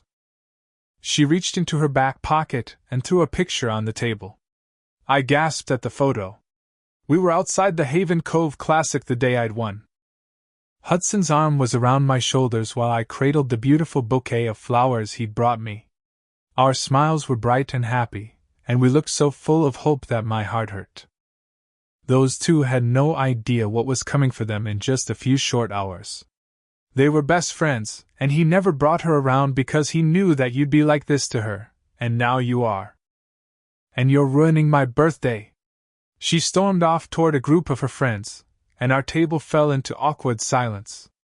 Caroline deflated as she stared at the picture. Then she glanced up at Hudson with wordless apology before taking off after Juniper. Parties are so much more entertaining when you're around, Allie. Gavin winked. Hudson snatched the picture off the table and shoved it into his pocket. Juniper went through a box of my things. Alessandra, I'm so very sorry. Hudson's mom's voice sounded far away as I focused on the way Caroline dropped to her knees in front of Juniper. Juniper nodded a few times to whatever Caroline said, and then hugged her mom tightly. Holy shit, Juniper had a mother who apologized. What a novelty. This was a fucking disaster. All of it. Caroline didn't just hate my family, she hated me. She was going to make life miserable for as long as I pretended to date Hudson, and drag everyone else down with me. And what was worse was that she was right. There was something off about us. All our little scheme had succeeded in doing today was upsetting Juniper, when our intention had been the opposite. I think I'm going to go. I stood up from the table, taking my plate and water with me. Allie, Alessandra. Hudson followed as I threw my trash away and thanked his father for cooking. You don't have to go. I do. I nodded. Then took my keys out of my pocket and started walking across the park toward Caroline's house. Don't give up on her. Hudson kept up with me. I'm not. I paused just before the entrance to Caroline's backyard. But today isn't the day to force my presence on Caroline. You saw what it just did to Juniper. Hudson. It's time to do the cake. Caroline called out, and I looked back to see her standing in the middle of the park. You should go. I forced a smile. Don't do that fake smile shit with me. It was practically a growl. Go. I let the smile fall, leaving my face blank. This is apparently a marathon, not a sprint. When Juniper opens her present, it's a jewelry box. Do me a favor and don't let Caroline throw it away just because it has a little ballerina inside of it. It was Lena's. Alessandra, he whispered. And I stepped out of his reach, retreating as quickly as my feet would take me. An hour later, and walked into the house and found me curled up on the couch with Sadie stretched out across my lap. How did it go? She dropped her purse on the end table and sat down on my right. She's kind of horrible. I dragged my fingers through Sadie's fur. Caroline, not Juniper. I'm sorry. Anne's face fell. I shouldn't have forced you. I wasn't thinking, just reacting. She stroked Sadie's head. What do you want to do? I'll support whatever choice you make. Today? Quit. Every cell in my body felt drained, like the life had been sucked out of me. Ask me tomorrow. My phone buzzed on the coffee table, and then reached for it. If it's Kenna, hit decline. You can't keep avoiding her. Then let my head fall back against the couch. Yes, please sign me up as Caroline's dartboard again. And sighed, leaning her shoulder against mine. Are we wrong? Do you think Lena would want us to leave her alone? The thought cut into my heart like the tip of a dagger. I'd give anything to be able to ask her. Me too. And kicked off her shoes and stretched her legs out, resting her feet on the coffee table. Why didn't she tell us? Before this, I would have sworn we didn't have any secrets from each other. She paused. Should we tell Eva? God, no. I shook my head. Not yet. She's not exactly known for her discretion. Plus, if there was anyone Caroline loathed most in our family, it was Eva. Good point. She scratched Sadie behind the ear, and I stared at the text from Hudson, debating exactly how much torture I could take. Who else knows? Lena had to have told someone. Don't you think? Juniper's father? Juniper would want me to go to the beach. Hell, she was counting on me. No clue, I said quietly, grasping my phone with both hands. All I know for certain is Lena loved to dance, and if her daughter wants to dance, then we owe it to her to help, even if it means I have to wear Kevlar over my swimsuit. Chapter 12. Allie. The sun peeked over the horizon, changing the white walls of my bedroom to delicate hues of pink and orange as I opened my eyes. My room had the best view of the sunrise. But Hudson was right. I preferred sunset, preferred the anticipation of those hours when I'd been able to sneak out to see him, or sneak him in here. The irony wasn't lost on me that we'd gone from completely concealing our friendship to faking a romance. I groaned in frustration, realizing I wanted to see him. That my eyes had been open exactly 15 seconds and I was thinking about him. Sadie huffed in my ear and wiggled closer. Right, she was why I'd woken up. Another half hour. Come on. You know you can hold it. I threw my arm over her back and snuggled into my pillow. She licked my face. Another 15 minutes? I begged. Sleep had become my greatest friend, and maybe, if I was being honest, a coping mechanism that was quickly turning into addiction. In unconsciousness, there were no ankle injuries, no rehabs. No decisions to be made about how hard to push myself and when. There were endless possibilities and zero consequences. The mattress jostled me as Sadie jumped down, shaking her head and jingling the newly minted tags, one for her vaccinations and the other with her name and my number, on her new pink collar at a decibel my head immediately disliked. 5 minutes? Was I seriously negotiating with a puppy? She whined from the door, warning me to get out of bed now or clean up the mess she was going to bless me with. Okay. I forced myself out of bed and shucked off my PJs, then slipped quickly into my usual morning workout gear, sliding my phone into the side pocket of my leggings. An object in motion stays in motion. That's what my mother always preached, and the Russo girls were never allowed to stop moving. Sadie pranced, and I opened my door as quietly as possible so I wouldn't wake in. She'd been up late with the planning committee for the company gala. The 4th of July was only a month away, and she was in crunch mode. There was no point tiptoeing down the hall when Sadie took off at a run, her nails clicking against the hardwood as she bounded down the front stairs. I detoured only long enough to snag a bottle of water from the refrigerator, then walked Sadie down the long central hallway, past the dining room, office, and family room to the back door, groggily remembering to put in the alarm code before opening the door. Sadie leapt across the porch and raced for the grass. I closed the screen door quietly, then settled onto the outdoor love seat and twisted the bottle open. Hydrate, that was always the first order of the morning. I chugged half the bottle down despite the morning chill and checked on Sadie, who was happily sniffing around the bushes. She hadn't run yet, and always came back when I called her. But our relationship was only a week old, so I wasn't exactly counting on her to be a paragon of puppyhood. It was beautiful out here. The clouds reflecting the pink of sunrise from the storm that had passed yesterday. Only when I'd nearly finished the water did I open my phone and take it off Do Not Disturb. 3 text messages popped up, 2 from Eva and 1 from Kenna. It was too early for the guilt that came along with that one, so I opened the next. I sighed and clicked on the seconds video she'd sent accompanying the message. The app opened on my phone, and a video from a popular dancer started playing. So let's talk about the 4 reasons dancers are injured. First, physique. The video transitioned to a dancer I was mildly acquainted with falling after he'd come back too soon after his 3rd knee replacement. Second, technique. I winced as a dancer inappropriately distributed her weight in an arabesque and rolled her ankle. Third, mishap. A pas de deux went incredibly wrong and the man dropped his partner. And fourth, overuse. My stomach dropped to the porch as I appeared on the screen, going into the 18 turns in the Giselle variation. Turn it off. Scroll. Now. It didn't matter that my brain threw out every warning. I couldn't look away, my gaze locked on the train wreck that ended my season, and maybe my career.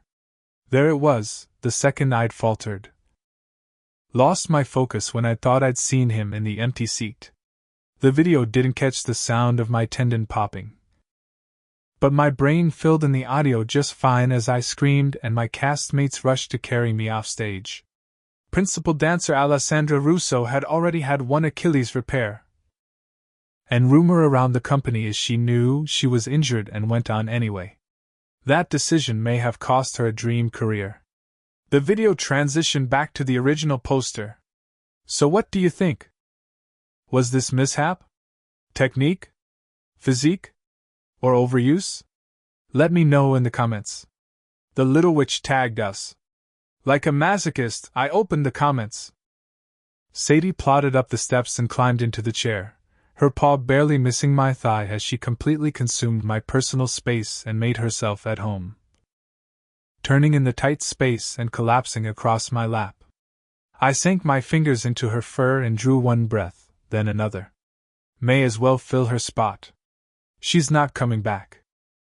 As hard as I tried to let the comments go, that one stuck an ice pick in my soul and left a mark. Why would Eva send me something like that? Didn't she realize I was already well aware of what people were saying? I can't even escape myself out here, I muttered as my heart rate slowed. Wouldn't matter where I went. The internet could follow. It was one of the reasons I hadn't wanted a damn seconds account. May as well fill her spot.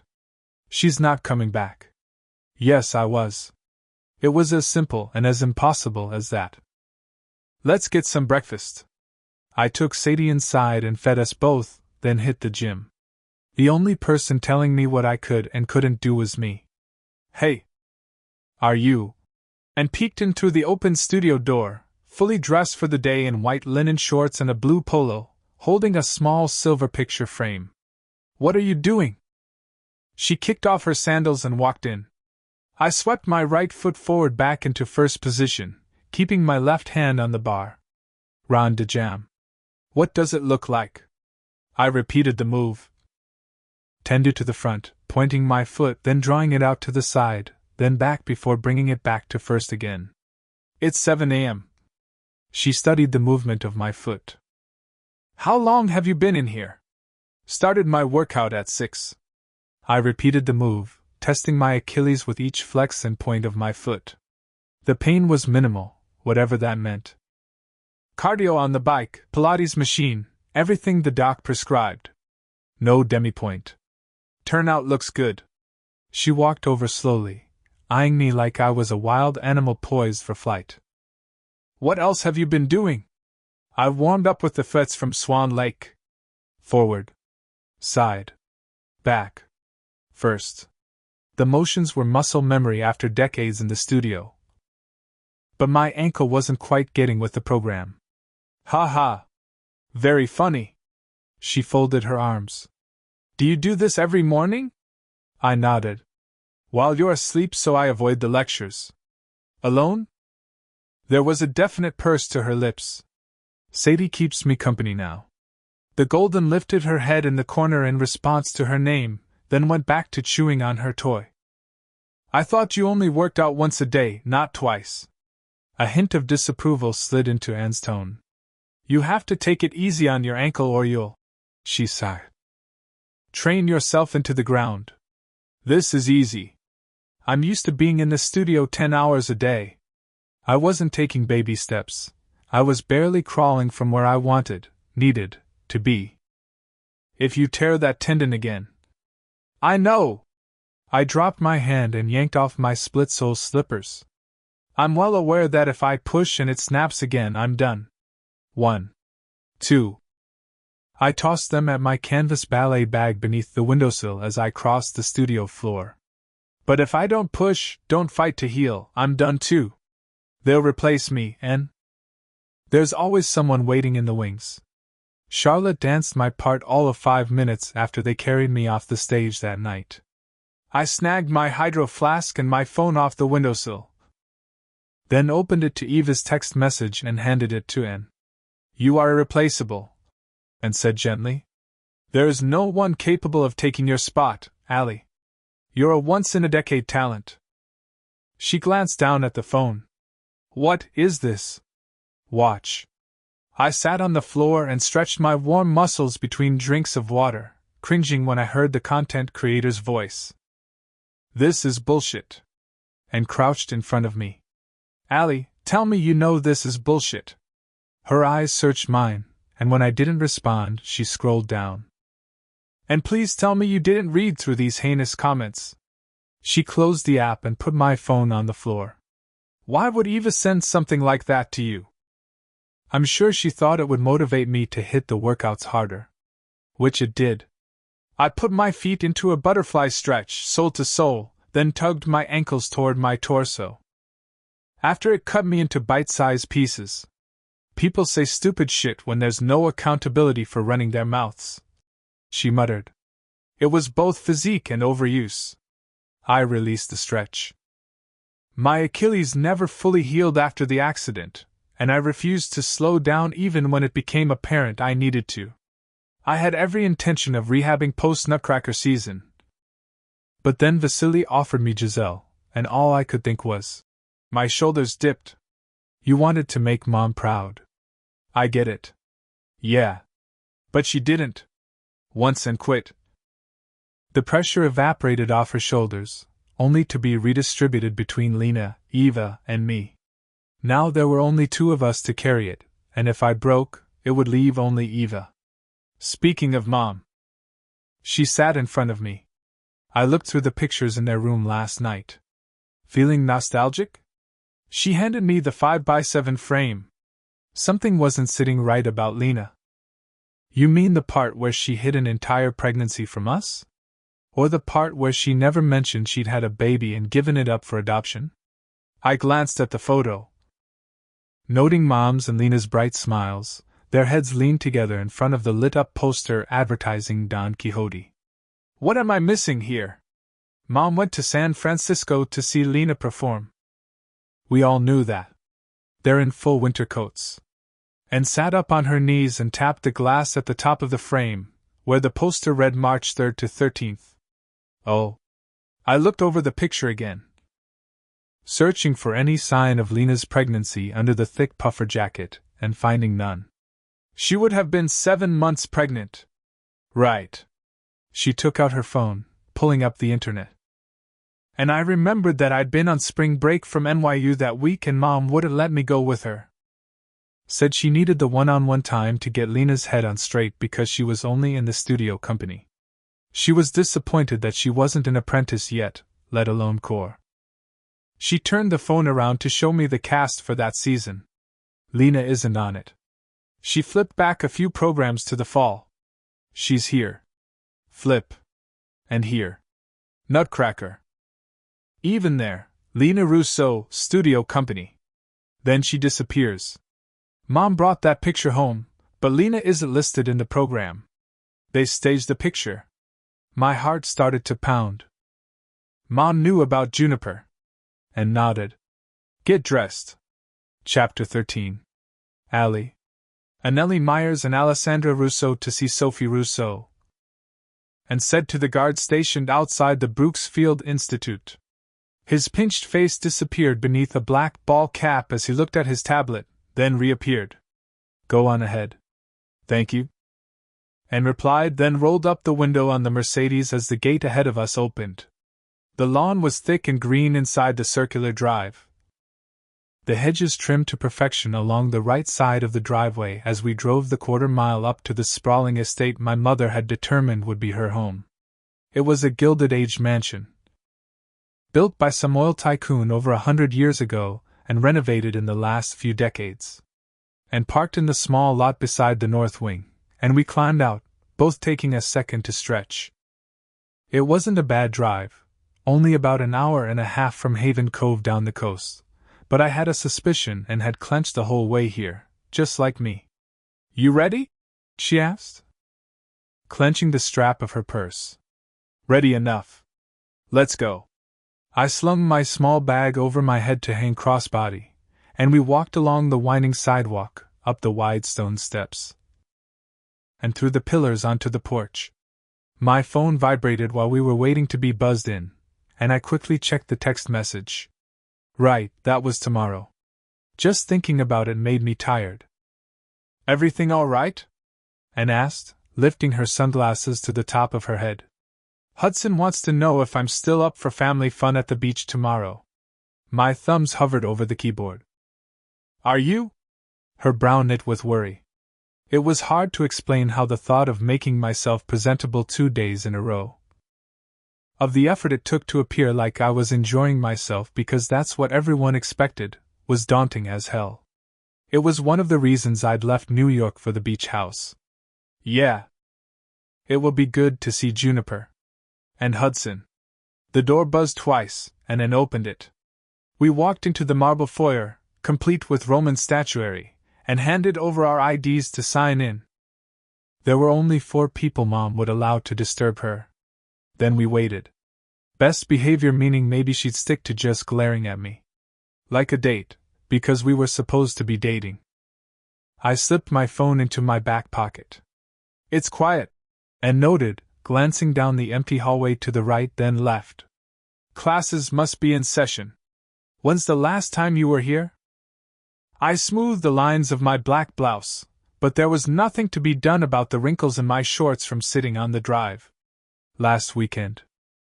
And smiled as a woman with a flawless bun and clipboard hurried by. You. A little over a month. I splayed my hands, checking that I'd scrubbed all the dirt from under my nails. She let me stay long enough to express her disappointment, then kicked me out. Said she was late to teach. Sounds about right. And muttered as Rachel, the newest of Mom's minions, came down the wide carpeted staircase in front of us. She's going to be angry that we're here on a weekday. It's so good to see you girls. Rachel exclaimed, her smile crinkling the edges of her eyes and mouth. Her light blue sweater matched her eyes, and her red hair was pulled into a neat bun. She has some time before her next session. Why don't you come on up? She led us up the carpeted steps, curving at the landing, then continuing to the second floor. Anyone else come by? Anne asked, her knuckles doing their best impression of Casper along her purse strap. Miss Eloise stopped up a couple of weeks ago, but if you're asking if your sister has been here. Rachel shook her head. Of course she hasn't, Anne muttered. We turned left into the north wing, passing a few rooms with closed doors, classical music streaming through each of them. And how is her mood today? I asked, my stomach twisting. On her worst days, I was mostly limited to yes or no answers when she deigned to speak with me, especially after I'd embarrassed her when I fell in January. But she was usually in a good mood for Anne. So far it's a good day, Rachel said with a thoughtful nod. She did yell at one of the new staff members, but they were late. Understandable. And paled as Rachel opened the 6-paneled double doors into Mom's suite. It was decorated in pastels, every piece hand-selected by Mom. From the tasteful seating arrangement with its tufted love seat and matching chairs to the similarly upholstered headboard on the heavily pillowed bed. The walls were covered in black and white photographs of both us and Mom at the different stages of our career. The lone photo of Dad sat on her nightstand, the glass smudged with fingerprints. And Mom stood at the far end of the suite by the enormous windows, her profile to us, painting yet another picture of yet another ballerina. Her hair was pinned neatly in place, and those tailored black pants and pink blouse didn't have a speck of paint on them, from what I could see. "Sophie," Rachel called out gently, "your daughters are here. And you have about 20 minutes before your next class." She gave us both a pat on our backs, then slipped out the door, leaving us alone with our mother. Anne and I looked at each other. And when I lifted my hands, so did she. 1, 2, 3. I mouthed silently, then threw my hand flat. And had 2 fingers pointed out. Scissors beat paper. Crap. "Mom?" I walked forward across the gleaming hardwood floor, passing by the conversation area on my right and the door to her bathroom on my left, stopping when I was about 10 feet away. "And I need to talk to you." Her head turned my way, and her withering gaze swept over me, lingering on my Vans. She opened, then shut her mouth, like she couldn't believe what I was wearing. "Fifth." "Ugh." I let loose a sigh and shot and a look. "Fifth," Mom shouted. I placed my feet closely together in opposite directions, right before left. "Sloppy feet." She went back to applying the delicate lines of the ballerina's skirt. At least the critique was quick and succinct. "We wanted to ask you about Lena." Her brush paused for a heartbeat before continuing on as if I hadn't spoken. Foolishly, I charged ahead. She might not ever want to talk about her, but we needed answers. "And I have been at the beach house, just like you wanted," I told her, hoping the fulfilled request might put her in a more amiable mood. "The one in Haven Cove. Studio needs waxing." She continued painting. "It's dull. Lifeless. We'll have it done," I promised. "Like your dancing? Dull. Lifeless." She picked up the water cup and rinsed the brush. "No fixing that." "Ah. And we've moved on to the insult portion of the visit." "Excellent." I looked over my shoulder at Anne, blatantly begging for help. "And Allie's been seeing Hudson Ellis," Anne said, coming my direction, opening her purse as she walked. Mom's brush paused in the pink paint, and I flinched even though I'd known the plan. If Mom knew about Juniper, there was a chance she'd know who was raising her. "River boy?" Disdain dripped from her words. "That's the one." I managed not to sigh. The first time Mom had caught me with Hudson on the beach, she told me, "That boy is like the river. Pretty to look at, but we don't swim there." The second time she'd caught me, I'd been grounded to the house for 2 weeks and sentenced to extra hours in the studio. "It's good to see you, Mom," Anne said, and I could only hope she'd have better luck. Mom gave her the same appraising examination, then smiled. "Anne." That flare of hope behind my ribs shone a little green. "Hi, Mom." And walked between us, then leaned in and kissed Mom on the cheek. "Doesn't Allie look great?" "She's already back in the studio. She'll be back on the stage in no time. By fall," I said, stepping out of fifth. "Vasily might showcase the ballet Isaac Budin choreographed for me." "Second," she barked. "Seriously?" And shot me a pleading look, and I arranged my feet into second position. "Vasily chooses his interests," she told Anne, her brow furrowing as she glanced back at me. "Sloppy." For fuck's sake, I was in perfect alignment. "He likes Allie," Anne said gently. "Always has." "He liked Lena." Her hand clenched the brush. "Allie is no prima." "Awesome. Neither was Lena." And considering that Lena had driven into New York and begged him to reconsider after the first year he hadn't offered her a contract, I would have argued that I had higher standing. If it would do me any good with Mom. But now I was simply the daughter who'd fallen in front of all New York City. I made the mistake of sighing. Third! Mom snapped. I angled my feet and expectations accordingly. I could be the youngest principal dancer in the history of the company, have dance roles that were created for me, earn critical acclaim. But until I had that scarce, extraordinary title bestowed upon me, none of it mattered in her eyes. Sloppy lines. Sloppy feet. She moved her own into position. Third. I readjusted my stance even though it was perfect. Third. Her stare prickled the hair on the back of my neck before she turned back to the painting. Mom, we know you have to get to class soon. And took the framed picture out of her bag and showed it to Mom. We just wanted to ask you about this picture. Mom stared at the picture. Lena. A smile ghosted her face. Did you know she was pregnant? Anne asked. Mom froze and so did my heartbeat. She blinked once, then pivoted toward the painting, stepping out of position. She'd shut us out. We weren't going to get anywhere with her. In this picture of you two, Lena is 7 months pregnant. Did you know? And tried again. Mom, talk to us, I begged quietly. Fourth. I moved accordingly. And took a deep breath. Did Lena have a baby? Mom shook her head, and the brush slipped, pink streaking across what had been a red curtain on the stage. Now it's ruined. She threw the brush into the water glass. Get out. I have class. My heart thundered in my ears. She fucking knew. Lena had a baby. I stepped out of position. Her name is Juniper. Do not ask again. Mom bit out the words. We have to. Did you help give the baby up? And pushed forward. Why didn't you tell us? Who is her father? I added, quickly falling silent as the door opened behind us. Hey girls, Rachel said from the doorway. Sophie, L. Gibbons is hoping you'd have a few minutes to look at her Aurora variation before class. No.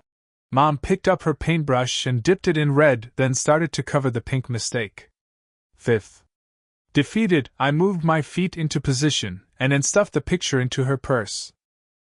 We both trusted Rachel, but this secret was bigger than us. Elle's father is a large donor, Rachel reminded Mom. It will only take a minute. We're not done discussing this. And said quietly to Mom. We are. Mom countered. 10 do. I complied, shoes and all. We have to know. I whispered. Relève, she demanded, grabbing hold of the water cup in one hand and dunking the brush with the other to rinse it. I can't. I shook my head. Going up on the balls of my feet wasn't an option yet. Maybe you could give us a second?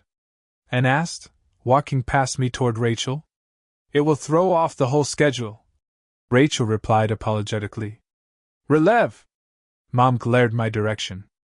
I can't, Mom. My ankle isn't ready. I relaxed my posture. She threw the cup at me, water and all. The plastic hit the hardwood a couple feet away with a thwack, and water splashed up, splattering the bottom of my legs. I waited for the embarrassment to hit, the sorrow that I'd disappointed her yet again, but there was nothing. She was the water, and I was now a sieve. Being numb had some perks. Mom! And shouted. Oh, Allie. Rachel raced past me into the bathroom, then came out and handed me a fluffy pink towel. Thank you. I wiped down my legs, mourning the loss of my pink Vans, which were now splattered with paint and water. I'm so very sorry. Rachel glanced over her shoulder at Mom. Sophie, how could you? Straightening my posture. I looked right at my mother. Easily. Though not usually in public. Rachel gasped, and Mom's hands curled. Shit, I shouldn't have said that. It should. Mom's face blotched red. And she snapped her mouth shut as her gaze flickered to the photo of Lena at my left. Go ahead and say it. I lifted my chin. It wouldn't be the first time, and it might make you feel better. At least one of us would. Mom. And warned. Should. Have. She jabbed her finger my direction, biting out every syllable. Bin. You. Mom. And shouted. Take that back. Yeah. I blew out a slow breath as the words crushed my heart in a sharp-nailed fist, cutting into the areas I could have sworn were too thick with scar tissue to feel, but even numbness had its limit. And this pain was acute. Raw. Devastating. Most days I wish it had been. I answered truthfully, anger getting the best of me. She knew about Juniper and hadn't told us. Wouldn't tell us. Allie, no. And whispered, reaching for my hand, holding tight. Never that. But I can't help but wonder what you would have done when Lena didn't measure up to your impossible standards either. Who would you blame then? I held on to that towel like a lifeline with one hand, and Anne's with the other. Leave now. Mom dismissed me without another word, striding out of her suite while Rachel scurried after her. Even now, she'll protect Lena over everyone else, and muttered. Mom wasn't going to help us. We were on our own. Chapter 14. Hudson. Allie Russo looked good as hell riding shotgun in my truck, looking out the window like she'd done it 1,000 times. Her hand wrapped around the oh shit handle as we pulled onto the bumpy beach access road. And I struggled to concentrate on both the road and what Beachman was saying from the back seat. He was my backup plan, a second set of eyes and ears to look out for Allie just in case Caroline decided to go back on her promise to back off. So we pull up on this vessel, right? And we're talking 30-foot seas. Beachman continued. Allie turned her entire body to look into the back seat, her oversized sunglasses making it impossible to get a hint of what she was thinking. They were more like 20, I corrected. Still, the waves are fucking huge. Beachman leaned forward. And this fishing vessel is bobbing like a cork, taking on water from all sides. And Ellis here is somehow dodging the crow's nest as he brings up the crew. That's more the pilot than it is me. I drove past the hot spots teeming with tourists, and the road got rough with sand. Whatever. Beachman waved me off. So he starts down for the last guy as this swell comes up over the bow, and the captain fucking jumps. Allie's lips parted. And I fought to keep my eyes on the road. Right. So Rafferty's got the controls. And he's telling Hudson that we gotta reel him in and reassess because it's dark as shit, and we think the captain's been dragged under the hull. He's exaggerating. I had a visual. The new comfort station came into view, and I spotted Mom and Dad's SUV parked nearby. Despite the remodeled showers and bathrooms that would normally draw the tourists, this section of beach was still the best-kept secret in Haven Cove. The fuck you did? Beachman countered. Anyway, so Ellis starts arguing that he can get to him, but I started the hoist because... You know orders. You're a swimmer too? Allie asked. Hell no. I have respect for my life and am therefore a flight mechanic. Swimmers are fucking crazy. No offense intended. He slapped his hand on my shoulder as we approached the coned-off area designated as a parking lot. None taken. So, the second Ellis is clear of the vessel. The asshole disconnects from the cable, and falls like 25 feet into the water. Allie's eyebrows rose above her sunglasses. Exactly. Beachman threw up his hands. So now I'm scrambling to get the basket ready, and Ellis is down there in 30-foot swells. 20, I corrected. And get this, he finds the captain. The boat starts to pitch. And the whole fucking thing goes over on its side, and the crow's nest had to have been 2 or 3 feet away from Ellis when it came crashing down. Oh my God, Allie whispered. It was more than 10 feet. I shot a look over my shoulder at him. Stop exaggerating. Are you telling the story? Or am I? Beachman threw his hand over his heart. So the swell yanks the boat back up again, and Ellis starts hauling this giant fucker through the water like he's no bigger than a toddler, trying to get some distance between them and the hull. And the whole vessel bobs right back like it's a game of whack-a-mole. I think that thing came for him at least 3 times before we got the captain hoisted. Then once more before Ellis was back on board. Rafferty was pissed. I pulled into a spot and put the truck in park. When was this? Allie asked me, unclicking her seat belt. Last night. Off the coast of Maine. Beachman answered, already moving for the door. I'm telling you, Ellis here is the luckiest bastard I've ever met in my life. Last night? Allie leaned on the console between us. We could have cancelled today. Everybody lived and I'm perfectly fine. I promised, undoing my belt. Just another day at the office. Potential death is just commonplace for you. Pretty much. I nodded. She stared at me a few seconds longer, but the damn glasses hid whatever was going on in her eyes. Something about her was off today. Let's go, lovebirds. Beachman called into the truck before shutting the doors. He knows, right? Allie asked. About us pulling off the fake date for the sake of getting Juniper into ballet? Absolutely. He's all for it. Beachman was more than ecstatic to facilitate what he saw as the fix for the problem I represented. I left the rest out. Good. The less people we have to lie to, the better. She plopped on a floppy sun hat, and we stepped into the midday sun. 77 degrees was hot for this time of year, but I wasn't complaining about the warmth or the cloudless blue sky. You all right? I tilted my head. You're more quiet than usual. Yeah. I'm fine. Had a shit day yesterday, and just really don't want to think about it.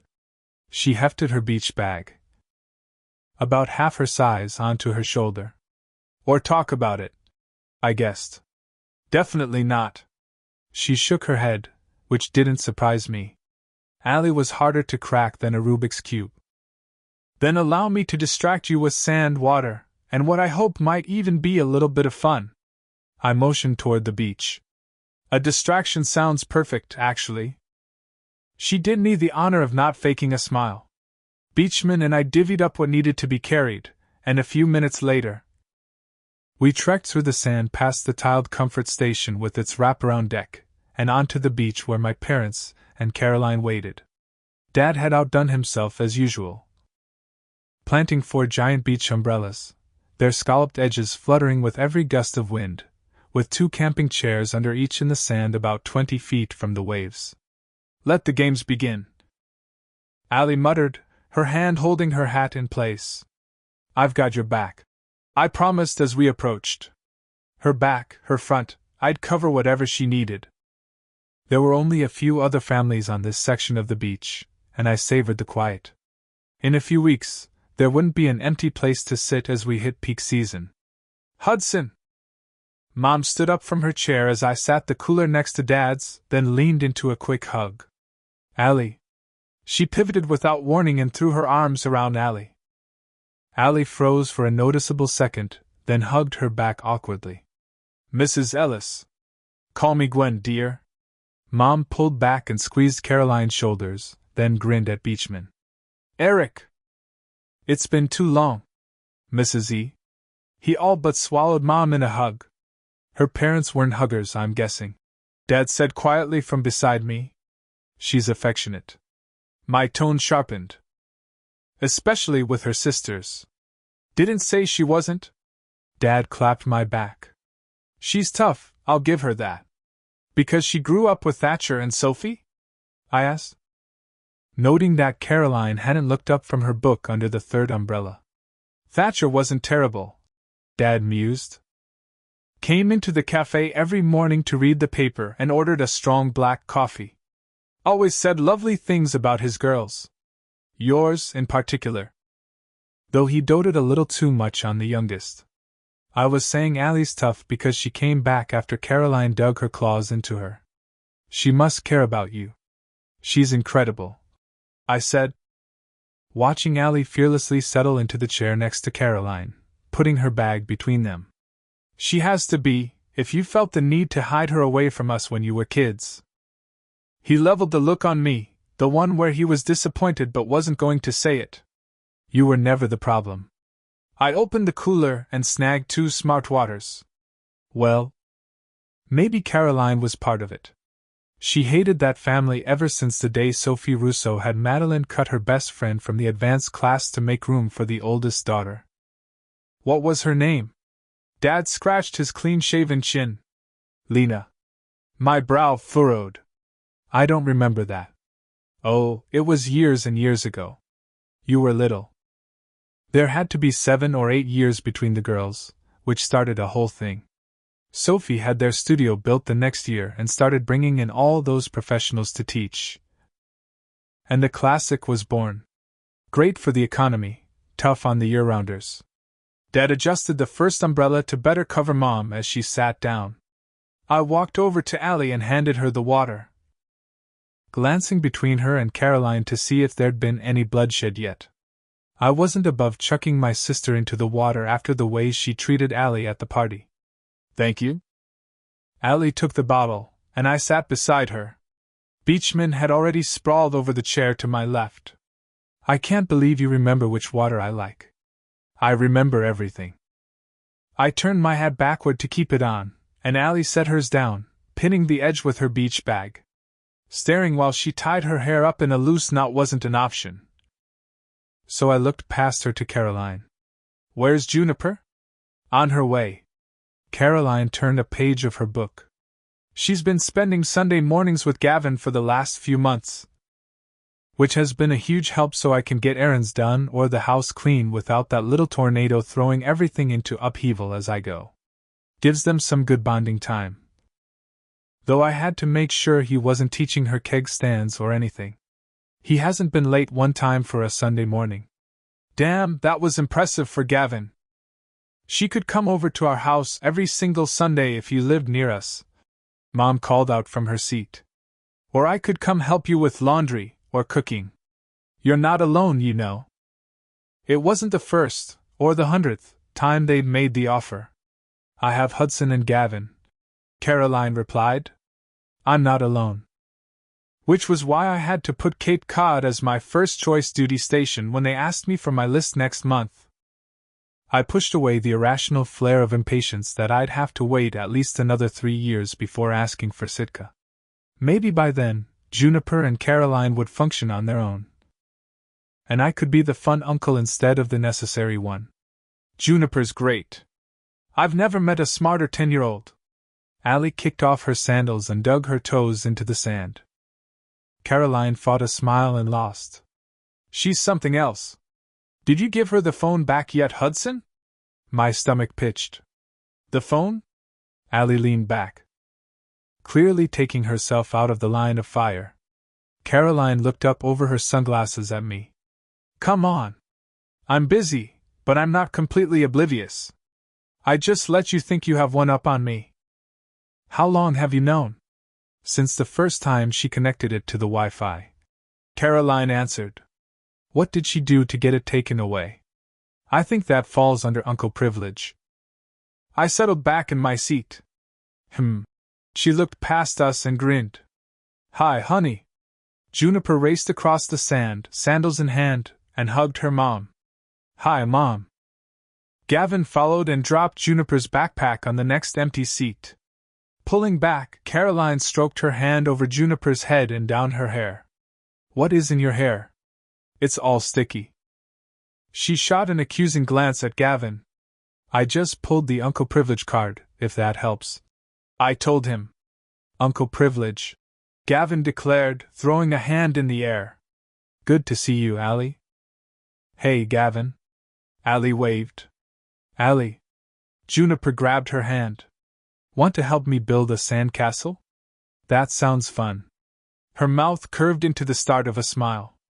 Mom, you too, Juniper declared. Oh fuck. Here we go.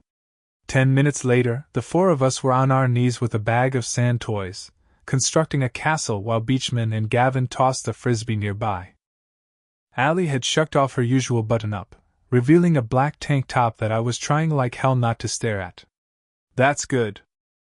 Juniper supervised as I pulled the bucket off the dampened sand that would serve as the center tower. You too, Allie. Thanks. A smirk played across her mouth as she did the same with a smaller bucket. I immediately started filling mine again, struggling to keep my eyes off Allie. Like she'd disappear if I looked away for too long. Did you make a lot of sandcastles in the summer? Juniper asked. With your sisters? Not really. Allie sat back on her heels, holding the little green bucket in her lap. We didn't get a lot of playtime in the summers, and when we did, we liked to hunt for shells or read on the pier. Or sneak out and stargaze, I said. Or sneak out and stargaze, Allie agreed, her eyes hidden behind those damned glasses. Because you danced all the time? Juniper dug into the sand, continuing the moat. And Caroline paused in the middle of packing sand into another bucket. Yes. Allie pushed her sunglasses up her nose. It took up more time as we got older. And eventually we were at it about 10 hours a day between the gym, taking class with whomever Mom had brought in for that session, then rehearsing in the afternoon. She'd been miserable and euphoric all in the same breath during those summers, and I hadn't understood it until my first few close calls out on the water. Loving something that actively worked to destroy your body was a bitch. Sounds like you didn't get to be a kid, Caroline noted, resuming with her own shovel. Allie glanced at me, then Juniper. There's a balance to be had. She hand-scooped damp sand into the bucket. I'm not sure I'd be what I am if my mother hadn't pushed us like she did. But I also think that ballet could have been a major part of our childhood without being all of our childhood. Balance would have been good, and I think that's why Dad wanted us out here every summer. To force that balance, but Mom built the studio and... She sighed. Well, I love ballet, but I never got to know who I am without it. Which was probably why she was foundering now. Kind of like the cafe. Caroline nodded. I get that. I was still hung up on Allie's confession. True, she lit up like a star on that stage. But she brightened every room she walked into whether or not she was in pointe shoes. I shook my head. You're smart, I said, knowing damn well I should have kept my mouth shut. That I was blurring the lines between what she considered a fake relationship and my very real feelings. Allie sat back on her heels. What? I said you're smart? I doubled down, staring into my own reflection in her sunglasses and wishing I could see her eyes. And kind, protective, observant, tenacious, compassionate, an oxymoron of hesitance and bravery. And 1,000 other things that have nothing to do with ballet. I knew all of that about you in the first 5 minutes we met, and you were nowhere near a studio. Allie's lips parted. Caroline fumbled her bucket. Mom won't let me do ballet, Juniper announced as she dug the moat past Allie's knees. Holy shit, she just went there. Allie stared down at Juniper as she crawled by, her brow furrowing. You make it sound like I don't feed you. Caroline finished her bucket. I feed her. Can I ask why? Allie acted like this was all new information for her. Damn. She's a good actress.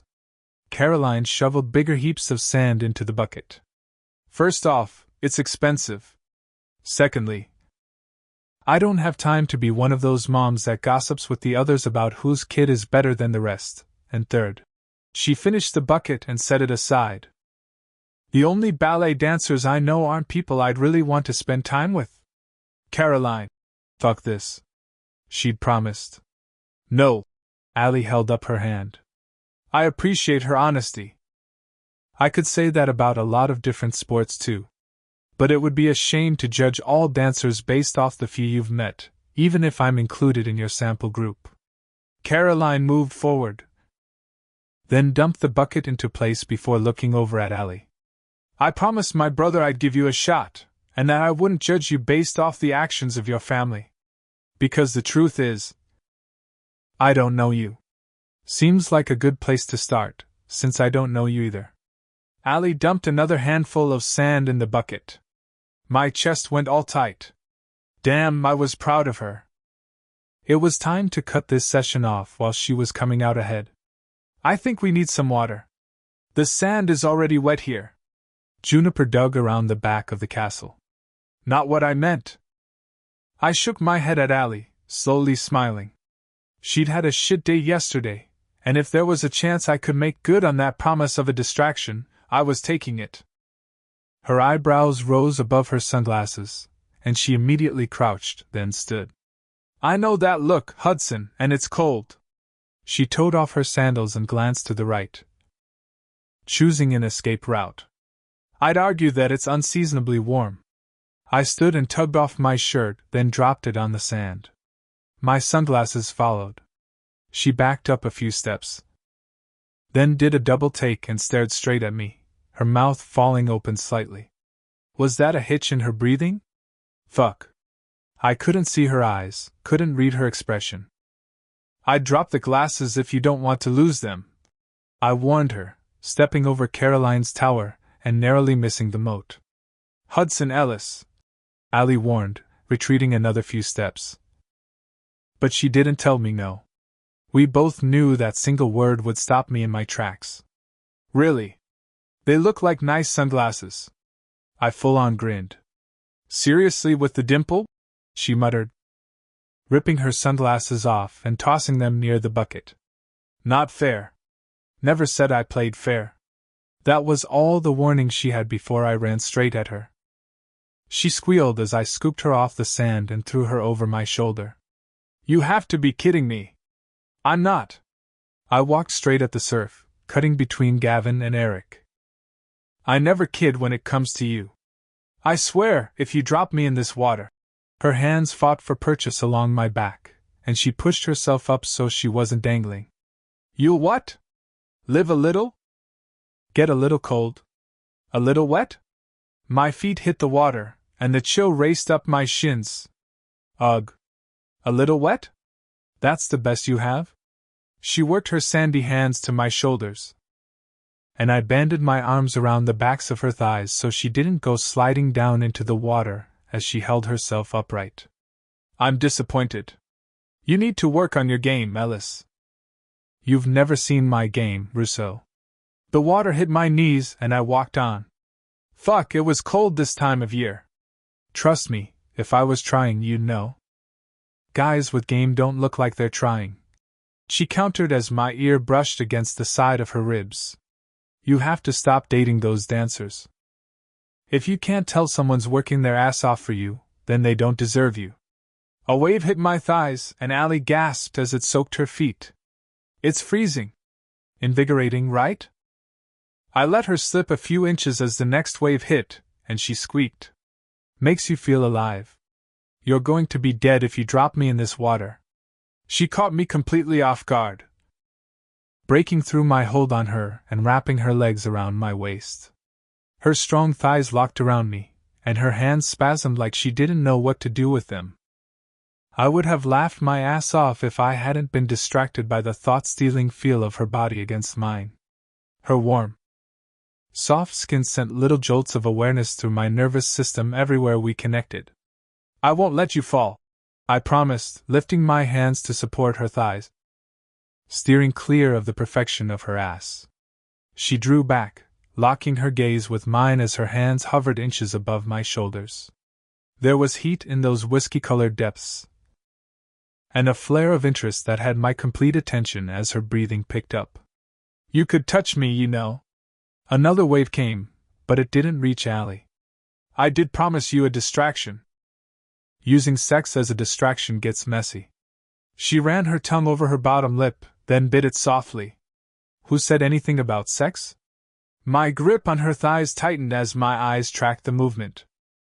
I wanted to lean forward and suck that lip free, wanted to trace it with my tongue, wanted to sink inside her mouth and finally know how she tasted.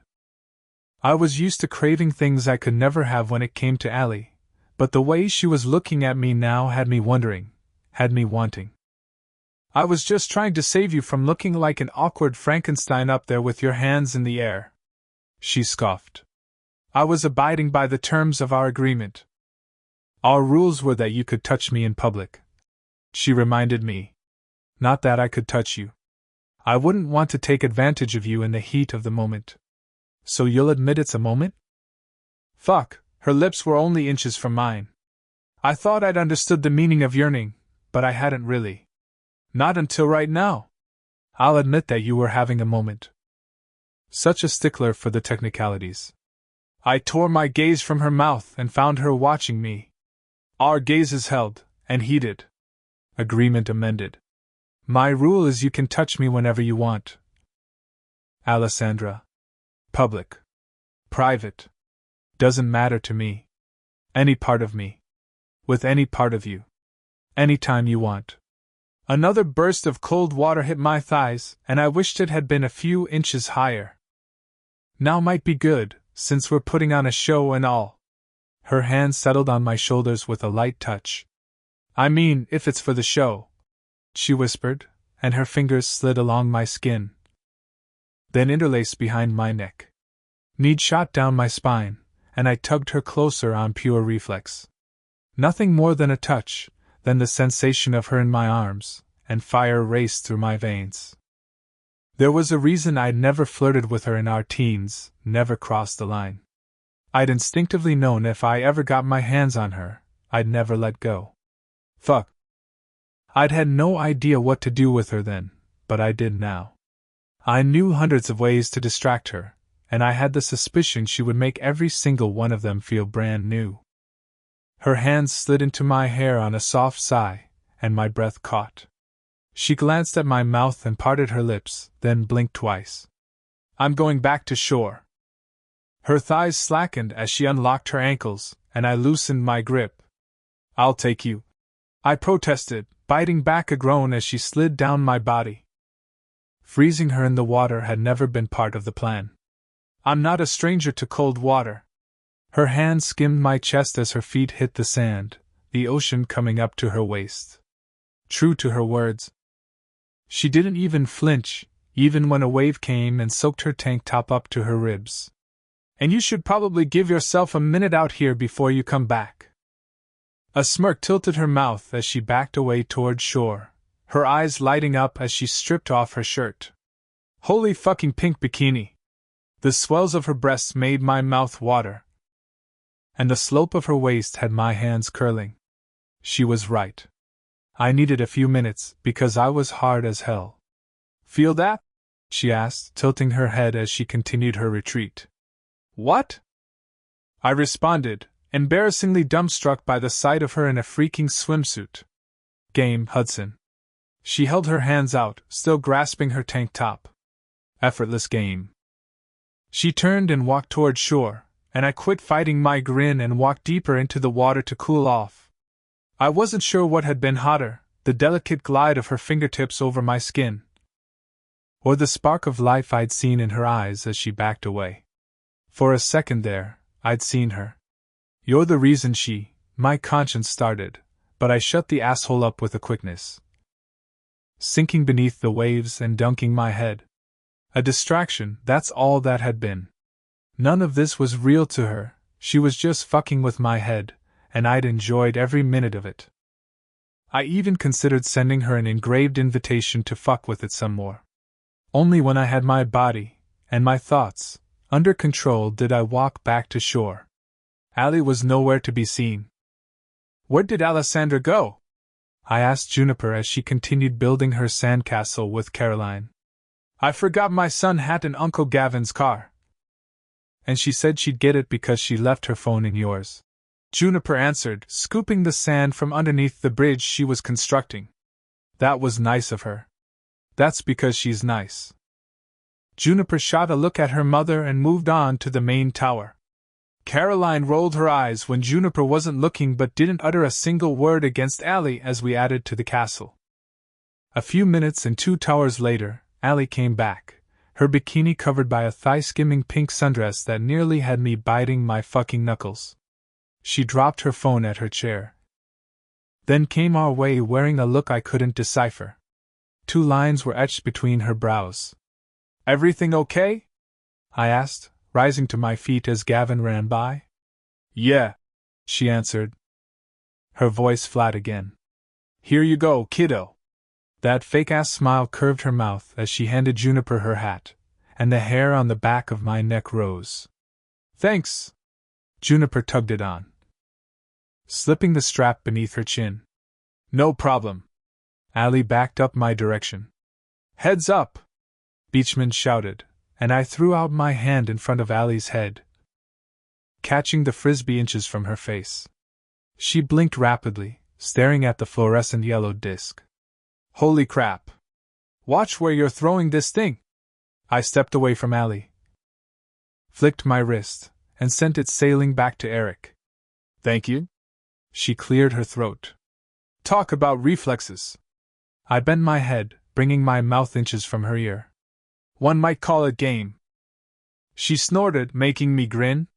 It was the closest to a laugh I'd gotten out of her, and I was taking it as my win for the day. The afternoon passed quickly. Mom and Dad praised the sandcastle and took Juniper on a walk up the beach while Gavin napped. Allie asked Caroline about the diner in a surprisingly bloodless exchange that left me oddly hopeful. Then I watched, completely hypnotized, as Allie showed Eric how to pull off an arabesque, standing on her left foot and raising her right leg up behind her at a jaw-dropping angle. God! She was beautiful. She's graceful, I'll give her that, Caroline said. More like exquisite. I used to watch her practice for hours when we were younger. I leaned forward, bracing my elbows on my knees. She made you watch her practice? Caroline gathered up Juniper's sand toys. Allie didn't make me do shit. Don't twist it like that. I laughed when Eric tried his hand at the move, and face planted in the sand. I wanted to be wherever she was, which meant hiding out in their studio whenever her mom wasn't looking. But she did her fair share of hiding out in the Grizzly Bear or my bedroom to spend time with me too. I caught Caroline staring, out of the corner of my eye. That ladder outside my window wasn't just good as a fire escape. Remind me never to let Juniper have that room, she muttered. Around 4, we cleaned up the site, and I helped Dad carry the umbrellas to the car. Once we had everything packed up in the truck, I headed over to the comfort station to wash off my feet so I didn't track sand into the car. Once I'd gotten the sand off, I walked to the edge of the deck and looked out over the ocean to wait for Allie. We'd made it through an entire afternoon with my family where Allie hadn't run and Caroline had held her tongue. Plus, when I considered that I'd had Allie pressed against me in the water.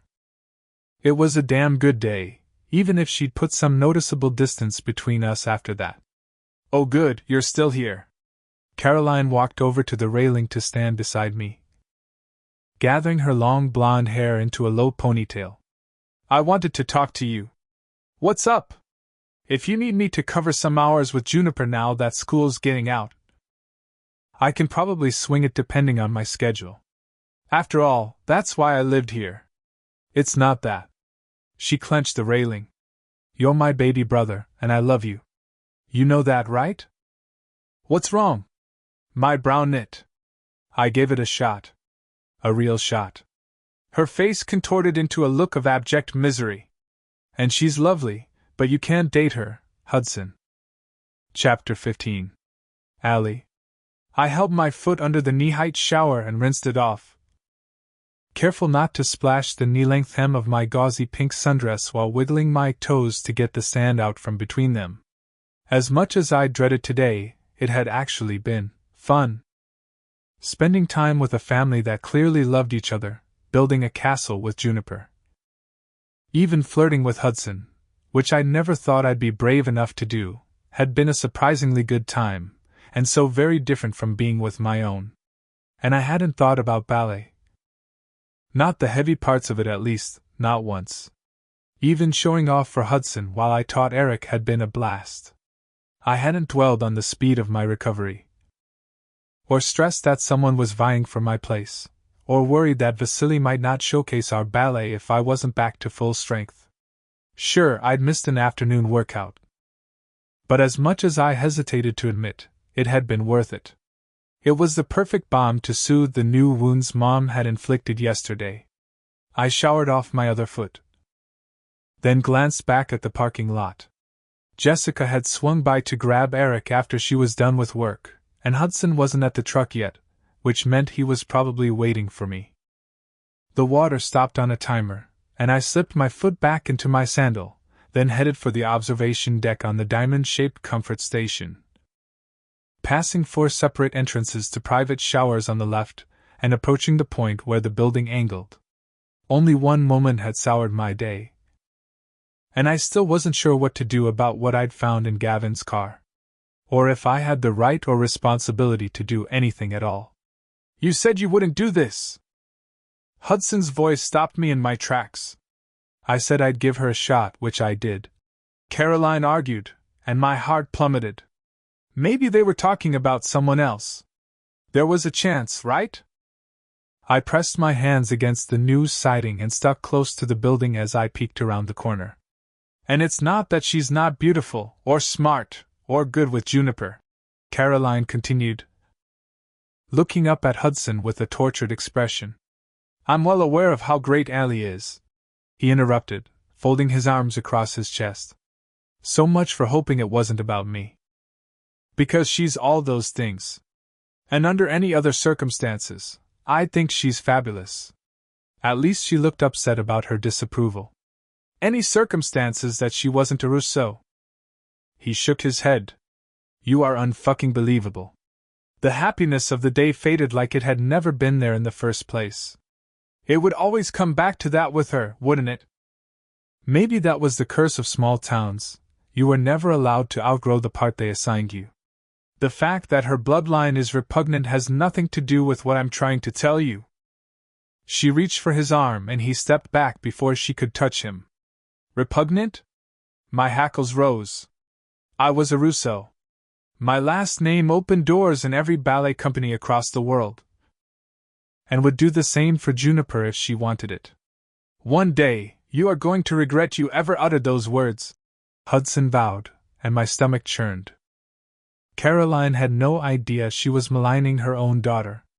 "Listen to what I'm saying, Hudson. Please!" Her pleading tone hit me straight in the chest. I felt her desperation to reach her brother as if it were my own. "She's lovely. She's just not for you." My fingernails scraped the siding. "Don't start on your she's leaving at the end of summer bullshit." He curved the brim of his hat. "We're fully grown adults capable of making decisions about long-distance relationships, or moving, or 100 other ways to be with the person you want." Damn, he sold it well. And I thought I was a good actor. "And you think she wants you?" Caroline challenged. Every muscle in my body locked, and heat flushed my cheeks as though I'd been called out to my face. Wanting Hudson had never been the problem. Him sticking around was the issue. Pretty damn sure. And I know Allie better than almost anyone. A muscle in his jaw ticked, and he shoved his hands into the front pockets of his board shorts. It had been years since I'd seen him lose his temper. But his tells were all the same.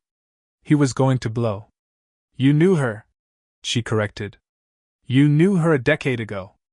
"I did some research." My stomach abandoned me. "What research?" "You fucking what?" He dropped his arms. "If you weren't my sister, I would be so damn done with you." I knew the feeling well. She only dates dancers. Only people in her profession, in her elite little level, and in her tax bracket. And you aren't any of those. She found that out on the internet? How much of this was I supposed to just sit here and listen to? Anger simmered in my chest. "I already know that." He shrugged, hands still in his pockets. "So what? Until now, I've only dated women I knew wouldn't ask for a ring. Things change. And I don't give a shit who she's dated before, because she's with me now." Okay, that was kind of hot. Really hot, if we weren't faking this whole thing. "She doesn't want you," Caroline shouted. "You have to break it off before you get any deeper. I've been watching her all day. I watched her at the party too. You touch her, you reach for her hand. You get her food and take care of her, but she doesn't do the same. Has she invited you to that giant party her ballet company holds every summer?" I retreated and let my forehead fall against the siding, squeezing my eyes shut as fury burned hotter with every condemnation Caroline spoke, pointing out all the ways I'd already failed Hudson. He'd convinced everyone, and I hadn't pulled my weight. Should have been you. Mom's words weaseled their way in. Seemed failure was the theme of my week. I'd failed Hudson and Lena. And now I was failing Juniper and Anne. We haven't talked about it yet, Hudson countered. Exactly. Hudson, she doesn't touch you. I'd even say she goes out of her way to avoid touching you. And that's not how a woman acts around the man she wants. Screw her. That wasn't a failure, that was on purpose. I did want him, which was why I was careful not to touch him. Not to give in to the electricity between us, not to make a mistake that would leave me broken at the end of the summer again. Shit, had I already ruined our scheme because, as usual, I was too careful? So, she's a private person. And still, he defended me. Double shit. She doesn't even smile at you. Not once. Maybe you are great friends, and maybe she's bored or lonely. But I'm telling you that she is not invested in this like you are, and she's going to break your heart if you don't end it. That's enough. I pushed off the wall and took a fortifying breath. This is the last time we're discussing this, Hudson warned. I'm not breaking up with Allie. Not today. Not tomorrow. Not ever, if I get a say. Letting her go was the worst mistake I've ever made in my life, and I'll be damned if your inability to pull your head out of your ass is going to cost me the only chance I have with her. My heart pounded as I stepped away from the wall. It was time to hold up my end of the bargain. Just a roll. This is just a roll. But it wasn't. Forcing my mouth into a soft smile, I rounded the corner. There you are! Hudson blanched. Alessandra. I was waiting in the truck. Before I lost the nerve, I walked straight to him. Rose up on my toes as high as my ankle would allow, cupped his stubbled face in my hands, and kissed him. I felt his quick indrawn breath, and prayed I hadn't taken it too far. We'd never agreed on kissing. Or not kissing. But here I was, pressing my lips against his. Finally. I lingered for a heartbeat, just long enough for my pulse to leap. For my mouth to register the softness of his, then prepared to retreat and face the consequences of my sneak attack. His arm wound around my waist, and he kissed me back once, twice. Then gently sucked on my bottom lip and dragged his teeth across it, waking every nerve ending in my body and stuttering my breath. God help me, it was over before I was ready for it to end. He lifted his head and looked at me like he'd never seen me before. We're done talking, Caroline. His gaze never left mine. I couldn't imagine a lifetime when I would ever tire of looking into his eyes. Already gone, she muttered. Her footsteps faded as Hudson and I stood there staring at each other. You kissed me. His focus shifted to my mouth. I kissed you. My voice dropped to a whisper, and my hands slipped from his face. I'd gone too far. Are you mad? Mad? He let go of my waist and retreated a step, putting some space between us. I'm feeling a lot of things right now, but I'm not sure about anger. Depends on how you answer this. Did you hear that argument? Yes. Anyone else? I would have hesitated, pondered what answer they wanted to hear, but I'd agreed to tell him the truth. Fuck. He leaned back against the railing and yanked his hat backward. You kissed me because you were pissed at Caroline. Yes. The breeze picked up, and I pinned the hem of my sundress to my thighs. Kind of. A family with 2 young children climbed the steps from the beach and headed for the overlook, stopping to admire the view about 10 feet away. Hudson muttered a curse, then pushed off the railing, grabbing my hand as he walked by. We're not having this conversation out here. My heart galloped as I followed him down the side of the building, and through the first door he opened. You were playing a role. But was I? Chaotic, complicated feelings rose, and I scrambled to construct the defenses that kept me alive, but it was impossible when my lips still tingled from that kiss. He dropped my hand and flicked the light switch, illuminating the private shower room with its teal and bright white tiles, then closed the door and locked it. The sound of the latch reverberated in my head. We were alone. which meant I had to choose if I was going to play the role and laugh off what just happened or be truthful and give him a genuine piece of me, knowing I might never get it back. You heard what she said and wanted to prove a point. He slipped his hands into his pockets and leaned back against the door. Yes. It was the truth. Mostly.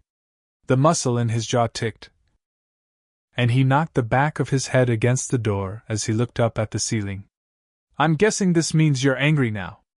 Where had all my earlier bravado fled to? God.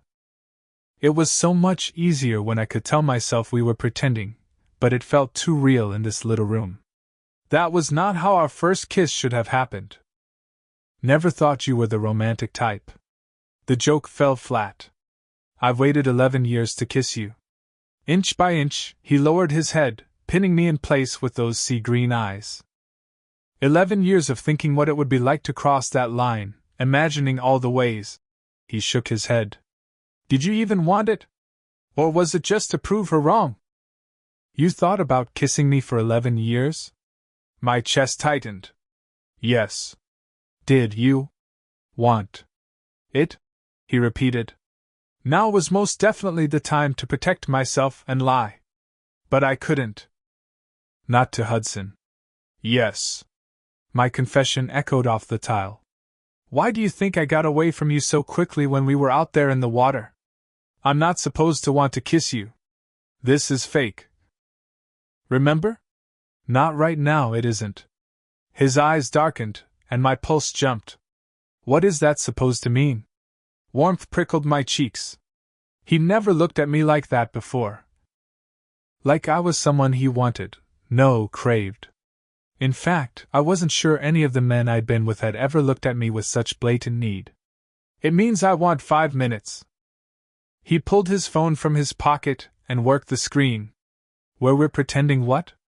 I folded my arms and fought to control my racing heart. That I don't hate you. That this arrangement is real? What roles are we playing? Any mask was better than none. 5 minutes where we don't pretend. Just you and me. He showed me the timer and clicked start. I fisted handfuls of my sundress just to make sure I wasn't as naked as I suddenly felt. Fine. No pretending. He nodded. Now would be the time to leave if you don't want this. He pushed off the door and stalked forward slowly, giving me ample time to go. To protest. I did neither. Lifting my chin, I retreated a step, bumping into the sink as he reached me. You're still here. He put his hands on either side of me, trapping me between his arms, then leaning into my space. I'm still here. My gaze dropped to his mouth as I struggled to breathe. I should go, yet I couldn't bring myself to walk out that door. What do you want, Hudson? I want that first kiss. He cradled my cheek and skimmed his thumb over my lower lip. Do you? It's a bad idea. Oh God. Do you? He repeated. Kissing him, really kissing him, would be totally, utterly reckless, and that word never applied to me. But I wanted to kiss him more than I wanted the safety of my solitude. I looked up into his eyes and unfolded my arms, placing my hands on his chest. Yes. Allie. He whispered my name as he lowered his head. Then his hand slid to the back of my neck, and he kissed me. Yes. This was exactly what I'd wanted, his mouth moving over mine with mine. The pressure achingly sweet. He stroked the center of my bottom lip with his tongue, and I opened for him. He groaned, and we descended into pure madness. He consumed me with deft strokes of his tongue along mine, laying claim to every sensitive line of my mouth and wrecking my carefully constructed world. My hands rushed over his shirt and around his neck, pulling him closer. Electricity raced across my skin, and I kissed him back with a decade's worth of longing as heat exploded between us. Untamed and dangerously volatile. His grip shifted to just beneath my ass, and he lifted me onto the edge of the sink, keeping his mouth sealed over mine. Robbing me of thought and logic and replacing them with urgency, and a need I wasn't sure I'd ever be able to sate. Holy shit, he was good at this. He parted my thighs and moved between them. bringing our mouths together again and again, weaving his fingers through the hair at the nape of my neck and tilting my head for a deeper angle. A few seconds was all it took for the kiss to spin out of control, and we let it. We pushed it with questing hands and stuttered breaths. Too desperate for more to stop for such a trivial thing as air. I nipped his bottom lip. He sucked my tongue into his mouth, and I moaned. I knocked his hat off and ran my fingers through his hair, holding his head against mine. He skimmed his hand under my dress and along my outer thigh, then grasped my hip, and then he pulled me tighter against him. Oh God! He was hard and hot. And so right there. Hudson! I whimpered, and he responded by kissing me harder, deeper, longer, until I knew his mouth like my own, and the taste of salt and Hudson was branded into my memory. Yes. So much yes. This was what a kiss was supposed to feel like. How had I lived 27 years without experiencing this kind of heart-pounding rush? This overwhelming hunger? I wanted him. I needed him. He was heat and warmth, and I'd been so damned cold for too long. He could have asked for anything, and I would have given it as long as he didn't stop kissing me. I wanted to give it. Wanted to feel every inch of his skin against mine, wanted him to shove the fabric of my swimsuit to the side and touch me. I wanted everything. He ripped his mouth from mine only to kiss a path down my throat, returning to the places that made me gasp, sucking where I moaned. My fingernails bit into the back of his neck as his lips skimmed my collarbone, and I rocked my hips, making us both moan at the friction. This wasn't chemistry. This was combustion. And I was here for it. So fucking mine, he whispered before claiming my mouth again. I hooked my ankle around the small of his back, and his grip tightened on my hip as I kissed him again and again. Like I could fit 11 years of fantasies into this single moment. 11 years. We could have had this, had each other, for all that time. But he'd left. Without a word. Like our years of friendship meant nothing. I cried out at the sudden pain in my chest, and Hudson broke the kiss, both of us panting hard as his eyes searched mine. Allie? My vision wavered and my eyes stung. You broke my heart. Maybe we were just friends, but you broke my heart. His chest heaved as he dropped his forehead against mine, his fingers gently stroking the back of my neck. I know. How could you do that to me? I should have pushed him away, but I tugged him closer instead. Like holding on to him now could somehow have forced him to stay back then. I'm so fucking sorry. He pressed a hard kiss to my forehead. So sorry. The alarm went off in his pocket. Shit. He retrieved the phone and silenced the alarm. 5 minutes. Was that all it had been? How had he unraveled me so completely in only 5 freaking minutes? What could have happened in another 5? Why was I so damned weak when it came to him? Allie. He tried to catch my gaze, but I wouldn't give it to him. My hands fell to his chest, and I pushed. Time's up. His frustrated sigh filled the room, but he stepped aside, offering me a hand down from the sink. I ignored it and slid off on my own, then walked straight out of the room on trembling legs. That can't happen again. I repeated the words over and over in my head as Hudson drove me home in what was arguably the most tense, silent car ride of my life. Why had I done that? Hudson pulled up in front of my house, and I grabbed my beach bag and reached for the door handle. Are we going to be okay? He asked as I shoved the door open. There's no real us, remember? I climbed down from the truck. But if you're asking if I'm going to punish Jupiter for my asinine decisions, then of course not. Using my elbow, I shut the truck's door. Then started up the porch steps. You only have to hold it together until you're inside. The screen door creaked as I opened it, and to my surprise, Sadie didn't come running from whatever she'd inevitably chewed to death. I dropped my beach bag on the entry floor, and deflated, my composure completely deserting me, leaving me as raw as an exposed wire. 5 minutes was all it had taken him to strip away the walls I'd built over the years. The illusion that anger and apathy were the only emotions I could have when it came to Hudson. I opened my eyes at the clicking sound of Sadie's nails on the hardwood, and turned right toward the living room. Kenna stood in the doorway, wearing a chocolate-colored sleeveless blouse a shade lighter than her crossed arms and a fuck with me I dare you expression. A single black eyebrow arched, while Sadie wagged her tail by her side. Told you I'd send a search party. She was here. My closest friend had ignored the declined calls, the unreturned text messages, and she'd brought herself all the way from New York when she had an entire ballet company whose orthopedic care she oversaw. She was here, polished and put together. And I was a fucking wreck. I crumpled, covering my face with my hands. Kenna sighed. Well. Shit. Chapter 16. Allie. That's a lot. Kenna remarked as we stood with our backs to the cliff an hour later, throwing tennis balls into the yard for Sadie to fetch. I'm a horrible person, aren't I? I tugged the sleeves of my sweatshirt down over my palms. You think there's any chance of me dignifying that question with a response? She shot me a heap of side-eye as Sadie raced back to us. I feel horrible. I took the not yet slimy ball from Sadie and chucked it again, careful not to throw toward the pool. Turned out Goldens really liked water, and they took forever to blow dry. Because you kissed a man who's had you tied up in knots for almost half your life? Because you're sneaking around that girl's mom without her knowledge in order to manipulate her? Or because you ran off from your support system while rehabilitating a serious injury, refused to pick up the damned phone, and forced me to rent a car and drive it, which I have not done since moving back to Manhattan, from the world's smallest airport because there's no Uber out here in the beach town of Nicholas Sparksville?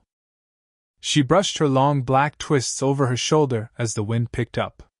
A sour taste flooded my mouth at the picture she'd painted.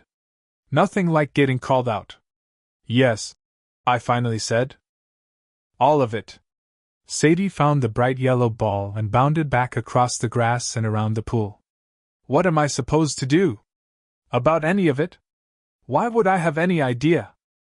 She bent down and took the ball from Sadie. Because you're the smartest woman I know.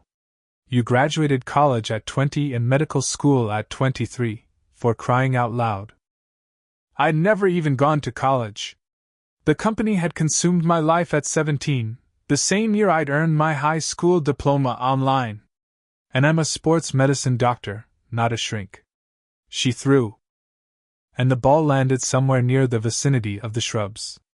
And what the hell were you thinking, getting a dog? You know Vasily isn't going to let her hang out at the studio.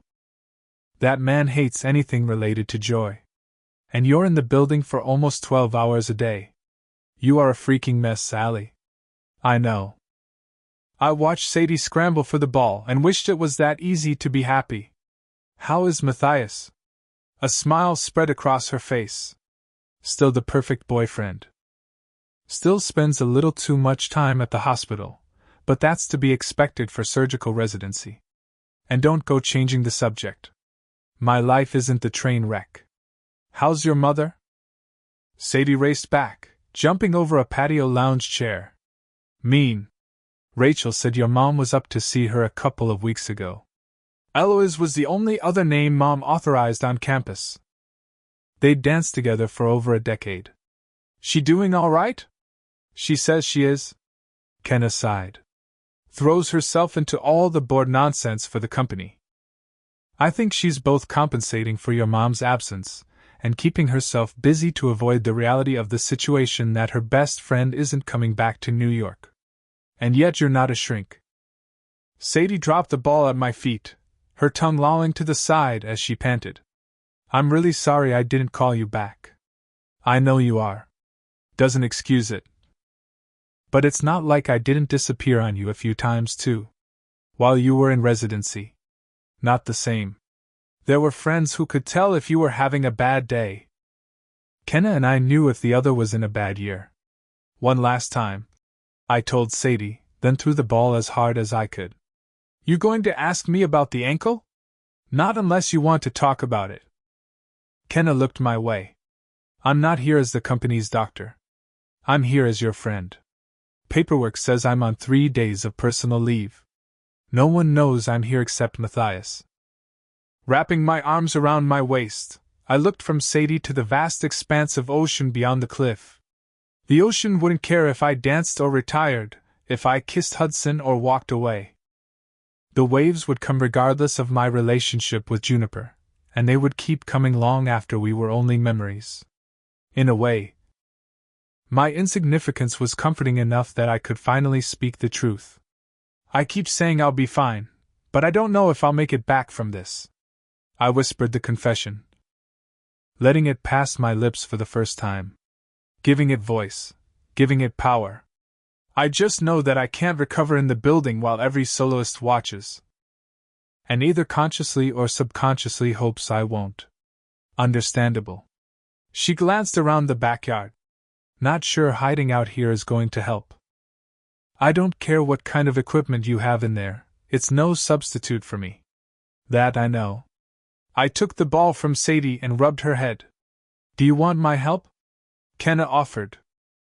A burst of hope flared in my chest, but quickly dimmed.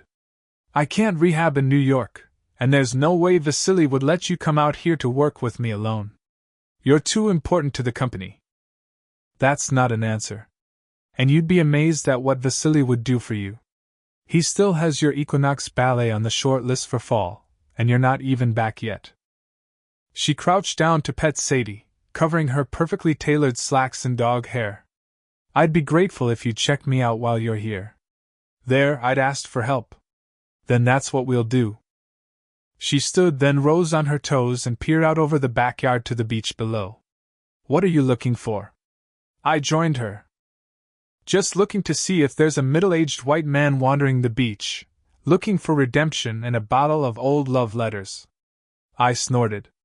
Don't you scoff at me, Alessandra. I drove through the town. You and I both know the second Thanksgiving hits around here. There's a surplus of Christmas tree farmers just waiting to snatch some Manhattan girl's soul and teach her the true meaning of the holidays. She shivered in repulsion. We turned to walk back toward the house and found him coming out of the back door, holding yet another sample centerpiece.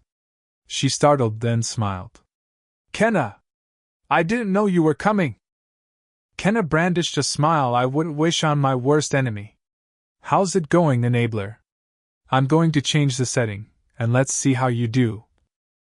Kenna said 2 days later as I lay horizontal on the jump board in our gym.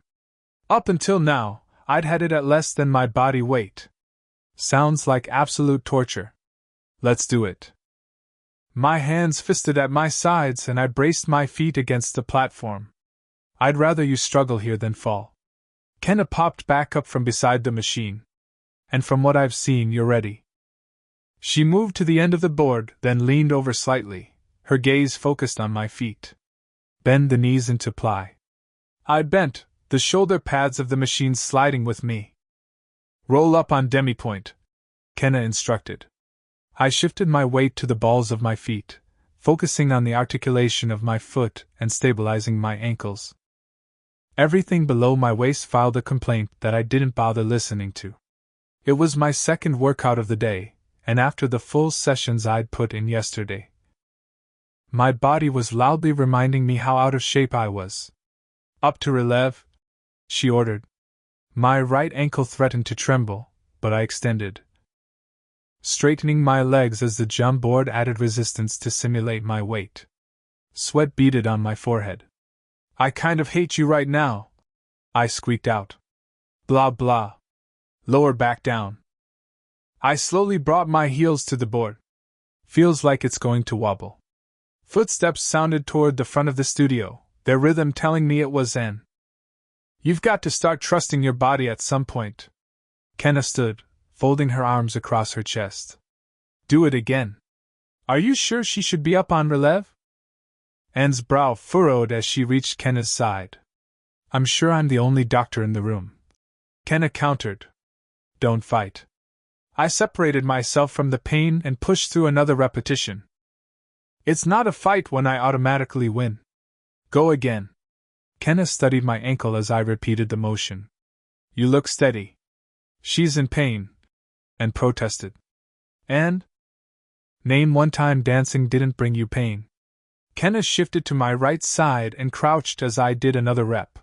I examined her yesterday morning, and again last night after working her out. She's nowhere near 100%, but she's ready to start climbing.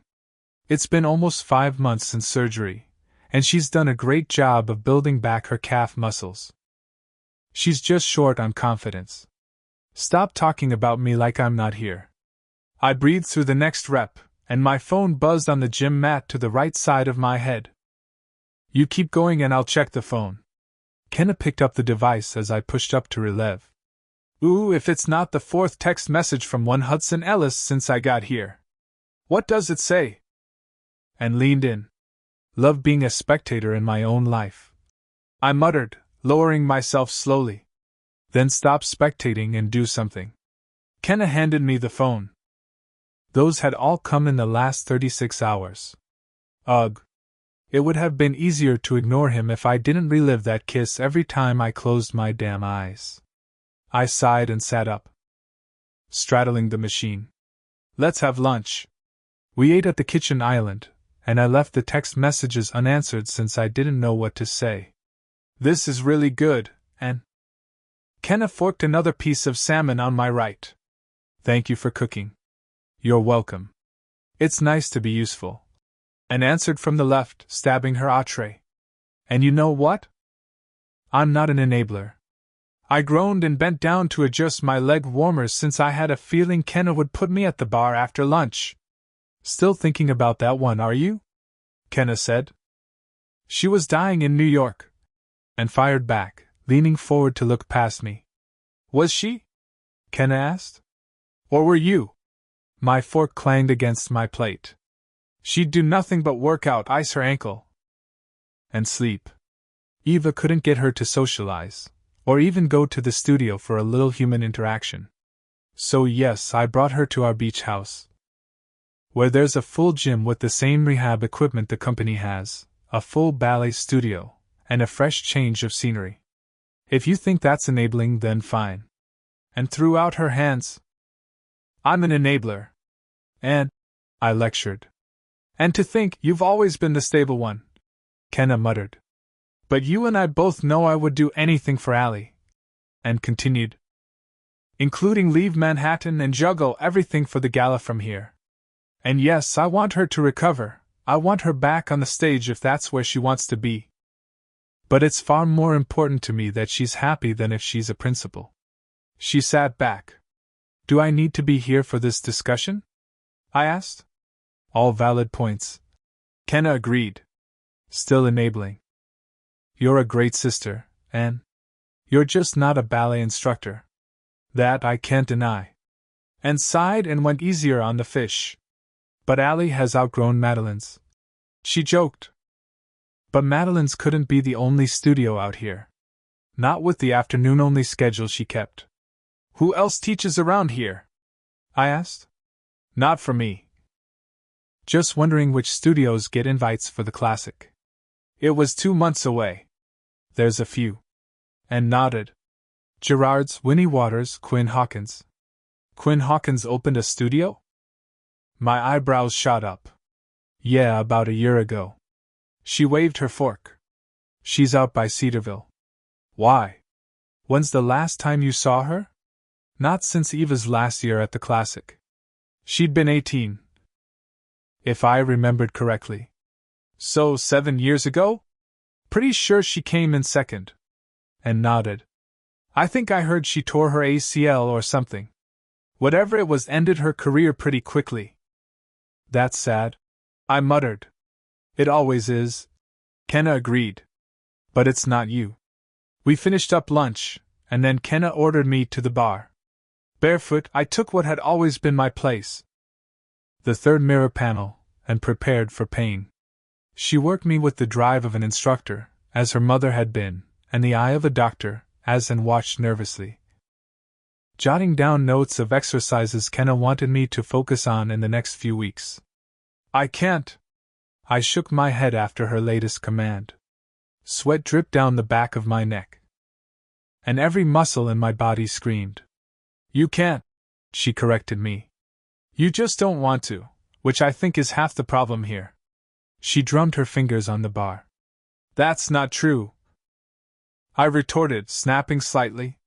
Prove it. She gestured to my feet. Fear held me in its grasp and squeezed. Come on. You've been here before. You know what it feels like. She leaned in and lowered her voice. And no one in this room gives a shit if it's not perfect. Sophie's not here. If you don't want this, no one's going to blame you. You want to retire early? Escape the tyranny of the company? I will send an email that it's a career-ending injury. I'll have your back. But, if there's a chance you still want your position as a principal, then let's go. The time to rest is over, and the time to push is now. What do you want, Allie? Why was that everyone's question for me lately? I glanced over at the picture of the four of us, at Lena's bright, infectious smile, then to Anne, who scribbled something into the notebook. If either of them had been in my position, they would have fought like hell to keep it. Mom would accept nothing less than me returning as a principal dancer at her company. I moved my feet into first position and dipped into a demi-plie, ignoring the burn above my right heel. Ribs closed. Shoulders down. Then I rose into releve, shooting to the balls of my feet. Pain raced up the back of my calf, dull but insistent. I shut it out with my usual method, pretending it was simply my baseline, and tightened my thighs and core. My quads and glutes reminded me it had been far too long. But my ankle didn't waver, wobble, or tremble. It was pissed. But it did the job I assigned. Kenneth smiled. Do it again. I completed every rep she handed out, and by the time we were finished, my ankle throbbed with an insistence I couldn't block out. I said, You look way better than you give yourself credit for, Kenneth said as I went through my post-class stretches. And 20 weeks post-op? You can totally rock heels at the gala. That should shut Charlotte and the other wagging tongues right up. In 2 weeks? Anne asked. The gala is in 2 weeks? I sat with my legs folded over each other, then leaned forward to ease my back. Yes. Anne's eyes narrowed. And I've been working on it for months, so don't even think about skipping out. You will be at that museum if I have to drag you myself. See, now that is not enabling, Kenneth said with a grin. Don't take her side. I shook my head and sat up. Of course I'm going. Vasily sent an email this morning saying he wanted to talk to Isaac and me, which means it's about Equinox. I'd say having a role created for you is worth going for. Kenneth sat on the green balance ball. I already RSVP'd for you and Hudson. And tucked the notebook under her arm. Hudson? My stomach fluttered, and those weren't butterflies. They were more like wasps. I'm not taking Hudson. Pretty sure our pretend relationship only exists within county lines. Take Hudson to New York? Even if he wanted to go, which I doubted he did, that would be letting him into my actual life, where he could actually hurt me again if he wanted. Oh yes, you are. And nodded with each word. You told me Caroline already made an issue out of it. You did. Kenna bounced on the ball. There will be photographers and journalists. Exactly. And waved her pen at me. Caroline will see the pictures, and we'll be one step closer to her accepting your relationship, and by proxy, our family. Which, if you haven't noticed, isn't going well. And we're kind of on a deadline since you'll be back in New York in August. So will you. And everyone will see the photos. You're asking me to go public with a relationship that doesn't exist. I unfolded my legs. A little help here? I lifted my eyebrows at Kenna. I think the entire situation is a ticking time bomb. She bounced. But, if there's a chance I get to see the man who's pretty much sabotaged every relationship you've ever had, without even knowing it, struggled to fit into your world for a night, then I'm on Anne's side for this one. Should make for an amusing evening. Thank you. Anne smiled and straightened her shoulders, then cocked her head to the side.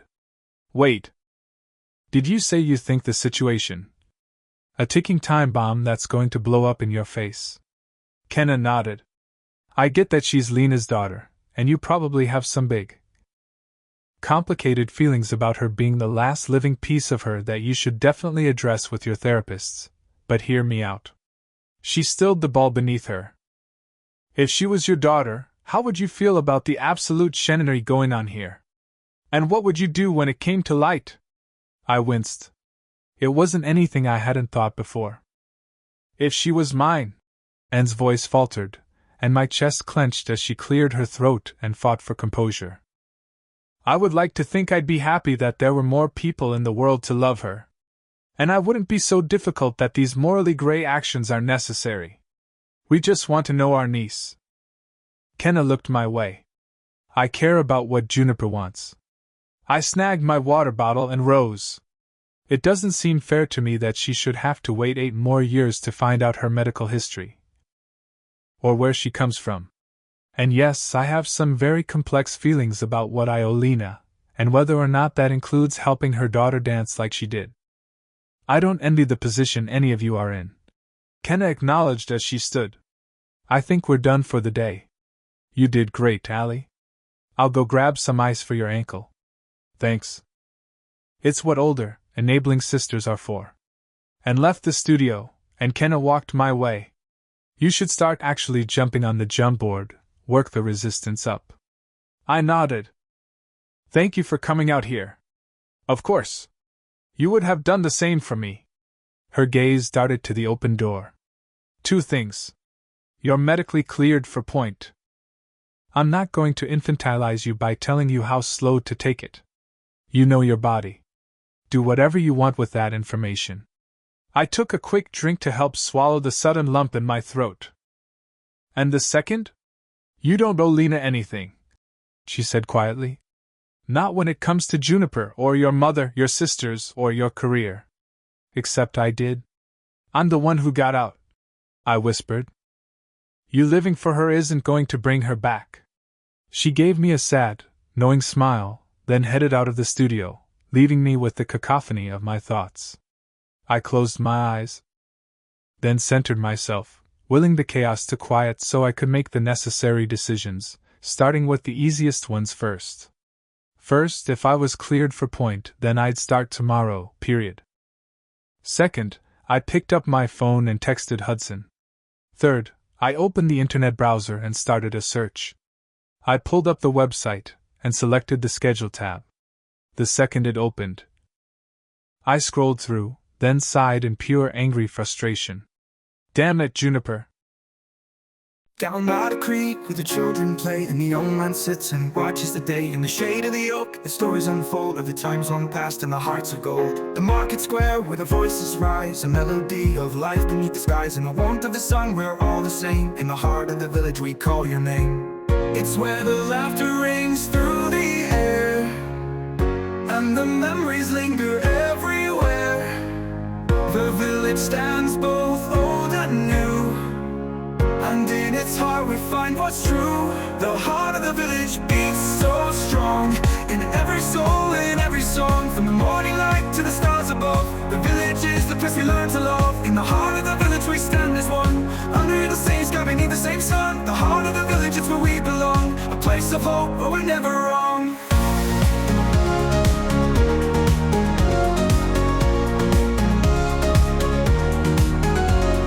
Churchyard where the bells still clear, we remember the ones we hold dear. The cobbled streets. Chapter 17. Hudson, you look like you're going to prom. Eric laughed, slinging his arm across the back of the green velvet sofa in the center of Franklin's formal wear. He was shorter at his prom, Mr. Franklin himself muttered as he judged the lines of the 3rd tux I'd tried on this morning. I still don't understand why you don't rock the dress whites. He crossed his ankle over his knee. Women love that whole officer and a gentleman vibe. At least Jess does. Allie said black tie, and whatever she says is what I'm going with. Especially since that invitation had been the only communication she'd given me since last weekend. It had been the first and only time a woman hadn't returned a text or a call after I'd kissed her. Talk about bursting an ego. The kissing itself hadn't been the issue, that had been in a realm beyond perfect. For a second, she'd been right there with me, fire and all. No mask, no walls, just Allie. Fuck, I could still taste her, still feel the thrum of her pulse beneath my lips, still hear the moan that went straight to my dick. We'd ignited the second our mouths met. And as much as I'd loathed bearing painful witness to the hurt I'd caused her, I was also thankful she'd stopped us when she did. My control had been hovering on the edge. And the first time I sank inside her sure as hell wasn't going to be in a public shower stall. After that kiss, I knew there would be a first time. And a thousandth. I'd never felt chemistry like that in my life. We were a foregone conclusion. Knowing Allie, that was why she hadn't called, because the kiss had been real. And while it made me realize that I wanted us to be real, even if it was just for the summer, it had scared the shit out of her. Turn. Mr. Franklin gestured with his pointer finger, and I turned. Wincing when I looked in the mirror. Can we lose the bow part of the black tie? I felt like I just needed a rabbit and a top hat to complete the act in this thing. Mr. Franklin looked around me, meeting my gaze in the mirror. It's fashionable to wear a normal tie as well. Think fuck. You spending the weekend in New York? Eric asked, scrolling through his phone one-handed. I have no idea. Were we staying together? Separately? He laughed. Watching you have absolutely zero control in this situation is amazing. Glad you're enjoying it. I turned again when Mr. Franklin told me to. I got leave approved, so if she wants to stay the weekend, we'll stay the weekend, and I've studied the company website, so I'm prepared to meet her friends.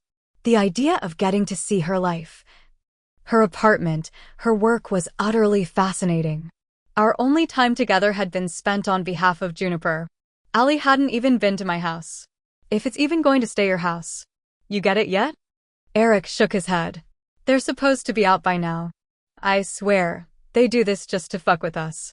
Mr. Franklin shot Eric a disapproving look, not that he noticed as he hit refresh over and over.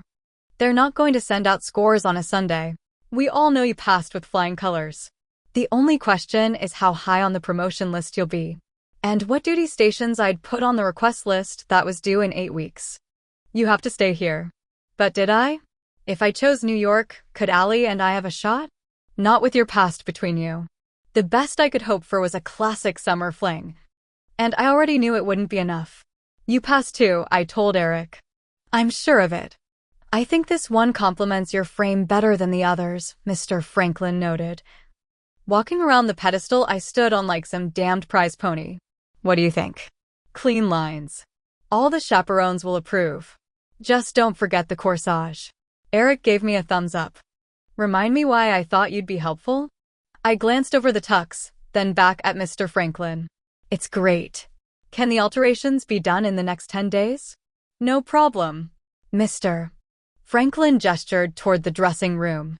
Now that your monkey suit has been chosen, am I free to go grab brunch with my girlfriend?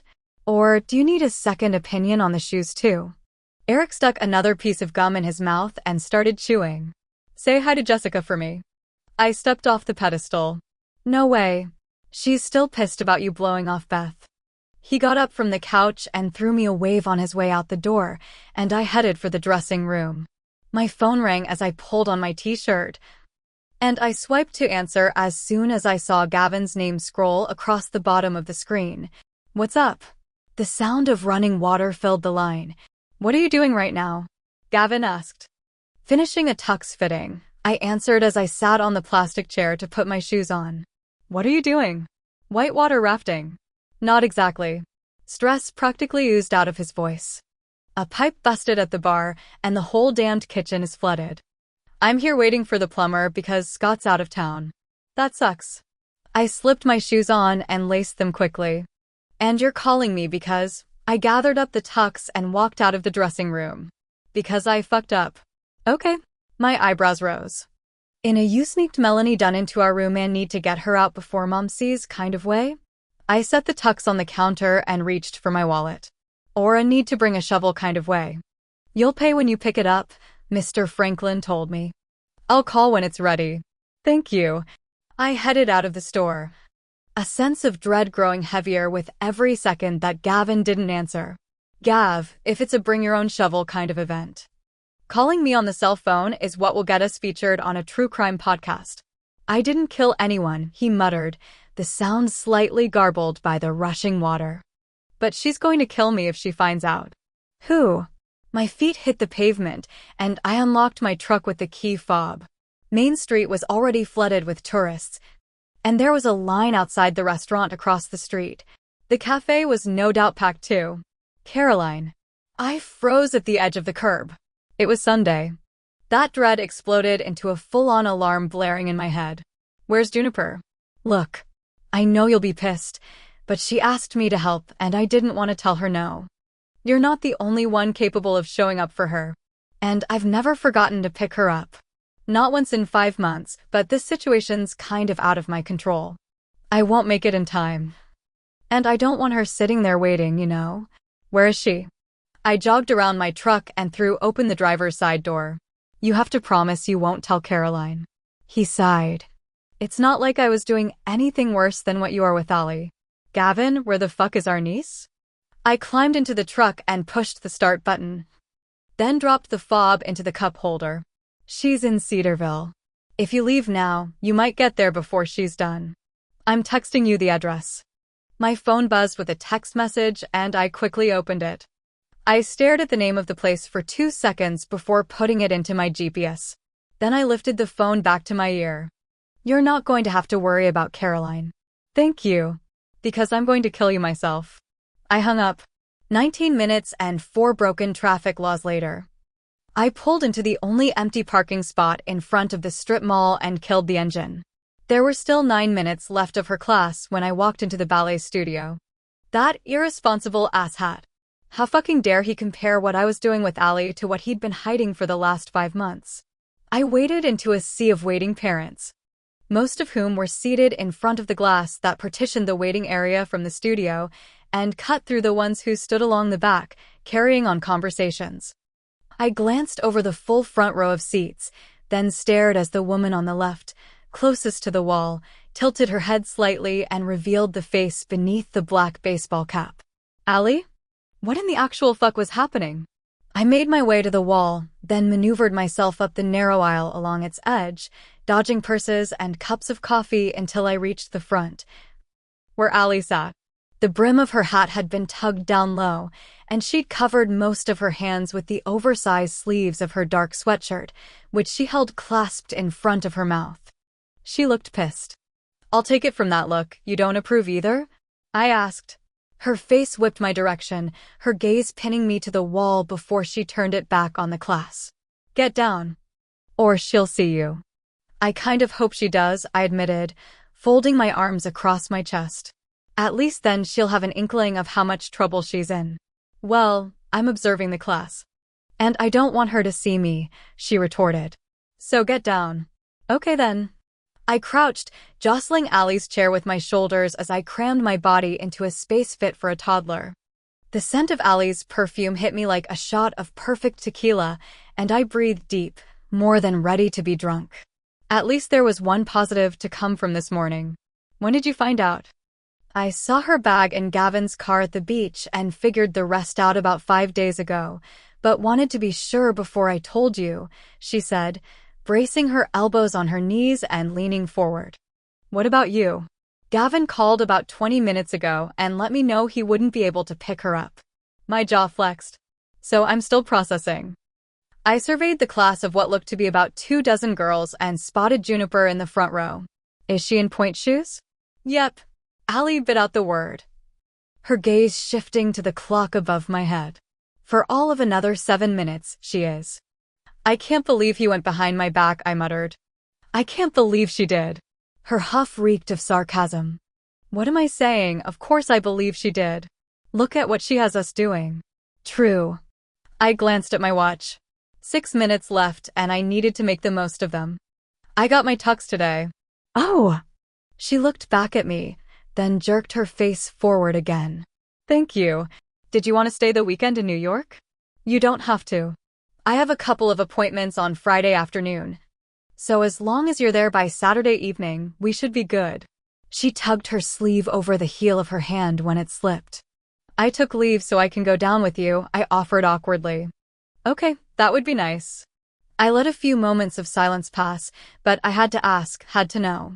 Will your mother be at the gala? No, she shook her head, keeping her focus on Juniper. I doubt she'll ever step foot in New York again. She chose where she wants to be. Right, because she was teaching somewhere. Well, that was one less complication. The teacher yelled. The sound muffled by the glass enclosure, and Allie's eyes narrowed as the girl next to Juniper started to cry. I'd love to see her raise her voice to Juniper, I muttered. Megan. I think Olivia's crying, one of the moms to the right called out. Again? She really needs to learn how to take constructive criticism. Allie's fists clenched. Do you want me to get a hotel for New York? I asked her, and damn if my stomach didn't go all queasy on me. No, she shook her head. The hotel prices there are ridiculous. Just stay at my apartment. Victory. Sounds good.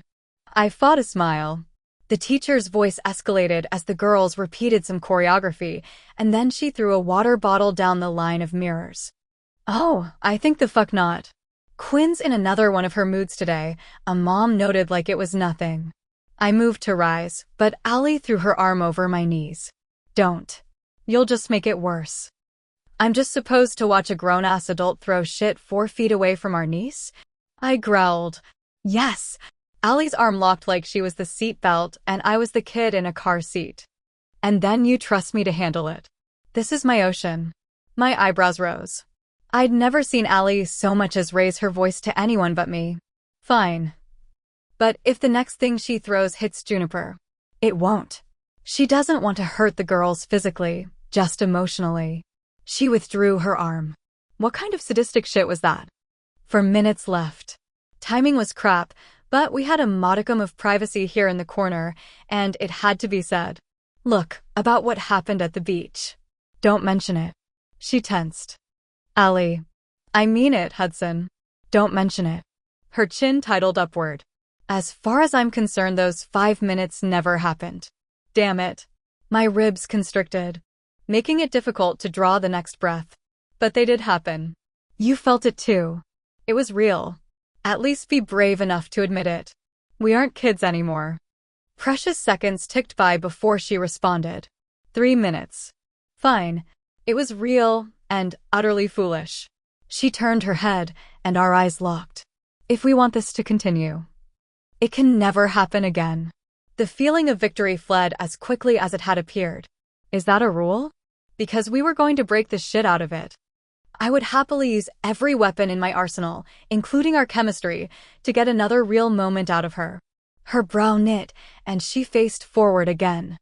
If we need to be affectionate like that in public, then fine. We'll keep it short and impersonal. Allie, nothing between us is short or impersonal. Especially not when we get our hands on each other. Precisely the problem. She folded her arms, and I could almost see her throw brick after brick into the very walls I wanted to crush. 2 minutes. You're really fighting for your life in there, aren't you? I asked. She stiffened. That kiss scared the shit out of you. I waited until I was sure she wouldn't answer. Why? Because you enjoyed it? Because we both lost control? Or because for 5 blissful minutes I got behind that mask you love to wear? She slipped her hands into the sleeves of her hoodie and leaned forward, resting her elbows on her knees. Here's the thing. I'm not scared to admit that I want you. It was the easiest of the confessions I owed her. Her lips parted. I haven't earned my way out of you hating me yet, and this arrangement is a summer thing. You made that clear. But you want me too. I know it. You know it. Her pulse leapt in her throat, and I swallowed. And when you're ready to admit it, 5 minutes won't cut it. I'll devote hours, days, nights to being incredibly personal with you. Hours. She arched a brow my direction, but even her perfect control couldn't keep the blush from rising in her cheeks. I'd almost forgotten how arrogant you can be. She shook her head. It's not arrogance if you can back it up. I held her gaze. Say the word. Pink stained her cheeks and she ripped her gaze from mine. Oh look, class is over.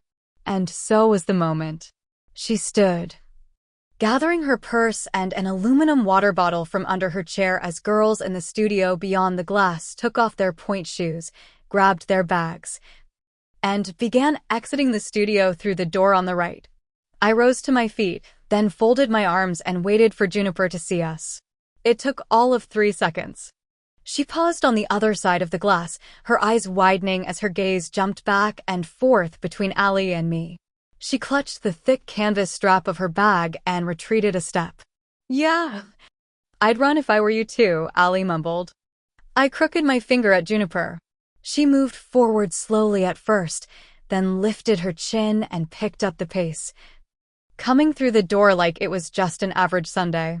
If I wasn't so mad at her, I would have grinned at the pure sass. Outside, now, Allie snapped. Juniper pursed her lips, then did as instructed. We followed the flow of traffic out of the building and into the parking lot. If you're going to yell, then just get it over with and yell. The last thing you want is a piece of my temper, Allie warned. Juniper's gaze dropped to the asphalt. I looked over her head and locked eyes with Allie, giving her the choice to make the next move, more than ready to make it if she wanted. Bring her to my house. Now. She turned, her ponytail swinging as she walked across the aisle to Anne's Mercedes. Juniper sighed and lifted her gaze to mine. Are you going to yell? I think I'll let the professional handle this one. The truck beeped as I unlocked it. Get in. Because I love you, I'll drive slowly, and if I were you, I'd spend every minute of the trip hoping she cools off before we get there. Chapter 18. Allie. By the time I walked into the house, the anger that had threatened to burn straight through that glass at Quinn's studio had lowered to a simmer. Still hot enough to burn the shit out of someone, but controlled. I walked up the back steps, then quickly dressed in leggings and a sports bra, throwing on a light wrap sweater before going downstairs and waiting, giving me just enough time to type out a quick email to my contact at NASD, the National Association of Schools of Dance. Throw a water bottle near my niece, I muttered under my breath. It wasn't long before Hudson pulled in and walked Juniper up the front steps. She'd put on a zip-up jacket, but still appeared to be in her tights and leotard as I opened the door. I know you're mad, Juniper started. Go to the studio. I gestured to the doors on the right and came in the back door with Sadie. Hey, you're back. Her tone shifted as her footsteps approached. What's going on? She reached the foyer, then stared into the studio, her eyebrows rising as she saw Juniper. She's here? She was taking class with Quinn Hawkins, I told her, bending to pet Sadie. She was taking class? Anne's mouth dropped, and she shot an accusing look at Hudson. Don't look at me. I found out this morning. He hooked his thumbs in his pockets, and I quickly looked away before I got the slightest bit distracted by staring at him. This was not the time or place. What are we going to do? And asked, unhooking Sadie from her leash. I'm going to handle it, I promised. Anne's eyes flared for a second, and she opened her mouth, then appeared to think twice about whatever she was going to say. All right. I'll be in the kitchen. A tiny gust of a sigh blew through my lips. I hadn't realized how much I needed her to trust my decision, my agency, until she did. Feel free to follow, I said to Hudson as I entered the studio, finding Juniper standing dead center, picking at her jacket nervously. You lied to me. Juniper startled, her gaze flying to Hudson in an obvious plea. He walked by me and leaned back against the wall across from the third mirror panel, then folded his arms across his chest, staying silent. You lied, I repeated. I never told you I wasn't taking class, just that Mom wouldn't let me. She wrung her hands. A lie by omission is still a lie. I would know. I just thought if I could take class and compete in the classic, then one of her reasons for not letting me dance would be gone. She shifted her weight. Because the girls who place usually get scholarships, I guessed. Juniper nodded. I wasn't trying for the elite levels. I'm not delusional. But the beginner and intermediates usually score a tuition discount at Madeline's. Next year, right? She had to mean next year. She twisted, turning toward Hudson. I went to Uncle Gavin because I knew you'd say no. Working to change Mom's opinion was already pushing it, but taking class would never fly. You were right. I would have said no. But this discussion doesn't involve me. He pointed my direction. How long have you been planning this? For months. She thought she was my daughter at the time, not Lena's. But she'd had more than a DNA test in place for this plan. And you went to Quinn because she was out of town? I guessed. She nodded. She had some bad reviews. Fine, a lot of bad reviews. But 2 of her girls and 1 boy placed last year in the classic, and I figured I'd already been learning from YouTube videos. You thought YouTube was a good replacement for a teacher? I managed to keep my voice calm. There had been more than enough raised voices in this room over the years, and I didn't need to add to them. Don't get all elitist. She crossed her arms. Not everyone has access to professional mothers and private teachers and their own studio. You're lucky. Lucky wasn't the word that came to mind. So instead of heeding your mother's worries, you went to a poorly rated studio with an emotionally abusive teacher who throws things to get your attention. She only does it when they're empty, and it's just once or twice a class. I finished for her. And always down the line of the mirror during the rehearsal portion, but not when you're at the bar, right? Juniper blinked. How would you know that? Because she learned it from my mother.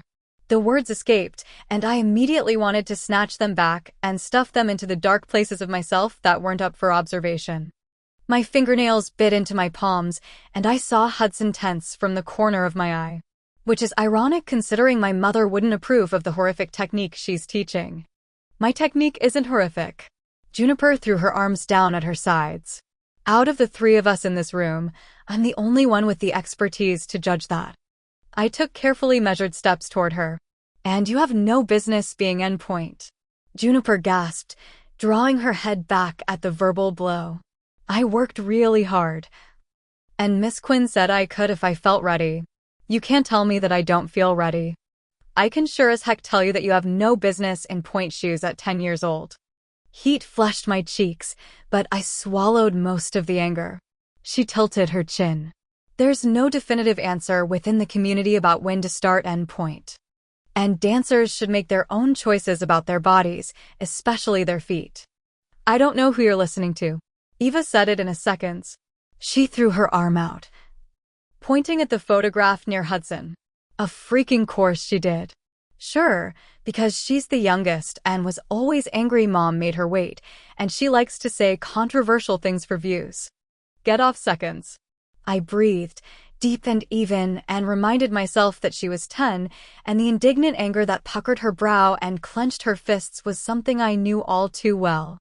Finger by finger, I uncurled my hands. A figure moved in the mirror, and I glanced over my shoulder to see and hovering silently in the doorway.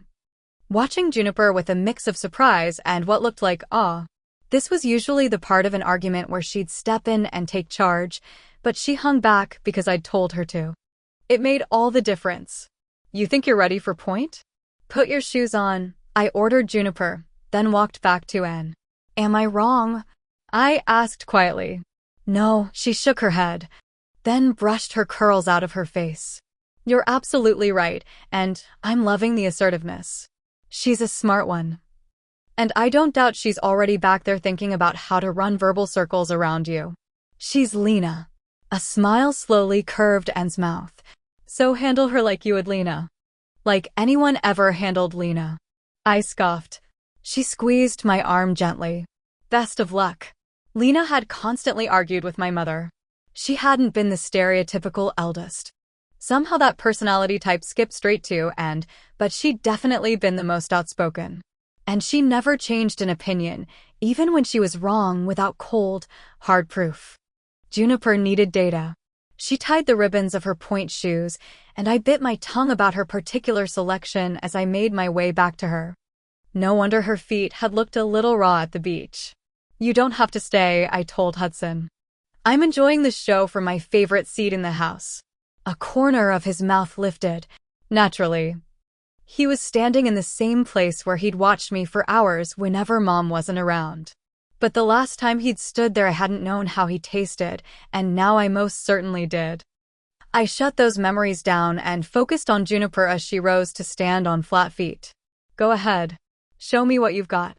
Juniper swallowed. Then moved her feet into first position and rolled up onto her toes. See? Her ankles wobbled, and she stepped forward to catch her balance. I'm fine. And groaned behind me, voicing my exact feelings. No teacher worth her salt would ever have allowed you end point. I rubbed the bridge of my nose. It's Quinn's fault. Not yours. That's mean. Her legs started to tremble.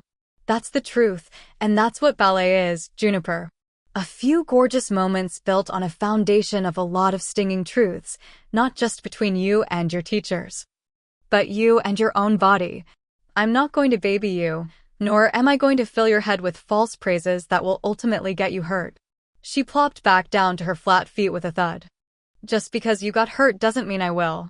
Ouch! And here I thought you respected my opinion because I'm one of the best dancers in the world. Or have you found someone with a higher level of expertise from which to get your advice? Her mouth snapped shut. Arguing with me will not change the fact that you don't have the strength, the control, or the alignment to be end point. Not to mention you're wearing the wrong shoes. They're blocks, like you wear. Juniper folded her arms and pursed her mouth. Okay. That was kind of sweet, but I refused to give in to the warmth spreading in my chest. And here's your first lesson. Just because another dancer likes something doesn't mean it's right for you. You're wearing a narrow box when you have not tapered toes, and that shoe isn't the right height for the thickness of your foot, which I've seen. It could be the right brand, but it's definitely the wrong model for you. You need to be fitted, Juniper. Her eyes lit up. Will you take me to be fitted? Sure, when I think you're ready. Take them off. I moved to the bar and did a few quick stretches since it had been a few hours since my morning workout. Juniper walked over, and I outright sighed at the condition of her feet. Take the position by the first mirror panel, I instructed when she stood in front of the second. Why? She backed up a few steps to comply. I thought beginners were supposed to take the middle and leave the ends to the better dancers. True. I nodded. But you were standing in Anne's place. Now you have your mother's. Her eyes brightened, and her chest swelled as she glanced around the space, her gaze skimming over the mirror and the hardwood floor, finally landing on the bar. She took the lower of the two options. Still warm from class? I asked. She nodded. Good. Let's start. Plies. I worked through the basics with her, mirroring my moves to demonstrate while I silently evaluated her strengths and weaknesses. By the time we were done, she'd stopped arguing and now stood silently, waiting with expectation in her eyes and a slightly raised chin. You're phenomenal, but I already knew that. Yes, I nodded. You can be, too, if you're ready to listen. She glanced over at Hudson, who still stood against the wall as if he'd been built into the support structure of the house, then nodded at me. You're a beautiful dancer. I watched the entire class, not just bar. And for only having 5 months of instruction, you're remarkable, Juniper. She smiled wide. I'm a Russo. I nodded. But talent has to be paired with fundamentals. And you haven't yet developed the ones that make point possible. I'm not just talking about the fact that the bones in your feet haven't developed enough. Please trust me when I say if you continue to do so, you will sprain or break your ankle. She sighed, but didn't argue, which I was going to take as progress. You need to work on your foot articulation, need to be able to work each part of your foot, move each toe. I pointed my right foot, then glided it over the floor in an arc as I swept it in front of me. There's a difference between that. I moved back to first position, then pointed again and jutted my foot forward, and that. We do the basics over and over for this reason.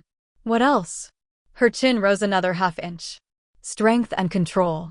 You roll up into releve, which means you need to strengthen your muscles so you rise in one burst of motion, and then you need to slowly roll your foot down with control, all of which takes time and practice to develop. Your alignment needs work too. Any flaws you have while flat will only be exaggerated in point, which leads to imbalance. So everything. Her hand fell away from the bar. I suck at everything. No, I moved closer to her. I've already told you that you're remarkable. You've only been doing this for 5 months. Give yourself grace, but check your ego. I just told you why you aren't ready for point, not that you suck. You don't. Ballet is a lifetime of development, of never settling for the skills you have now, knowing that you might be phenomenal, but still striving for that unattainable feeling of perfection. And fun, she added. It should be fun. Yes, in theory. And I'm sure next year you'll be ready for the classic. And you'll be phenomenal because you will have honed your fundamentals. In slippers. Beginners compete all the time in slippers. Both Eva and I did until we were 13. But Miss Quinn signed me up for the classic this year. I somehow kept my face blank. Did she? After only 5 months? What the hell had she been thinking? Juniper would be going up against dancers with years of experience and training. As one of the exhibition dancers? No, in the beginner category. Juniper rubbed her finger along the bar. I glanced up at and in a plea for guidance, but she put her hands up, looking as stunned as I felt. Okay, and how do you feel about that? I asked Juniper. I don't want to embarrass myself. Her voice dropped to a whisper. I thought that if I was already endpoint, I'd have a better shot at reaching top 20. At getting hurt, maybe. I don't want to pull out of the competition. What do I do? I reached for the lone strand of hair that had escaped her bun and tucked it back behind her ear. I really think you should consider talking to your mom. Juniper stiffened. She won't understand. You know she hates ballet. I know she loves you. And I bet she gives really good advice. She seemed to think it over, then shook her head. I can't. If I make the top 20, it will show her that I'm good, that I could be as great as you are if she just lets me dance. And by then it will be the middle of August, and she'll love you too. So, by the time you're ready to go back to New York, maybe she'll let me visit you and Aunt Em. And took a deep breath and pressed her lips between her teeth.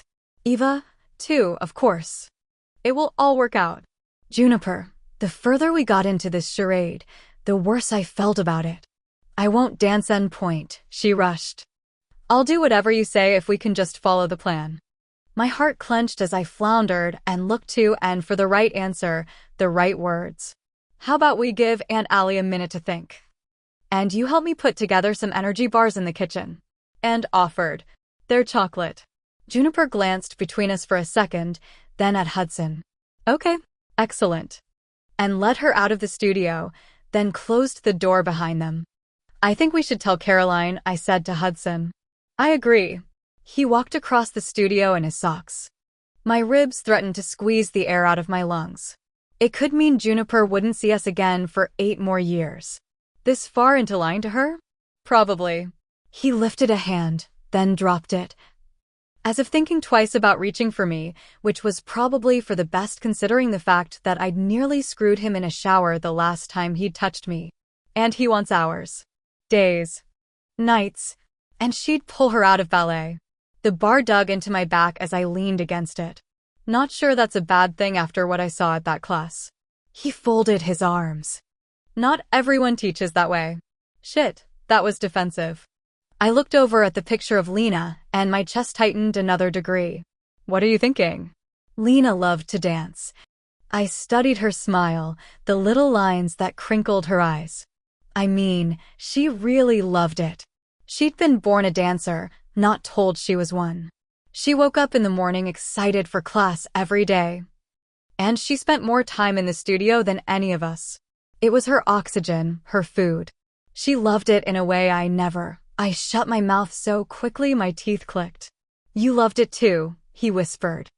I dragged my gaze from the picture to meet his. I was there, Allie. You loved it too. He cradled the side of my face, and I struggled not to lean into the warmth, not to lean on him.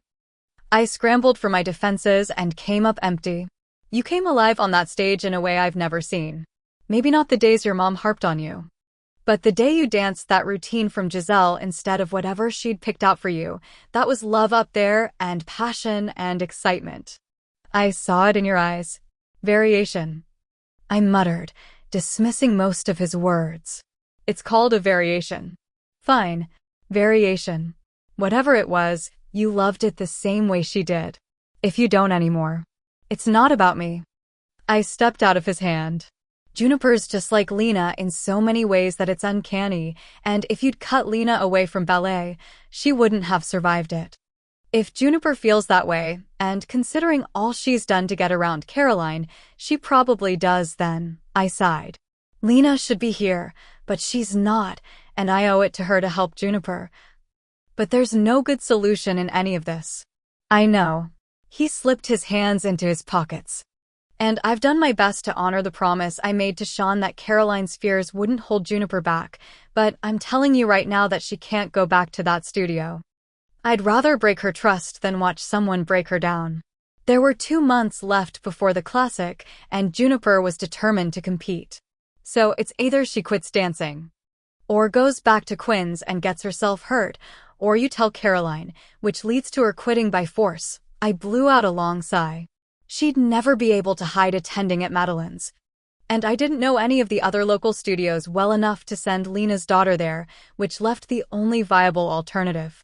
She's done with school for the summer? How does she spend her time? Last week. He studied my face. She's in the local activity program on the days Caroline works, and Gavin and I usually try to grab her when we're off so she's not stuck there until 7. I nodded. What's your schedule like? Suddenly interested in my actual life? He dared a smile. Too close. You wish. What's your schedule? I do wish. And it's usually as close to 9 to 5 as it gets. I pull 4 to 6 24-hour shifts a month, and I get a couple days off a week, not always Saturday and Sunday. Why? He tilted his head. And I absolutely did not look at his mouth.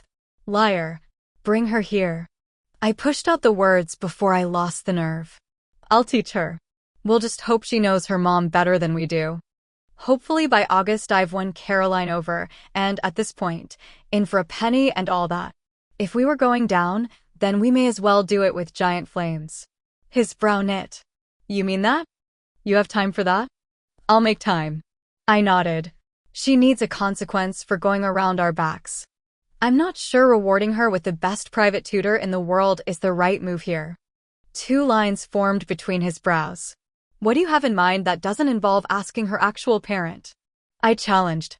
Not sure yet, but I'll have to come up with something. She's broken the rules, lied, schemed, and manipulated every single person around her to get what she wants. His jaw ticked. Yeah, and she's only 10. I started toward the studio door. Not excusing her actions, but you know there's a label for that kind of behavior in adults. Criminal, he guessed. Don't even think reckless. This isn't me. Maybe. I opened the studio doors. I was thinking CO. Chapter 19. Hudson. This place was a black-tie zoo disguised as an art museum. I wove my way through the checkerboard-dressed crowd, and along what I hoped would be the narrowest exhibition hall, careful not to bump into anyone or spill any of the $30 martinis they were carrying. I cataloged every face I saw. Hudson. And waved from the end of the hall, and I slowly made my way to her. I'm glad you made it. Her smile held an edge of nerves. Allie's in a meeting with Vasily. Otherwise, she would have met you herself. Sorry I'm late. I fought the urge to adjust my tie. I meant to come down with Allie yesterday, but one of the other swimmers fell off a ladder and broke his leg, and another's wife went into labor, so I got called in from leave. Don't care. She patted my arm as we walked into the center of the museum, an open space easily 5 stories high, lined with balconies and galleries on the other floors. Round tables for 10 filled the floor, with the exception of what was clearly a stage on the far end of the hall. You're here now, and that's all that matters. Do you like it? She gestured to the room. I spent the last 8 months designing the color scheme. I figured the dark pink lighting would look great since everyone is dressed for the white and black theme. And I think I went through a dozen sample centerpieces before I decided on the orchids and dahlias. It looks spectacular. I offered what I hoped was a reassuring smile. And you look great too. Thank you. She glanced down at her long white dress, then smiled. Do you need a crash course on who everyone is? Kenna's around here somewhere. She's Allie's closest friend, so I'm sure she'd help you out. Actually, I'm not sure. She might watch you fumble just for the fun of it. I think I'm good. I shook my head, and she led me past most of the tables. I checked the website, and Allie's been quizzing me with photos off her phone every time I pick up Juniper. Though I'm pretty sure I saw a couple of movie stars back by the exhibit who weren't on her camera roll. Don't worry, they're not in the company, she teased. Word of advice. If you think you're supposed to know someone and you don't, just tell them you're a huge fan of their work, but don't get specific. She walked us around the edge of the 3-foot-high stage and to the bottom of a wide staircase flanked on both sides with art. She should be out right about. There she is. Mission accomplished. I will see you later. And walked away. I looked up the staircase and tried not to swallow my damn tongue as Ali descended ahead of 2 men, looking back over her shoulder in conversation. She was sheer perfection. Her long black dress looked like it had been poured onto her curves, then gathered at the left side of her waist, and then, fuck me, sliced clean open from the curve of her hip to the floor, exposing the impossibly long line of her leg with every step. She'd pinned one side of her hair back behind her ear and left the rest down. The waves brushing over the tiny straps of her dress and the heart-shaped neckline that lifted her breasts up like appetizers. I was suddenly starving. She faced forward, and her eyes flared as she saw me. Head to toe, her gaze raked over me in clear appreciation, her lips parting as she slowed her steps, pausing so we were the same height. Hudson, you look like a fucking dream, Ali. A dream that, for the next few hours, I was not only allowed but encouraged to touch. I palmed her waist and tugged her against my chest, hovering my mouth inches from hers. Truly breathtaking. I brushed my lips over hers, careful not to smudge her makeup. Thank you. A corner of her mouth tilted as I set her safely back on her step. You look entirely too good in a tux to ever wear one in public again. Even knowing she was just playing the role, I couldn't help but grin. Ugh. Especially when you do that. She stroked my dimple with the tip of her finger. I don't believe we've been introduced. The taller of the 2 men reached the bottom of the steps. The lights turned his silver hair and pale skin a pinkish hue. Vasily Kozlov, artistic director of the Metropolitan Ballet Company. Hudson Ellis, I replied, shaking his soft hand. Ah, Alessandra's new boyfriend. He gave a polished grin that made me think everyone in Ali's ballet company went to the same smile class. You're the subject of quite a bit of gossip in the building. Hope you won't mind when we steal her back come the fall. Whatever makes her happy makes me happy. Gossip? Now that's the right answer when you're dating someone as extraordinary as Alessandra. He sent an adoring look her way. Have to admit, I had my doubts when you said you were bringing someone. I know how you are in love affairs. He lowered his voice playfully, which is why I told Anna to make sure his card still said guest, just in case you changed your mind. My eyebrows rose. What a weird-ass detail to pay attention to. And Ali corrected him with a flash of teeth. And Hudson and I go back over a decade. You could have put his name on the card. No matter. His gaze shifted to the left, and his smile deepened as he raised his arm. My dear. A woman with black and silver hair went to his side, her arm wrapping around his waist as his did hers. Allow me to introduce my wife, Danica, the company's executive director. Danny, this is our Alessandra's current beau. He's a lifeguard or something. Oh, for fuck's sake. Good thing my ego wasn't fragile. Coast Guard rescue swimmer, Ali clarified, her smile still sharp. He jumps out of helicopters and rescues people when their boats sink. She moved down a step and shifted her clutch to the other hand to lace her fingers with mine, and it was all I could do not to lean in and kiss the shit out of her. It's actually one of the hardest jobs in the world. Most people never qualify, let alone make it through training. How remarkable. Danica tipped her head my direction. Do you save many people?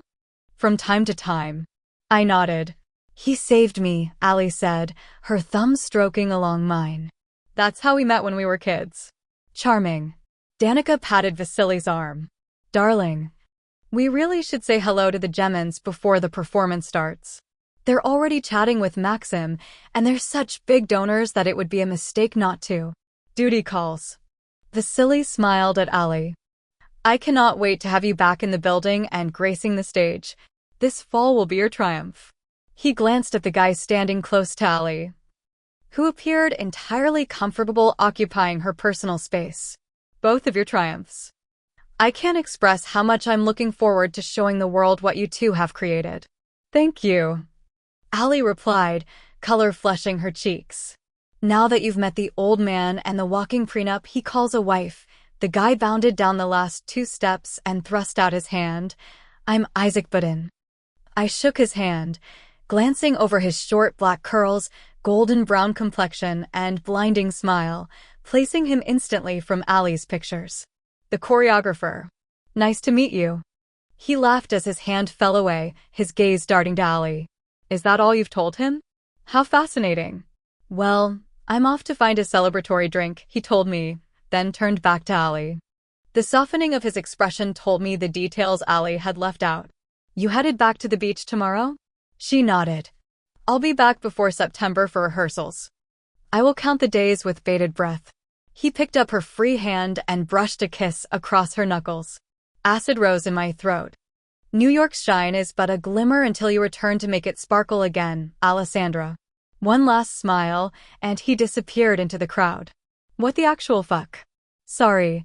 Ali stepped off the last stair, her heels bringing her nearly to my chin. He can be a little much, but he's truly brilliant. Did he talk to you like that in bed? My brow furrowed. What? Her mouth dropped open for the slightest second. And take that look off your face. What look? You look like you just caught a whiff of a trash pile in the middle of July. It was a pretty accurate description of how I felt. Seriously, though. That's what does it for you. Bated breath and glimmers? Let me guess, he doesn't tell you he's about to come. He declares that he's arriving. Ali snorted, but stopped tantalizingly short of a laugh, then batted her eyelashes at me. And I suppose you're more of the first variety? Have to warn a girl that she'd better rev her own engine because your race ends before the first turn? Or are you the silent, grunty kind? Oh, she had jokes, did she? I yanked our laced hands against my chest, whipped my arm around her waist, and turned, pressing her against the wall on the far side of the staircase, just short of a plaque marking a piece of artwork. Want to skip the rest of the gala and find out? I promised you hours, if I remember correctly. Her breath stuttered and her gaze dropped to my mouth. We can't. I don't want to. Interesting. No need to rev your own engine unless you want to. I lowered my head to hers. You'll come at least twice before I fuck you, Ali, I promised. I'm far from silent, and I know how to use my mouth to ensure you aren't either. Her pupils dilated, and the color in her cheeks shone red, even under the pink lighting as she opened her mouth, then shut it. Now, should we go do whatever it is you do at these things? I had to put at least a couple of inches between us, or these pants were going to start cutting off circulation to my dick. She nodded slowly, and I backed up, keeping her fingers entwined with mine as we faced the growing crowd of people finding their seats. Our table is this way, she said as we walked into the crush. I should have warned you about Isaac. I'm sorry. You have nothing to apologize for. I didn't exactly hand over a list of the women I've slept with either. At least none of them are in the same room with us. She gave a fake smile and waved to someone who called her name. That you know of. I dodged some drunk asshat who stumbled backward, then angled my body so he didn't bump into Ali. She looked up at me with raised brows. Relax. I'm kidding. I shrugged. Maybe, since I haven't seen the guest list or anything. Why? Does the thought of me having slept with someone here bother you? The aisle cleared, and we started walking again. Does the fact that I've slept with at least 2 of the men in this room bother you? She countered. A slight twinge of jealousy tightened my collar. Are you planning on sleeping with them while we're together? This isn't real. She whispered as we passed another table at the edge of the stage. Semantics. Answer the question. I tucked her close to my side when the crowd thickened again. No, she shook her head. Once I'm done with someone, I'm done. I don't like things messy. It's one of the reasons I only date dancers. Same lifestyle, same schedule, same priorities. No mess. We're messy. And you like me just fine when you forget you still hate me. Keeping my hands off her tonight was going to be fucking impossible. We're messy because I low. She shook her head. And I stared at her long enough that I nearly collided with 2 women who weren't watching where they were going either. I cared about you. That was a mistake I never made again. Sex is fun, necessary, even, and keeping the same partner allows for a certain level of comfort I prefer. But I don't get jealous because I don't get attached. She probably meant it as a statement. But I heard it as a warning. Which works out because Vasily doesn't want you to, I noted. He likes me focused, likes all of us focused.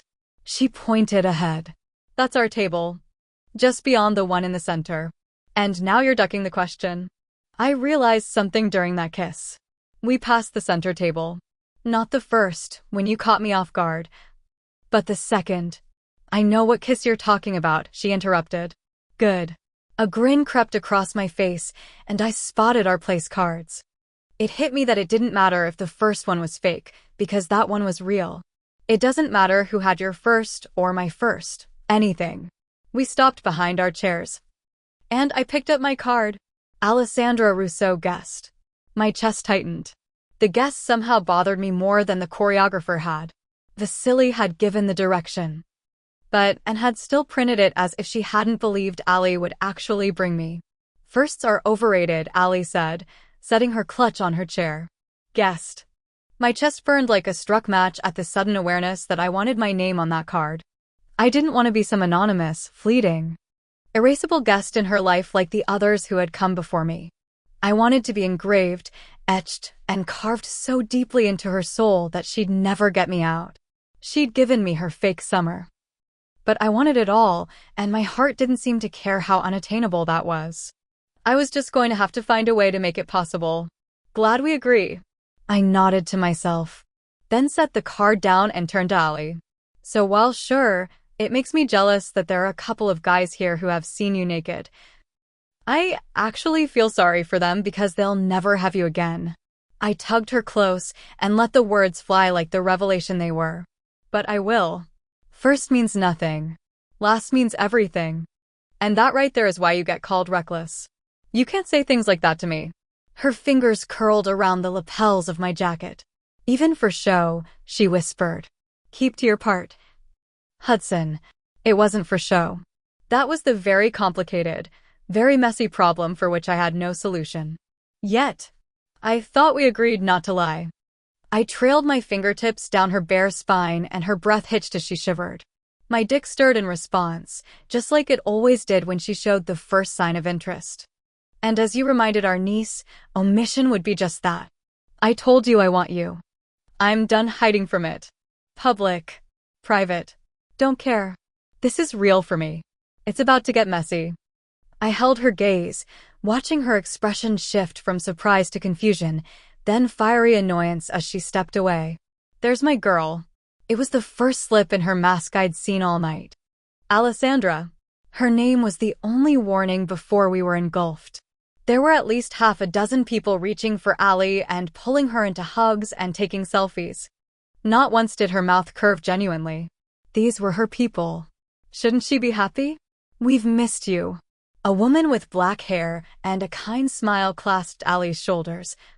And my mind flickered through the pictures from the website. Reagan Huang, principal dancer, which equated to the same rank Ali was. It's not the same without you. Yeah. There's no one around to make us look bad. That joke was offered up by a blonde with cat-like eyes and a hard-to-read smile. Harlow Oren. Soloist. One rank below Ali. Please. Like you need Alessandra showing you up to look bad. A lanky guy with blonde hair and a monochromatic tux pulled Ali into a hug. Ugh. I've missed you. You don't call. You don't text. You don't respond when I call and text. He leaned down, setting his chin on her shoulder. It's bullshit, really. Everett Carr, principal. I'll only forgive you if you come back. Stop hugging her, Ev. A brunette in a black ball gown tugged Ali away from Everett and hugged her quickly before cupping her face. Candace Barron. Principal. Tell me you're taking care of yourself. I am, Ali promised with a nod, and I couldn't tell if she was lying. The last guy looked like he'd just stepped off a billboard. Black hair, blue eyes. Jacob Harvey. Soloist. He smirked and opened his arms. Ali walked right into them. My gaze focused on his hands, which were well above her lower back. Probably not Mystery X number 2 then. It's a little overwhelming, isn't it? A woman said to my right, pulling her long black hair over her shoulder. Not knowing who's genuine and who's not. I'm Kenna, by the way. Ali's closest friend. It is. I offered my hand. Honored to meet you. I'm Hudson. I'm one of the only people in this room who actually knows who you are. She shook my hand. then tilted her head and studied me. You make your move yet? Your real move, that is. Not this fake bullshit or a shower stall. I instantly liked her. She told you about the kiss? A flame of hope caught behind my ribs. She lifted her brows. Whole ass beach out there just waiting for some cinematic romantic moment, and you choose a shower stall? No regrets. Had to know she wanted it, that she wasn't performing. I slipped my hands in my pockets, keeping watch on the people gathered around Ali from the corner of my eye. And she's skittish when it comes to real moves. Wonder why. She shot me a look that would level cities. Guilty. I nodded. Then peeked Ali's direction and found the same beautiful but bogus smile on her face as she talked to the other dancers. Any advice? Hell no. I'm her friend, not yours. Kenna's brown eyes narrowed. But you're going to make a move, aren't you? Because she needs to get with you or get over you. Hear me? Heard. Ali wasn't getting over me. The same way I was never getting over her. Good. She nodded, then glanced at Ali. And you'd better be ready to fold yourself into her life, because the only time ballerinas bend is on stage.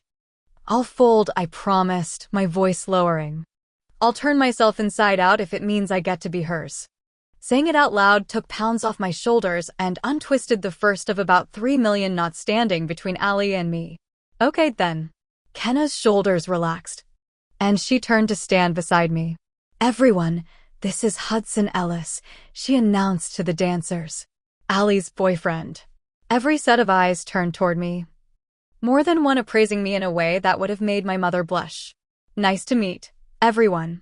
Would you look at those eyes? Everett muttered. Ali.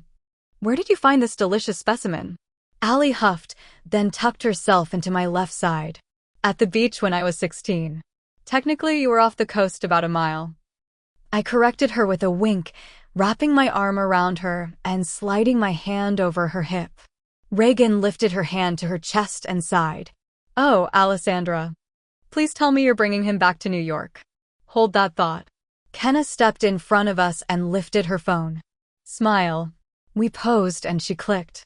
Tonight's goal had been accomplished. You two have fun. I've got Matthias for a whole night and I'm not wasting him. She waved, then disappeared among the tables. Jacob's gaze tracked a blonde with a pixie-shaped face. I'll see you guys afterwards. He made a beeline for the woman. Really? Ali lifted her brows. Oh, they started fucking as soon as summer rehearsal started, Everett remarked. Don't be jealous. Harlow kissed his cheek. Please, I've got all I can manage with Michael right now. He shook his head. Speaking of which, we should find our seats. Candace and Reagan are here with you. But I'm over there at the other principal's table. You could be back with the soloists, Harlow teased in a way I wasn't sure was teasing. Good to see you, Ali. She headed back a row. Everett leaned in and kissed Ali's cheek. Get your ass back to New York. Working on it, Ali assured him as the others filed off. She leaned into my side. I guess I forced you to learn their names for no reason. I like knowing who your friends are. I bent and brushed a kiss over her forehead just because I could. She sighed and leaned into me. Besides Kenna, I'd only consider a couple of them friends, she said softly. Reagan, she nodded across the wide table, and Everett. I told you that dress would look killer on you. Eva walked between the tables, a brunette with a predatory look in her eyes following about 10 feet behind. Holy shit, Hudson Ellis. Hey, Eva. I nodded. I told you he was coming. Ali swirled her finger. Turn around, your straps are twisted. I wasn't sure he'd actually show. Eva did as she ordered, and Ali unhooked 2 of the dozen straps crisscrossing Eva's back, then hooked the correct ones together. I go wherever your sister beckons. I looked over Ali's head and noted the other brunette hovering in the background. Pointed nose. Shrewd blue eyes. Charlotte Larson. Soloist. You're all set, Ali told Eva. Thanks. Eva turned my direction and looked me over. Were you always this gorgeous? I mean, I remember you being pretty hot. But how did you grow into all that? She waved her hand my direction. 5 stars. No notes. My eyebrows shot upward. Eva, Ali snapped, but her sister only smirked. No. Eva scared. A good sister would share, you know. A possessive sister will cut you, Ali warned in a sing-song voice, and I barely stopped myself from pulling her into a kiss. Relax. Eva rolled her eyes. I was just kidding. Like I'd ever dream about coming between the two of you when you took so damned long to get together. I blinked. Ali hadn't told Eva the truth. Did you find your seat? Ali changed the subject. Back with the steerage? I mean core? Of course. She reached for Ali's hand, all pretense falling from her face. Charlotte took your locker. Ali tensed. I'm sorry. This morning after rehearsal, she moved all of your stuff from your locker and put hers in. Worry lined the space between Eva's eyebrows. What exactly did she do with my things? Ali clipped her words. I shot a look at the brunette, who was creeping closer. She just dumped them on the bench. I stuffed everything into my locker. Don't worry, it's all there. Her shoulders dipped. Ali, she already took your bar spot. She's coming for that principal role. Tell me you're healing. You'll make it back, right? Ali nodded and squeezed her sister's hand. It's all right. Vasily already told me that Equinox is on the fall program. I'll be ready. She forced a smile for her sister. Don't worry about Charlotte. Not on my behalf. Principals rise and principals retire. If someone is better than I am, then they'll take my place. It's as simple as that. I can put laxatives in her yogurt if you want.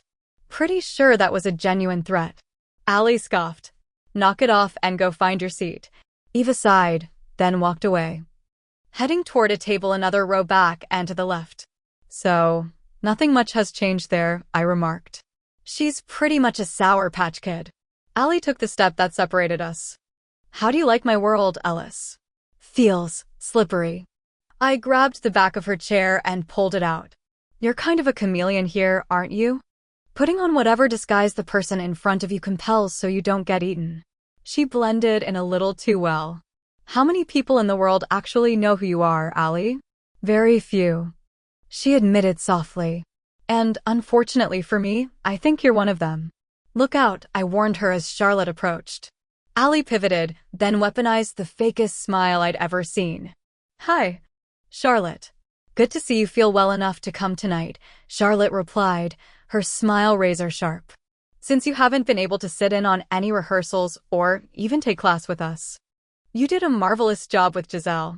The muscles in Ali's back tensed and her chin rose. Juniper didn't just take after Lena in that regard. I know. She glanced past Ali and all but I fucked me. I narrowed my eyes to let her know it wasn't welcome. You should know, her attention focused back on Ali, that we all want you to take as much time to heal as you need. One ruptured Achilles is a disaster, but two. She grimaced. Imagine if you rushed it and suffered a third? That would be career-ending, and none of us want that for you. You're practically company royalty. Ali's shoulders straightened. Thank you for the concern, but I'll be back before fall for rehearsals, as I'm sure you've asked and I'm certain you've been told. A corner of my mouth tugged upward. Well, just in case. I don't want you to worry. A saccharine sweet smile spread across Charlotte's face, and she lowered her voice. I've been learning the choreography to Equinox after hours with Isaac. That variation in the first act is just scrumptious. Probably a little hard on someone with an ankle injury, though. Equinox. Wasn't that Ali's ballet? The one Isaac had choreographed and created for her? To Ali's credit, she didn't flinch. The same couldn't be said for me. What the fuck kind of viper's nest was this? And why was Ali so hell-bent on returning to it? You should take your seat, Charlotte. I think the performance is about to start. Ali's tone could have frozen a volcano. Enjoy your night. She wiggled her fingers at Ali, then headed toward one of the soloists' tables. If this room was a shipwreck, Charlotte was the person I was putting on the hello last. Ali? I whispered. Everything okay? Reagan asked, leaning to the side to see past the centerpiece. Was Charlotte being an ass? Ali startled, then blasted that fake smile. She was just wishing me a speedy recovery. She grabbed her clutch and sank gracefully into her seat before I did the same to her right. Think I just figured out why you build walls. They're more like barricades. Ironic that I'm in the military, I told her quietly, leaning in as she stared toward the stage, her face a rigid mask of control. But I suspect you're the one fighting wars. She looked back at me as Vasily took the stage, and for a second, the mask slipped and anger shone through. I would care. About? I reached into her lap and took her hand, spearing my fingers through her clenched fist, then holding tight. If you'd slept with someone in this room, if someone like her had you, rage burned in her eyes. I would care, Hudson. She jerked her head toward the stage, and Vasily began his speech before I could reply. Ali seethed, her posture rigid, gripping my hand like a vice all through Vasily's remarks, and didn't let up as the kids from the company's ballet school took the stage and began their performance. I can't be here. She gripped her clutch and looked back at me. I'm done. Take me home. Now. I didn't need to be told twice. Chapter 20. Ali. I threw my keys onto the entry hall table of my apartment and kicked off my heels once I hit the living room. The sun was setting, giving a dusky glow through the two-story windows that looked out over the city as I ditched my clutch on the surprisingly clean coffee table. Either Eva was making an attempt at picking up after herself, or our housekeeper deserved a raise. Anger crawled beneath my skin, the heat of it cracking the carefully constructed mask I worked so hard to maintain when in the city. I hadn't even made it through dinner. You want to talk about it? Hudson asked, the sound of his footsteps behind me softening as he reached the area rug. What did he think about this place? My mother had hand-selected the apartment for its proximity to the studio and had decorated for Lena, only to hand the keys over to me a month after her death. Did he like the subtle acts of rebellion Eva and I had committed in the street vendor art on the walls and messy photos of Messier knights in their mismatched frames along the bookshelves? Or did he only see the polished surfaces presented for first glance? Ali? He walked past the wicker baskets of point shoes we kept near the sofa just in case we felt like breaking them in while streaming a Netflix marathon. I'm still processing. Moving to the windows. I looked down 22 stories and watched people go about their lives, walking their dogs, taking their children to the store, maybe arriving at the restaurant on the corner for a date night. You can process out loud. He appeared at my side. We're off the clock.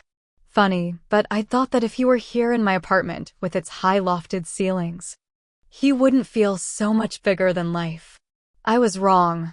He was everywhere. His ocean salt scent in my lungs, his voice in my ear, his touch imprinted on my skin. I was constantly torn between putting as much space between us as possible and yanking him closer. Damn it, I was a mess. You found the guest room when you got here, right? He nodded. Thanks for asking the doorman to let me in. A wry half-smile twisted my lips. I know you're close to superhero status and all, but I figured it was too much to ask you to Clark Kent it in a phone booth. He unbuttoned his tux jacket. Your friends seemed nice for the whole 3 minutes I spent with them. I like that Ken is protective. The jacket slipped from his shoulders, and he folded it in half before laying it over the back of the leather armchair. I can handle myself. I folded my arms like it would keep another piece of facade from cracking. Just because I'm quiet or controlled doesn't mean I don't know how to fight back or defend my place in the company. I'd never accuse you of being quiet. At least not around me. Observant and thoughtful, but not quiet. I always have to be careful what I say and who I say it to hear. There's always an ear lurking nearby. Always a phone with a record button. Looking over at him was a mistake. On a normal day, Hudson was beyond beautiful. Without his shirt on? Mouth-wateringly sexy. The sight of him in a tux had rendered me speechless. But the sight of him standing there so casually in the black vest, rolling up the sleeves of his dress shirt, stole every coherent thought and took my sex drive from sure, that would be fun to how fast can I get under this man. Instant heat. And I could have him if I just asked.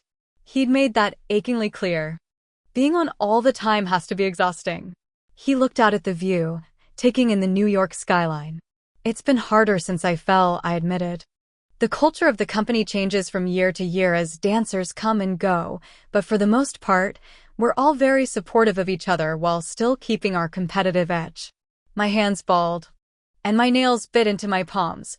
But the second I fell, it was like seeing blood in the water, especially with Charlotte. Anger flared again, rising from a simmer to a boil. She's been working with Isaac. I knew Hudson had heard before the performance, but I needed to say it. Let the reality, the very real danger of it, sink in. He's been teaching her the choreography he'd created for me. I've never had a role created for me. Sure, some choreography changed here and there in certain pieces, but never a full ballet. It's one of those career moments that might never happen again, and he's teaching her. She's a piece of work. He turned that gaze on me, and the heat racing through my blood shifted into a very different kind of burn. Shit. He was too close, too accessible, and way too dangerous to my peace of mind. I shouldn't have told you any of that. I walked away before I could do something entirely foolish, like jump him. Didn't stop me from thinking about all those mouthy little promises he'd made back at the gala, though. Gathering handfuls of my dress so I didn't trip, I headed into the kitchen. You can tell me anything. I'm not going to use it against you, Allie. He followed me in, but stayed on the opposite side of the island as I opened the refrigerator. You hungry? I moved around a couple containers of takeout. I promised you dinner, then dragged you out before the first course. I'm more worried about you than I am food. What do you want me to say? Hudson. I pushed aside some very questionable milk, only finding containers of yogurt and prepped snacks to take to the studio. Shit. Slamming the refrigerator door should have been my first clue that I was losing my hard-fought self-control. Letting Hudson in was a hard second. Whatever you're feeling is a good start. He crossed one ankle over the other and leaned back against the counter near the sink. Feeling? I'm angry. How's that for feeling? I turned toward the freezer, whipping the door open. Excellent start. Everything I've worked for is inches from being taken away. I risk losing my contract, my ballet, my mother's. God, it's not like I had her approval or pride to begin with. I'm just a stand-in for Lena because I couldn't dance, and if I falter, she'll move on to Eva. At the end of the day, I'm just another Russo girl, completely and utterly replaceable. I located 2 pints of ice cream, a few bags of frozen vegetables, and a half-dozen containers of prepped broth. And why is there no fucking food in this house? I slammed that door, too, then pivoted to face Hudson. He stood there all calm and controlled, watching me like I was the tornado, and he was the storm chaser waiting to see which way I'd turn. We'd flipped roles. And yet we were both, ourselves. There was no point bothering with my carefully constructed defenses. I didn't have to be poised around him or present the illusion of perfection because he already knew I was neither of those things at my core. Inside, I was imperfect and unkempt and chaotic. Just like him. And he alone had the power to quiet the chaos. That kiss at the beach had consumed me in a way no other kiss had, taken up too much space to feel anything but him. Even the hurt of our past was all about him. There was no ballet when I was in his arms, no company politics, no disappointed mother, no pressure to recover. I couldn't worry about my future when he demanded every ounce of my present. And if it was only the present, then there was no risk of getting hurt, right? What are you thinking over there, Allie? He braced his hands on the edge of the counter. What if I want 5 minutes? I walked around the side of the island. What are we pretending this time? His knuckles turned white as I approached. That you want me. I put myself directly in front of him. His gaze heated. That's a very real fact of life. I live in a constant state of wanting you. I have since I was 17 years old. Wanting you is all I know. I ignored the burst of something that confession made me feel. I remember you saying something about coming twice. Was that a brag? Or bluster? My eyes searched his, and my skin prickled with anticipation. It was a promise. He lifted a hand and skimmed the backs of his fingers down my cheek slowly. I leaned into the touch. For a time when you aren't looking to hide from your feelings with sex. My heart flipped. He was getting all noble on me, and that wasn't something I could handle at the moment. I'm taking a page out of your book and breaking the rules. You had the last 5 minutes. These are mine. I retreated 2 steps. Allie, his jaw ticked. So if you want me, I'd take the offer. Because this is the only time I'm making it. I reached under my arm, undid the hook and eye closure with a snap of my fingers, then dragged the zipper down my side. You're the decisive one. So choose. Now or never. I'd like to do the right thing here. He watched the progress of my fingers like he hadn't eaten in months, and I was about to take the silver top off a buffet. The look alone was enough to jumpstart my pulse. The right thing is overrated. I reached my waist and the dress parted along my ribs. I want you, he growled. I think we've established that. I slipped one spaghetti strap off my shoulder. He shook his head. I want all of you. No masks. No walls. No more pretending what's between us is fake when we both know it's excruciating and terrifying and amazingly real. I want more than 5 minutes. Panic shot into my blood like ice, but it quickly melted in the overwhelming heat coursing through me. That's not going to happen. I'd never be foolish enough to let him in all the way again, not when he had a track record of leaving. It is. The certainty in his gaze didn't stop me from lifting my hand to my other shoulder. And I wish I was above using sex as a way to get you, to keep you. But I'm not. Don't worry, you can't. I tugged the other strap over the curve of my shoulder and let it fall to rest against my arm, relishing how he tracked the movement. I won't let you. I told you I don't do messy. Sex wasn't emotional for me, and he wasn't going to change that. Hudson shook his head slowly. It's not a debate. It's a disclaimer. Only truth between us, remember. Every line of his body tensed. You're using this as a way to run, and I'm saying I'll use it to keep you. I arched a brow. What are you going to do, Hudson? Fuck me so well that I never want to leave your bed? That I'll be willing to forget everything in our past because you're that damn good at dishing out orgasms. Never going to happen. My vibrator dished out orgasms, and I had no problem replacing it every year. Yes! His gaze dropped to my neckline, and I let the dress slip an inch. He bit back a groan, and my mouth curved slightly. I had him. We both knew it. Then by all means, give it your best shot. I lifted my chin. He surged toward me and I braced for impact. It didn't disappoint. His mouth collided with mine in the same instant his hand reached for my face, and the other splayed across my back, pulling me against him. Yes! Every cell in my body screamed the word as my focus. My very existence narrowed to the feel of his lips on mine. He pressed down on my chin with his thumb, and my mouth opened, immediately invaded by the skillful slide of his tongue. It was just as hot and consuming as the first time had been, and for a split second, I worried he might just be able to do what he threatened, and addict me. That thought scattered when his hand slid down my throat, across the swell of my breast and along the skin my zipper had bared. His touch woke every nerve, raising goosebumps in its wake. He deepened the kiss as he grabbed my ass with both hands, then adjusted his hold to my hips and lifted. I wound my arms around his neck, and the straps of my dress pulled tight across my arms as I kissed him back with everything I had, licking into his mouth to stake my own claim. My ass landed on the cold granite of the island, and I didn't so much as flinch at the temperature as he kissed me again and again. He drowned out the noise of the outside world by becoming the center of mine. There was only his mouth, his tongue, his hands, and the all-consuming need burning between us. Heat pooled between my thighs as he moved his hands across them, one of them grazing my skin through the slit in my dress. Then he pushed them apart to make room for his hips, filling the space, and then some, spreading my legs wider to accommodate him. He tugged on my bottom lip with his teeth, then moved to my ear, brushing his lips over the sensitive shell. You want this to stop?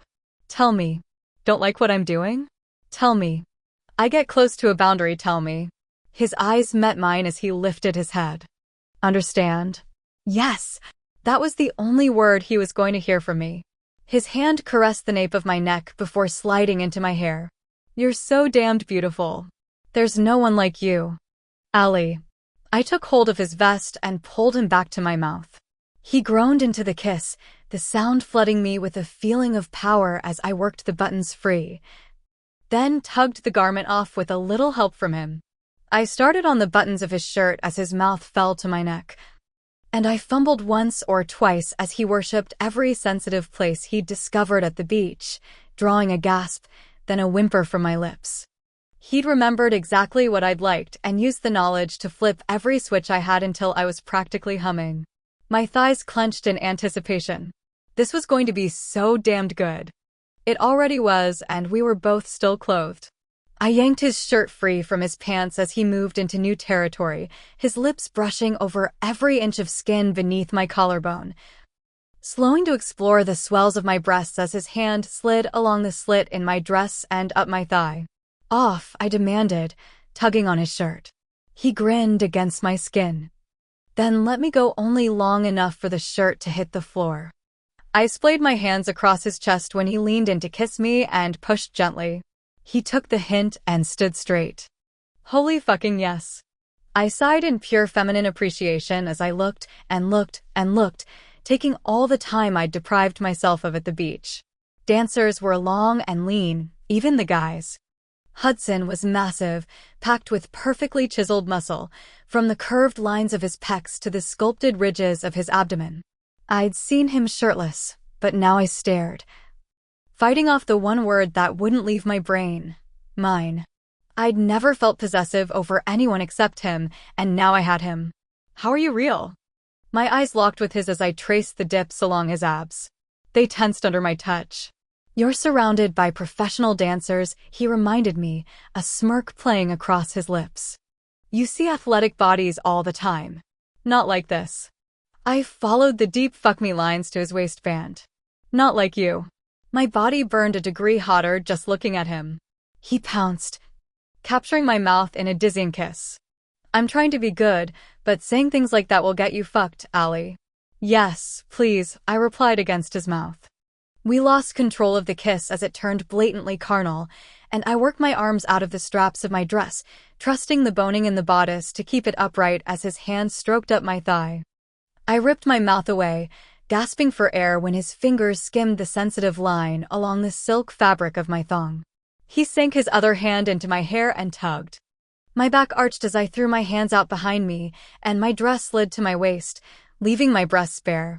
"Damn," he muttered, his gaze moving over me with a look of pure hunger that made my heart pound even faster. "Could you be any more perfect?" His mouth closed over a nipple, flicking it with his tongue. And I moaned at the jolt of white-hot need that streaked through me. God, that felt good. It was somehow even better when he moved to my other breast and started all over again. My hips jerked, and he traced the elastic of my underwear from my hip all the way down my inner thigh to my center. An inch to the left, and he'd be right where I needed him. He was turning me into a puddle, melting me with his mouth and with the light, stroking teases of his fingers. I needed more. I'd never felt this urgent before. Like the world might actually end if he didn't touch me, didn't appease the steadily growing ache between my thighs. Now would be a good time to tell me to stop. His fingers stroked over my core. A tiny scrap of fabric separating us, and he scraped his teeth over my nipple before lifting his head to look me in the eye. More. Like hell were we stopping? "Allie?" He leaned in and brushed his lips over mine as his fingers dipped beneath the edge of my underwear. "I think those first 5 minutes are up. Wanna extend?" "Oh my God, Hudson, just touch me." I balanced on one hand and held on to the back of his neck with the other. He studied every detail of my expression as his fingers found me, and then his eyes slid shut as he groaned. "Fuck, Allie. You're soaking wet." I gasped as he brushed my clit. His eyes flew open, and I wasn't sure what turned me on more, the circles he started tracing with his fingers around, but not over my clit, or the way he looked at me like I was the answer to every question he'd ever asked. Soft. Circle. Hot. Circle. Slick. Circle. Flawless. He moved his hand from the nape of my neck and down my back, fully supporting my weight when my back arched and my hips rocked, looking for friction, for pressure, for something to release the spiraling tension he constructed with each swirl of his fingers. I hooked my left leg around his hip and used the leverage to change the angle so his next stroke hit me right where I needed. Holy shit. Pleasure shot through my veins, sharp and sweet. My moan echoed off the walls. Again and again, I rocked against his hand, setting the pressure, the rhythm the way I liked it, chasing the high. The climax that hovered so close I could almost taste it. "Tell me, love." He ghosted his mouth over mine as he withdrew slightly, denying me what I wanted. "Are you used to taking what you want?" I threw my arms around his neck, kissed him in answer, and rocked my hips again, whimpering in frustration when he kept the touches light and teasing despite my best efforts. "You are, aren't you?" His eyes searched mine, and I hated that he could speak coherently, that he was in full control while I squirmed. "You know exactly what your body needs to get there, and you take it. Quick. Easy. You have partners, not lovers." "Yes." I bucked my hips again, and he backed off. I cried out in sheer frustration as the climax I'd been chasing slipped away. "What are you doing?" "Denying you the little orgasm you almost took so I can ruin you with the one I'm going to give you." His fingers circled my clit, rebuilding what he'd flat out stolen from me. And he lowered his mouth to my breast, swirling his tongue in the same pattern until that coiled need flared brighter and hotter than before. Then he did it again, backing off right when I reached the edge and beginning over, building a hotter fire, winding a tighter spring until I was a writhing mess. My fingernails raked into his hair and down the back of his neck. "Hudson." It was a plea. His eyes flared, edged with hunger. "Say it again." His fingers slipped lower. And it dawned on me that I'd given up control and gained power. "Hudson." One long finger slid inside me. I gasped, and my walls clenched around the welcome intrusion. "Hudson." A second finger joined, and I whimpered at how fucking good the stretch felt. It had been so damned long. "Hudson," I whispered and arched my hips. "So fucking hot." A groan rumbled through his chest, and I made it my life's mission to hear that sound again. "God, you're on fire for me, aren't you?"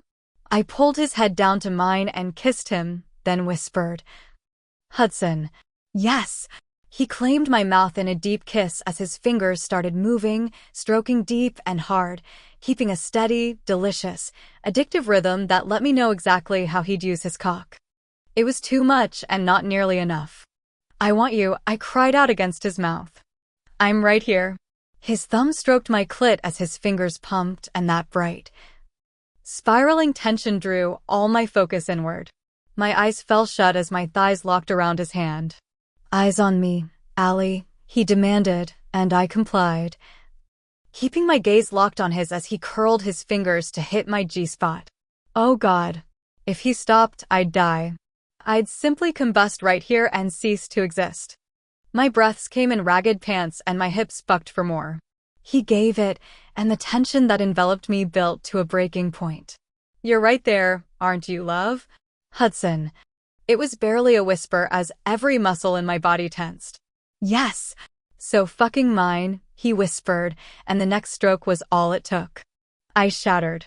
Wave after wave of pleasure broke over me, each just as intense as the last, cresting again and again as I cried out, holding on to Hudson like he was the only thing keeping me tethered to the world. He brushed a kiss over my lips as I came down, then withdrew his hand. "You're stunning. A complete damn revelation. I could watch you come apart all day, every day, and never get bored." His gaze raked over me in awe, and I smiled. "You can't possibly say that after just one time." I reached for his belt. He froze, staring at me with the strangest expression. Wonder? Shock? What? My hands fell, inadvertently brushing his very hard cock. "Do it again." I found the buckle of his belt. "Not that." "Smile," he begged. "What?" My mouth curved at the incredulous widening of his eyes. "There she is. God, I've missed you." He kissed me long and hard, his fingers hooking into the straps of my thing and pulling the silk down my thighs, his mouth only leaving mine when he tugged the fabric completely off. The absolutely ravenous look he gave me sent heat flooding through my body again, taking me by surprise. Usually, I was a one-and-done kind of girl. But need sparked deep within me as he moved between my thighs. Holy shit, I didn't just want to get him off, I really wanted him. I sat up and fused my mouth to his, stroking my tongue behind his teeth. His fingers dug into my hips as I reached between us and gripped him through his pants. Hot, hard, thick. Exactly what I needed. His groan was the kind of sound I wanted to record and play back over and over, but he caught me off guard when he captured my hands and pulled them off his body. "Hudson?" I asked between kisses as he laid me back against the granite. I keep my promises. He slid off me and sank between my thighs, then shoved the wreckage of my dress up to my waist. Oh shit. Hudson. I'm not usually able to come twice. Challenge accepted. He settled his mouth over me, and I cried out at the first drag of his tongue over my hypersensitive clit. Our eyes locked as he did it again, and my back arched. You taste better than I ever dreamed. And I dreamed for years, Allie. He pulled my thighs over his shoulders and dragged my ass to the edge of the island. 11 long years. My head fell back as he licked and sucked, teased and tortured. Every stab of his tongue had me keening. Every flick against my clit had me gasping for more. I writhed under the intense pleasure as it built and spiraled, bordering the point of pain. And I speared my fingers through his hair to pull him away, but held him closer instead. Oh my God, don't stop. He didn't. Hudson, I whimpered. My head thrashing as he drove me relentlessly toward a peak I didn't know existed. He stopped teasing and flat out devoured me. And when my legs tensed, he only went harder. Using the flat of his tongue and thrusting his fingers inside me until I trembled, my body so impossibly tight that my choice was either come or die right there on my kitchen island with Hudson between my thighs. He drove the point of his tongue against my clit, and I shouted something that sounded like his name as my body flew apart, the tension within me snapping violently. My hips bucked against his face, and he threw an arm over my lower stomach, pinning me in place as he stroked me through the most intense orgasm of my life. By the time I came down, I was completely limp, a puddle of satiated bliss. It wasn't bluster, I managed between the gulping breaths I took to steady my heart. He fucking grinned. That dimple in his cheek appearing for a heartbeat as he gently took my legs from his shoulders and let them dangle off the edge of the island as he stood. The heat in his eyes as he looked me over had me pushing against the granite to sit up. Now, I undid his buckle before he got some wild idea to see if he could ruin me for a third time. Allie. He whispered with an edge of desperation, his cock straining against his pants as the sound of a key turning in the lock registered a second before the front door opened, slamming into the doorstop. I froze, my fingers poised on Hudson's waistband. Fuck, he growled, then moved faster than I'd ever seen.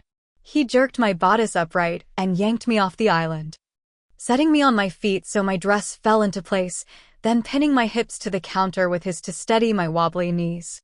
His cock was harder than granite and pressed against my stomach in a screaming denial I agreed with. This was not happening. You guys here?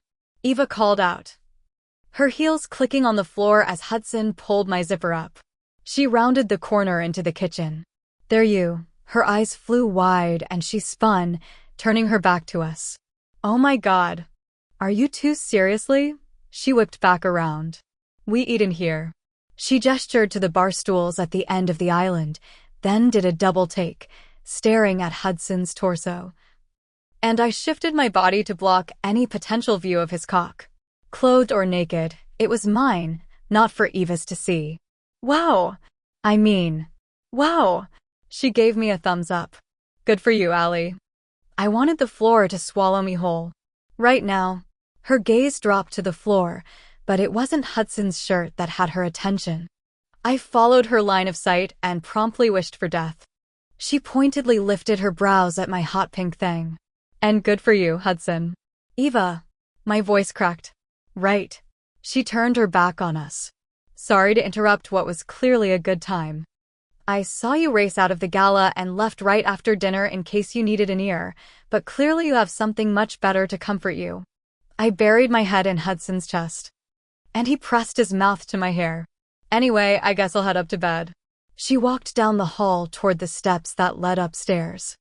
I think Anne is staying at her place tonight. So feel free to continue the kitchen escapades. Just keep it down. The walls are thin, and I do not need that in my life. Oh, and for fuck's sake. Bleach those counters before you cook anything on them. The sound of her bedroom door closing let me finally take a full breath. That didn't just happen. I lifted my head. Oh, it did. Hudson grabbed his clothes off the floor, then handed me my underwear. Which is precisely why I live alone. because he didn't want to be interrupted with the multitude of women he brought home? The thought gave me the instant ick. But he was entitled to do whatever he wanted as soon as our charade was up. In 7 weeks he'd be free and clear, because I wasn't going to keep him. I couldn't. There was no way to trust someone who'd already abandoned me at my most vulnerable. And yet, I'd just blatantly used him. Twice. And he'd let me. What the hell was wrong with me? Whatever you're thinking, stop. He took my chin between his thumb and forefinger and tilted my face toward his. He really did have the most remarkable eyes. I used you to quell my anger. Guilt twisted around my ribcage. I'm sorry. I'm not. He backed up a step, letting his hand fall from my face. But I am glad we stopped. I'd like you to fuck me because you want me. Mortification curved my shoulders. I did want. Only want, he clarified, tilting his head to the side. No need. Need is better. None of the other bullshit, just need. He glanced down the hall. I'm going to sleep in the guest bedroom. Don't worry, I'll be up before Eva notices. Are you? God, I'd felt how hard he was. Okay. He nodded once. Nothing deflates me faster than the sight of your little sister. Right. I wrapped my arms around my waist. I'm really sorry. It won't happen again. Don't threaten that. He shoved his arms through his shirt and crossed the distance between us. I meant what I said. Every word of it. And if you want to use someone for an escape, then it's me you'll be using. Sure. I'd like you to fuck me because you need me, but I'll take you however I can get you, Allie. I feel like an ass. Really? He glanced down my body like he'd seen me naked, which he kind of had. I would think you'd be feeling nice and relaxed after I got you there twice. My lips parted. A cocky smirk played across his face as he backed away. What was it you said I should do? Fuck you so well that you'd never want to leave my bed and dish out orgasms? 2 down and infinity to go. Sounds to me like it's going according to plan. He turned away and walked down the hall to the guest bedroom. Ugh. He definitely delivered on the orgasms. Present me officially hated past me. We couldn't do that again. This time I meant it. Chapter 21. Allie. June rolled into July, and I settled into what I'd called my Haven Cove routine, rehearsing all day, teaching Juniper in the evenings, and keeping at least 10 feet away from Hudson at all times. Especially right now, since he was working out shirtless in our pool as Juniper moved through a new routine in the studio. Thank God the only windows that looked into the backyard were at the end of the room, the gym, and not up here, where I needed to concentrate. He hadn't brought up our night in New York. Probably because we hadn't had a reason to be alone, nor had we faked it, since there were no family events for Caroline to pick at me. Then again, no family events meant I hadn't had a chance to win Caroline over yet either. We were getting further and further into this charade. And all I'd done was get way too attached to a little girl I had no right to. At least 3 times a week, Hudson brought Juniper by the house after work, then swam until it was time for her to head home. I glanced at the clock. In a few minutes, he'd get out of the pool, walk up the porch, and head into the downstairs bathroom, where he'd get changed into dry clothes. Which meant I could stop fighting the impulse to run a sporadic mile on the treadmill just for an excuse to stare. Not like I needed a reminder of what he looked like. I saw him hovering over me, gloriously shirtless, every time I closed my eyes. I couldn't go there again, not with him wanting this to be real. But in a way, it already was. Without a reason to put on a show, we were simply ourselves, and while I wasn't exactly letting him, I wasn't cold-shouldering him. Juniper finished the routine with a flourish, and I hit pause on the remote in my hand, killing the classical music. Her smile fell and her shoulders dipped. I did it better earlier. Earlier you weren't as tired, and I think you did great. You always say that, she muttered, picking at her skirt. No, this afternoon I said your turnout was lazy. I walked to the closet beside the studio doors and tucked the remote away next to the stereo. When I give you a compliment, I mean it. We moved through a stretching session for cool down. Are you excited to come camping this week? She asked as we moved into our legs. I don't know enough about the trip to call it excited. I couldn't afford to take the days off training for the trip, not with Charlotte breathing down my back and scheming to take my role. But I couldn't lose an opportunity to spend time with Caroline either. 3 days of being examined by Hudson's sister, only to be found wanting, wasn't exactly my idea of fun. But it was our last scheduled chunk of time together, so I needed to make what progress I could before this whole thing blew up in our faces. It's the best. Juniper grinned, leaning into another stretch. We rent these little cabins right by the lake. They're not fancy, no electricity or anything, just a couple twin-sized beds with kinda lumpy mattresses. Her nose crinkled. The center one is the best because it's closest to the outhouse, for, you know. Gotcha. I moved into position to work my hip flexors. Lumpy mattresses, twin beds, outhouse. Grandma and Grandpa pushed their beds together. Mom and Dad used to do that too. Her voice trailed off. I used to sleep with my cousins in cabin 4 with the bunk beds, but after Dad died, Mom got nervous about me being so far away, the lake and all, so now I sleep in hers. But maybe this summer she'll let me go back with Mason and Melody. Maybe. A pang of sympathy smarted in my chest. It was understandable that Caroline had anxiety when it came to Juniper. When my dad died, the 3 of us took turns staying at Mom's house until she felt ready to be alone. It's really nice of you to be a comfort to her. Her brow furrowed as she twisted, stretching her back. How did Grandpa die? She flinched. You don't have to answer. I don't want you to have a panic attack, like I had when talking about Lena.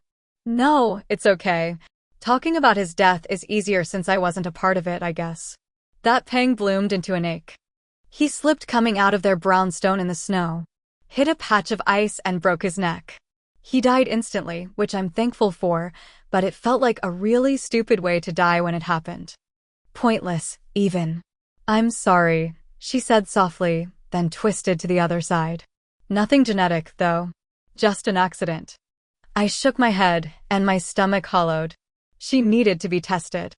Genetics and medical history were the least of what Juniper was owed, and we could only give her half of that without knowing who her father was. Back to camping, Juniper said as we both settled in to stretch our calves. Bug spray and sunscreen? My muscles screamed, but I kept my face flat. Too much time on point meant I was going to have to use the ball tonight to release the muscle. Absolutely, and you should bring a good sleeping bag, because it can get cold, she added. Oh! And lanterns are really good too. Cabin 2 is probably second best because it's closest to the pavilion, so you can smell breakfast cooking in the morning. Her eyes lit up. And I couldn't help but smile. Her excitement was contagious. Mom always makes me eggs in a basket, which are my favorite, and then usually packs a picnic lunch, too. Since we don't usually stay at the campsite all day. What do you do? I muscled back a grimace and started working the left. Hike. Zipline. Rope swing into the deeper part of the lake. You're going to love that. She grinned. I pressed my lips between my teeth.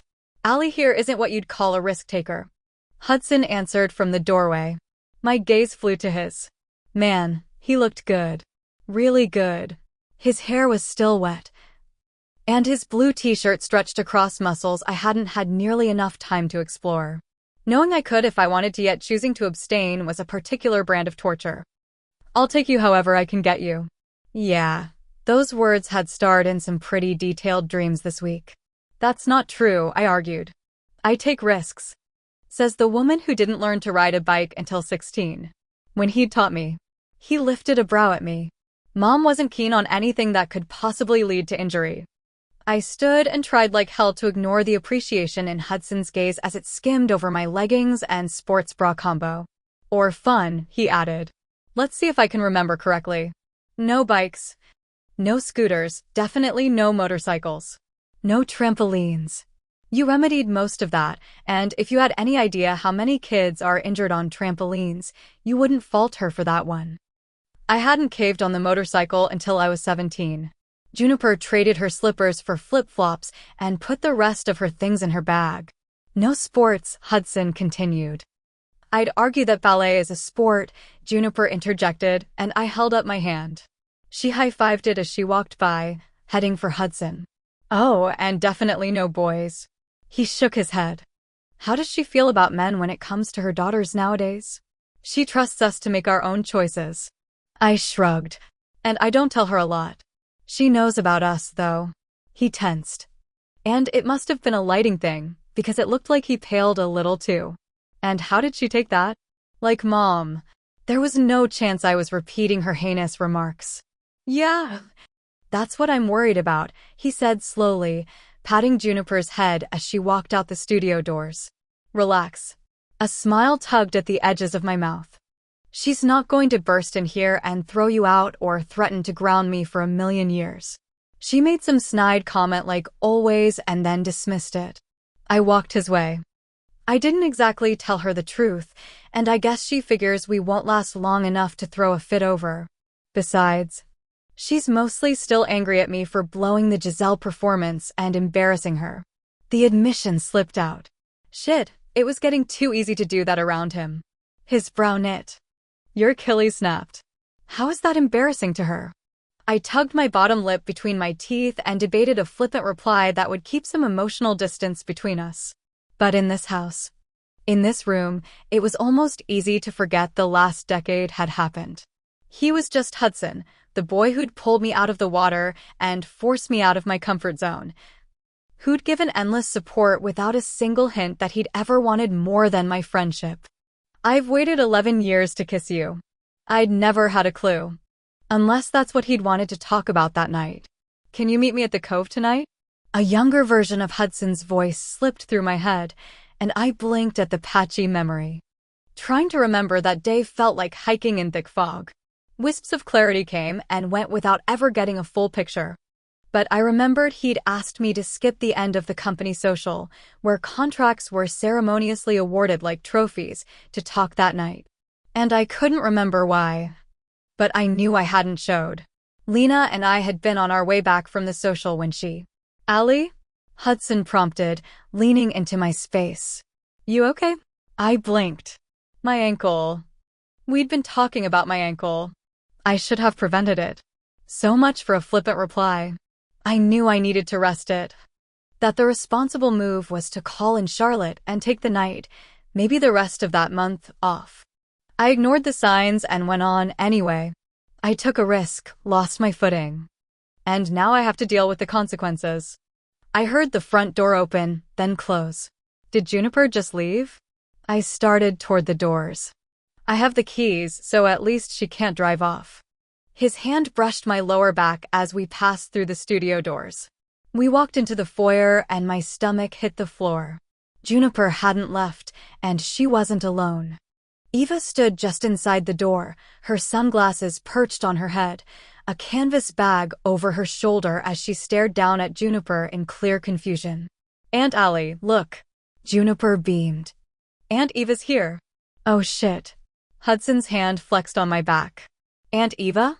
Eva repeated, her gaze jumping to me, then toward the living room as Anne scurried in, tugging off her reading glasses.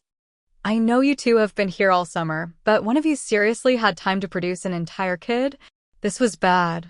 So bad.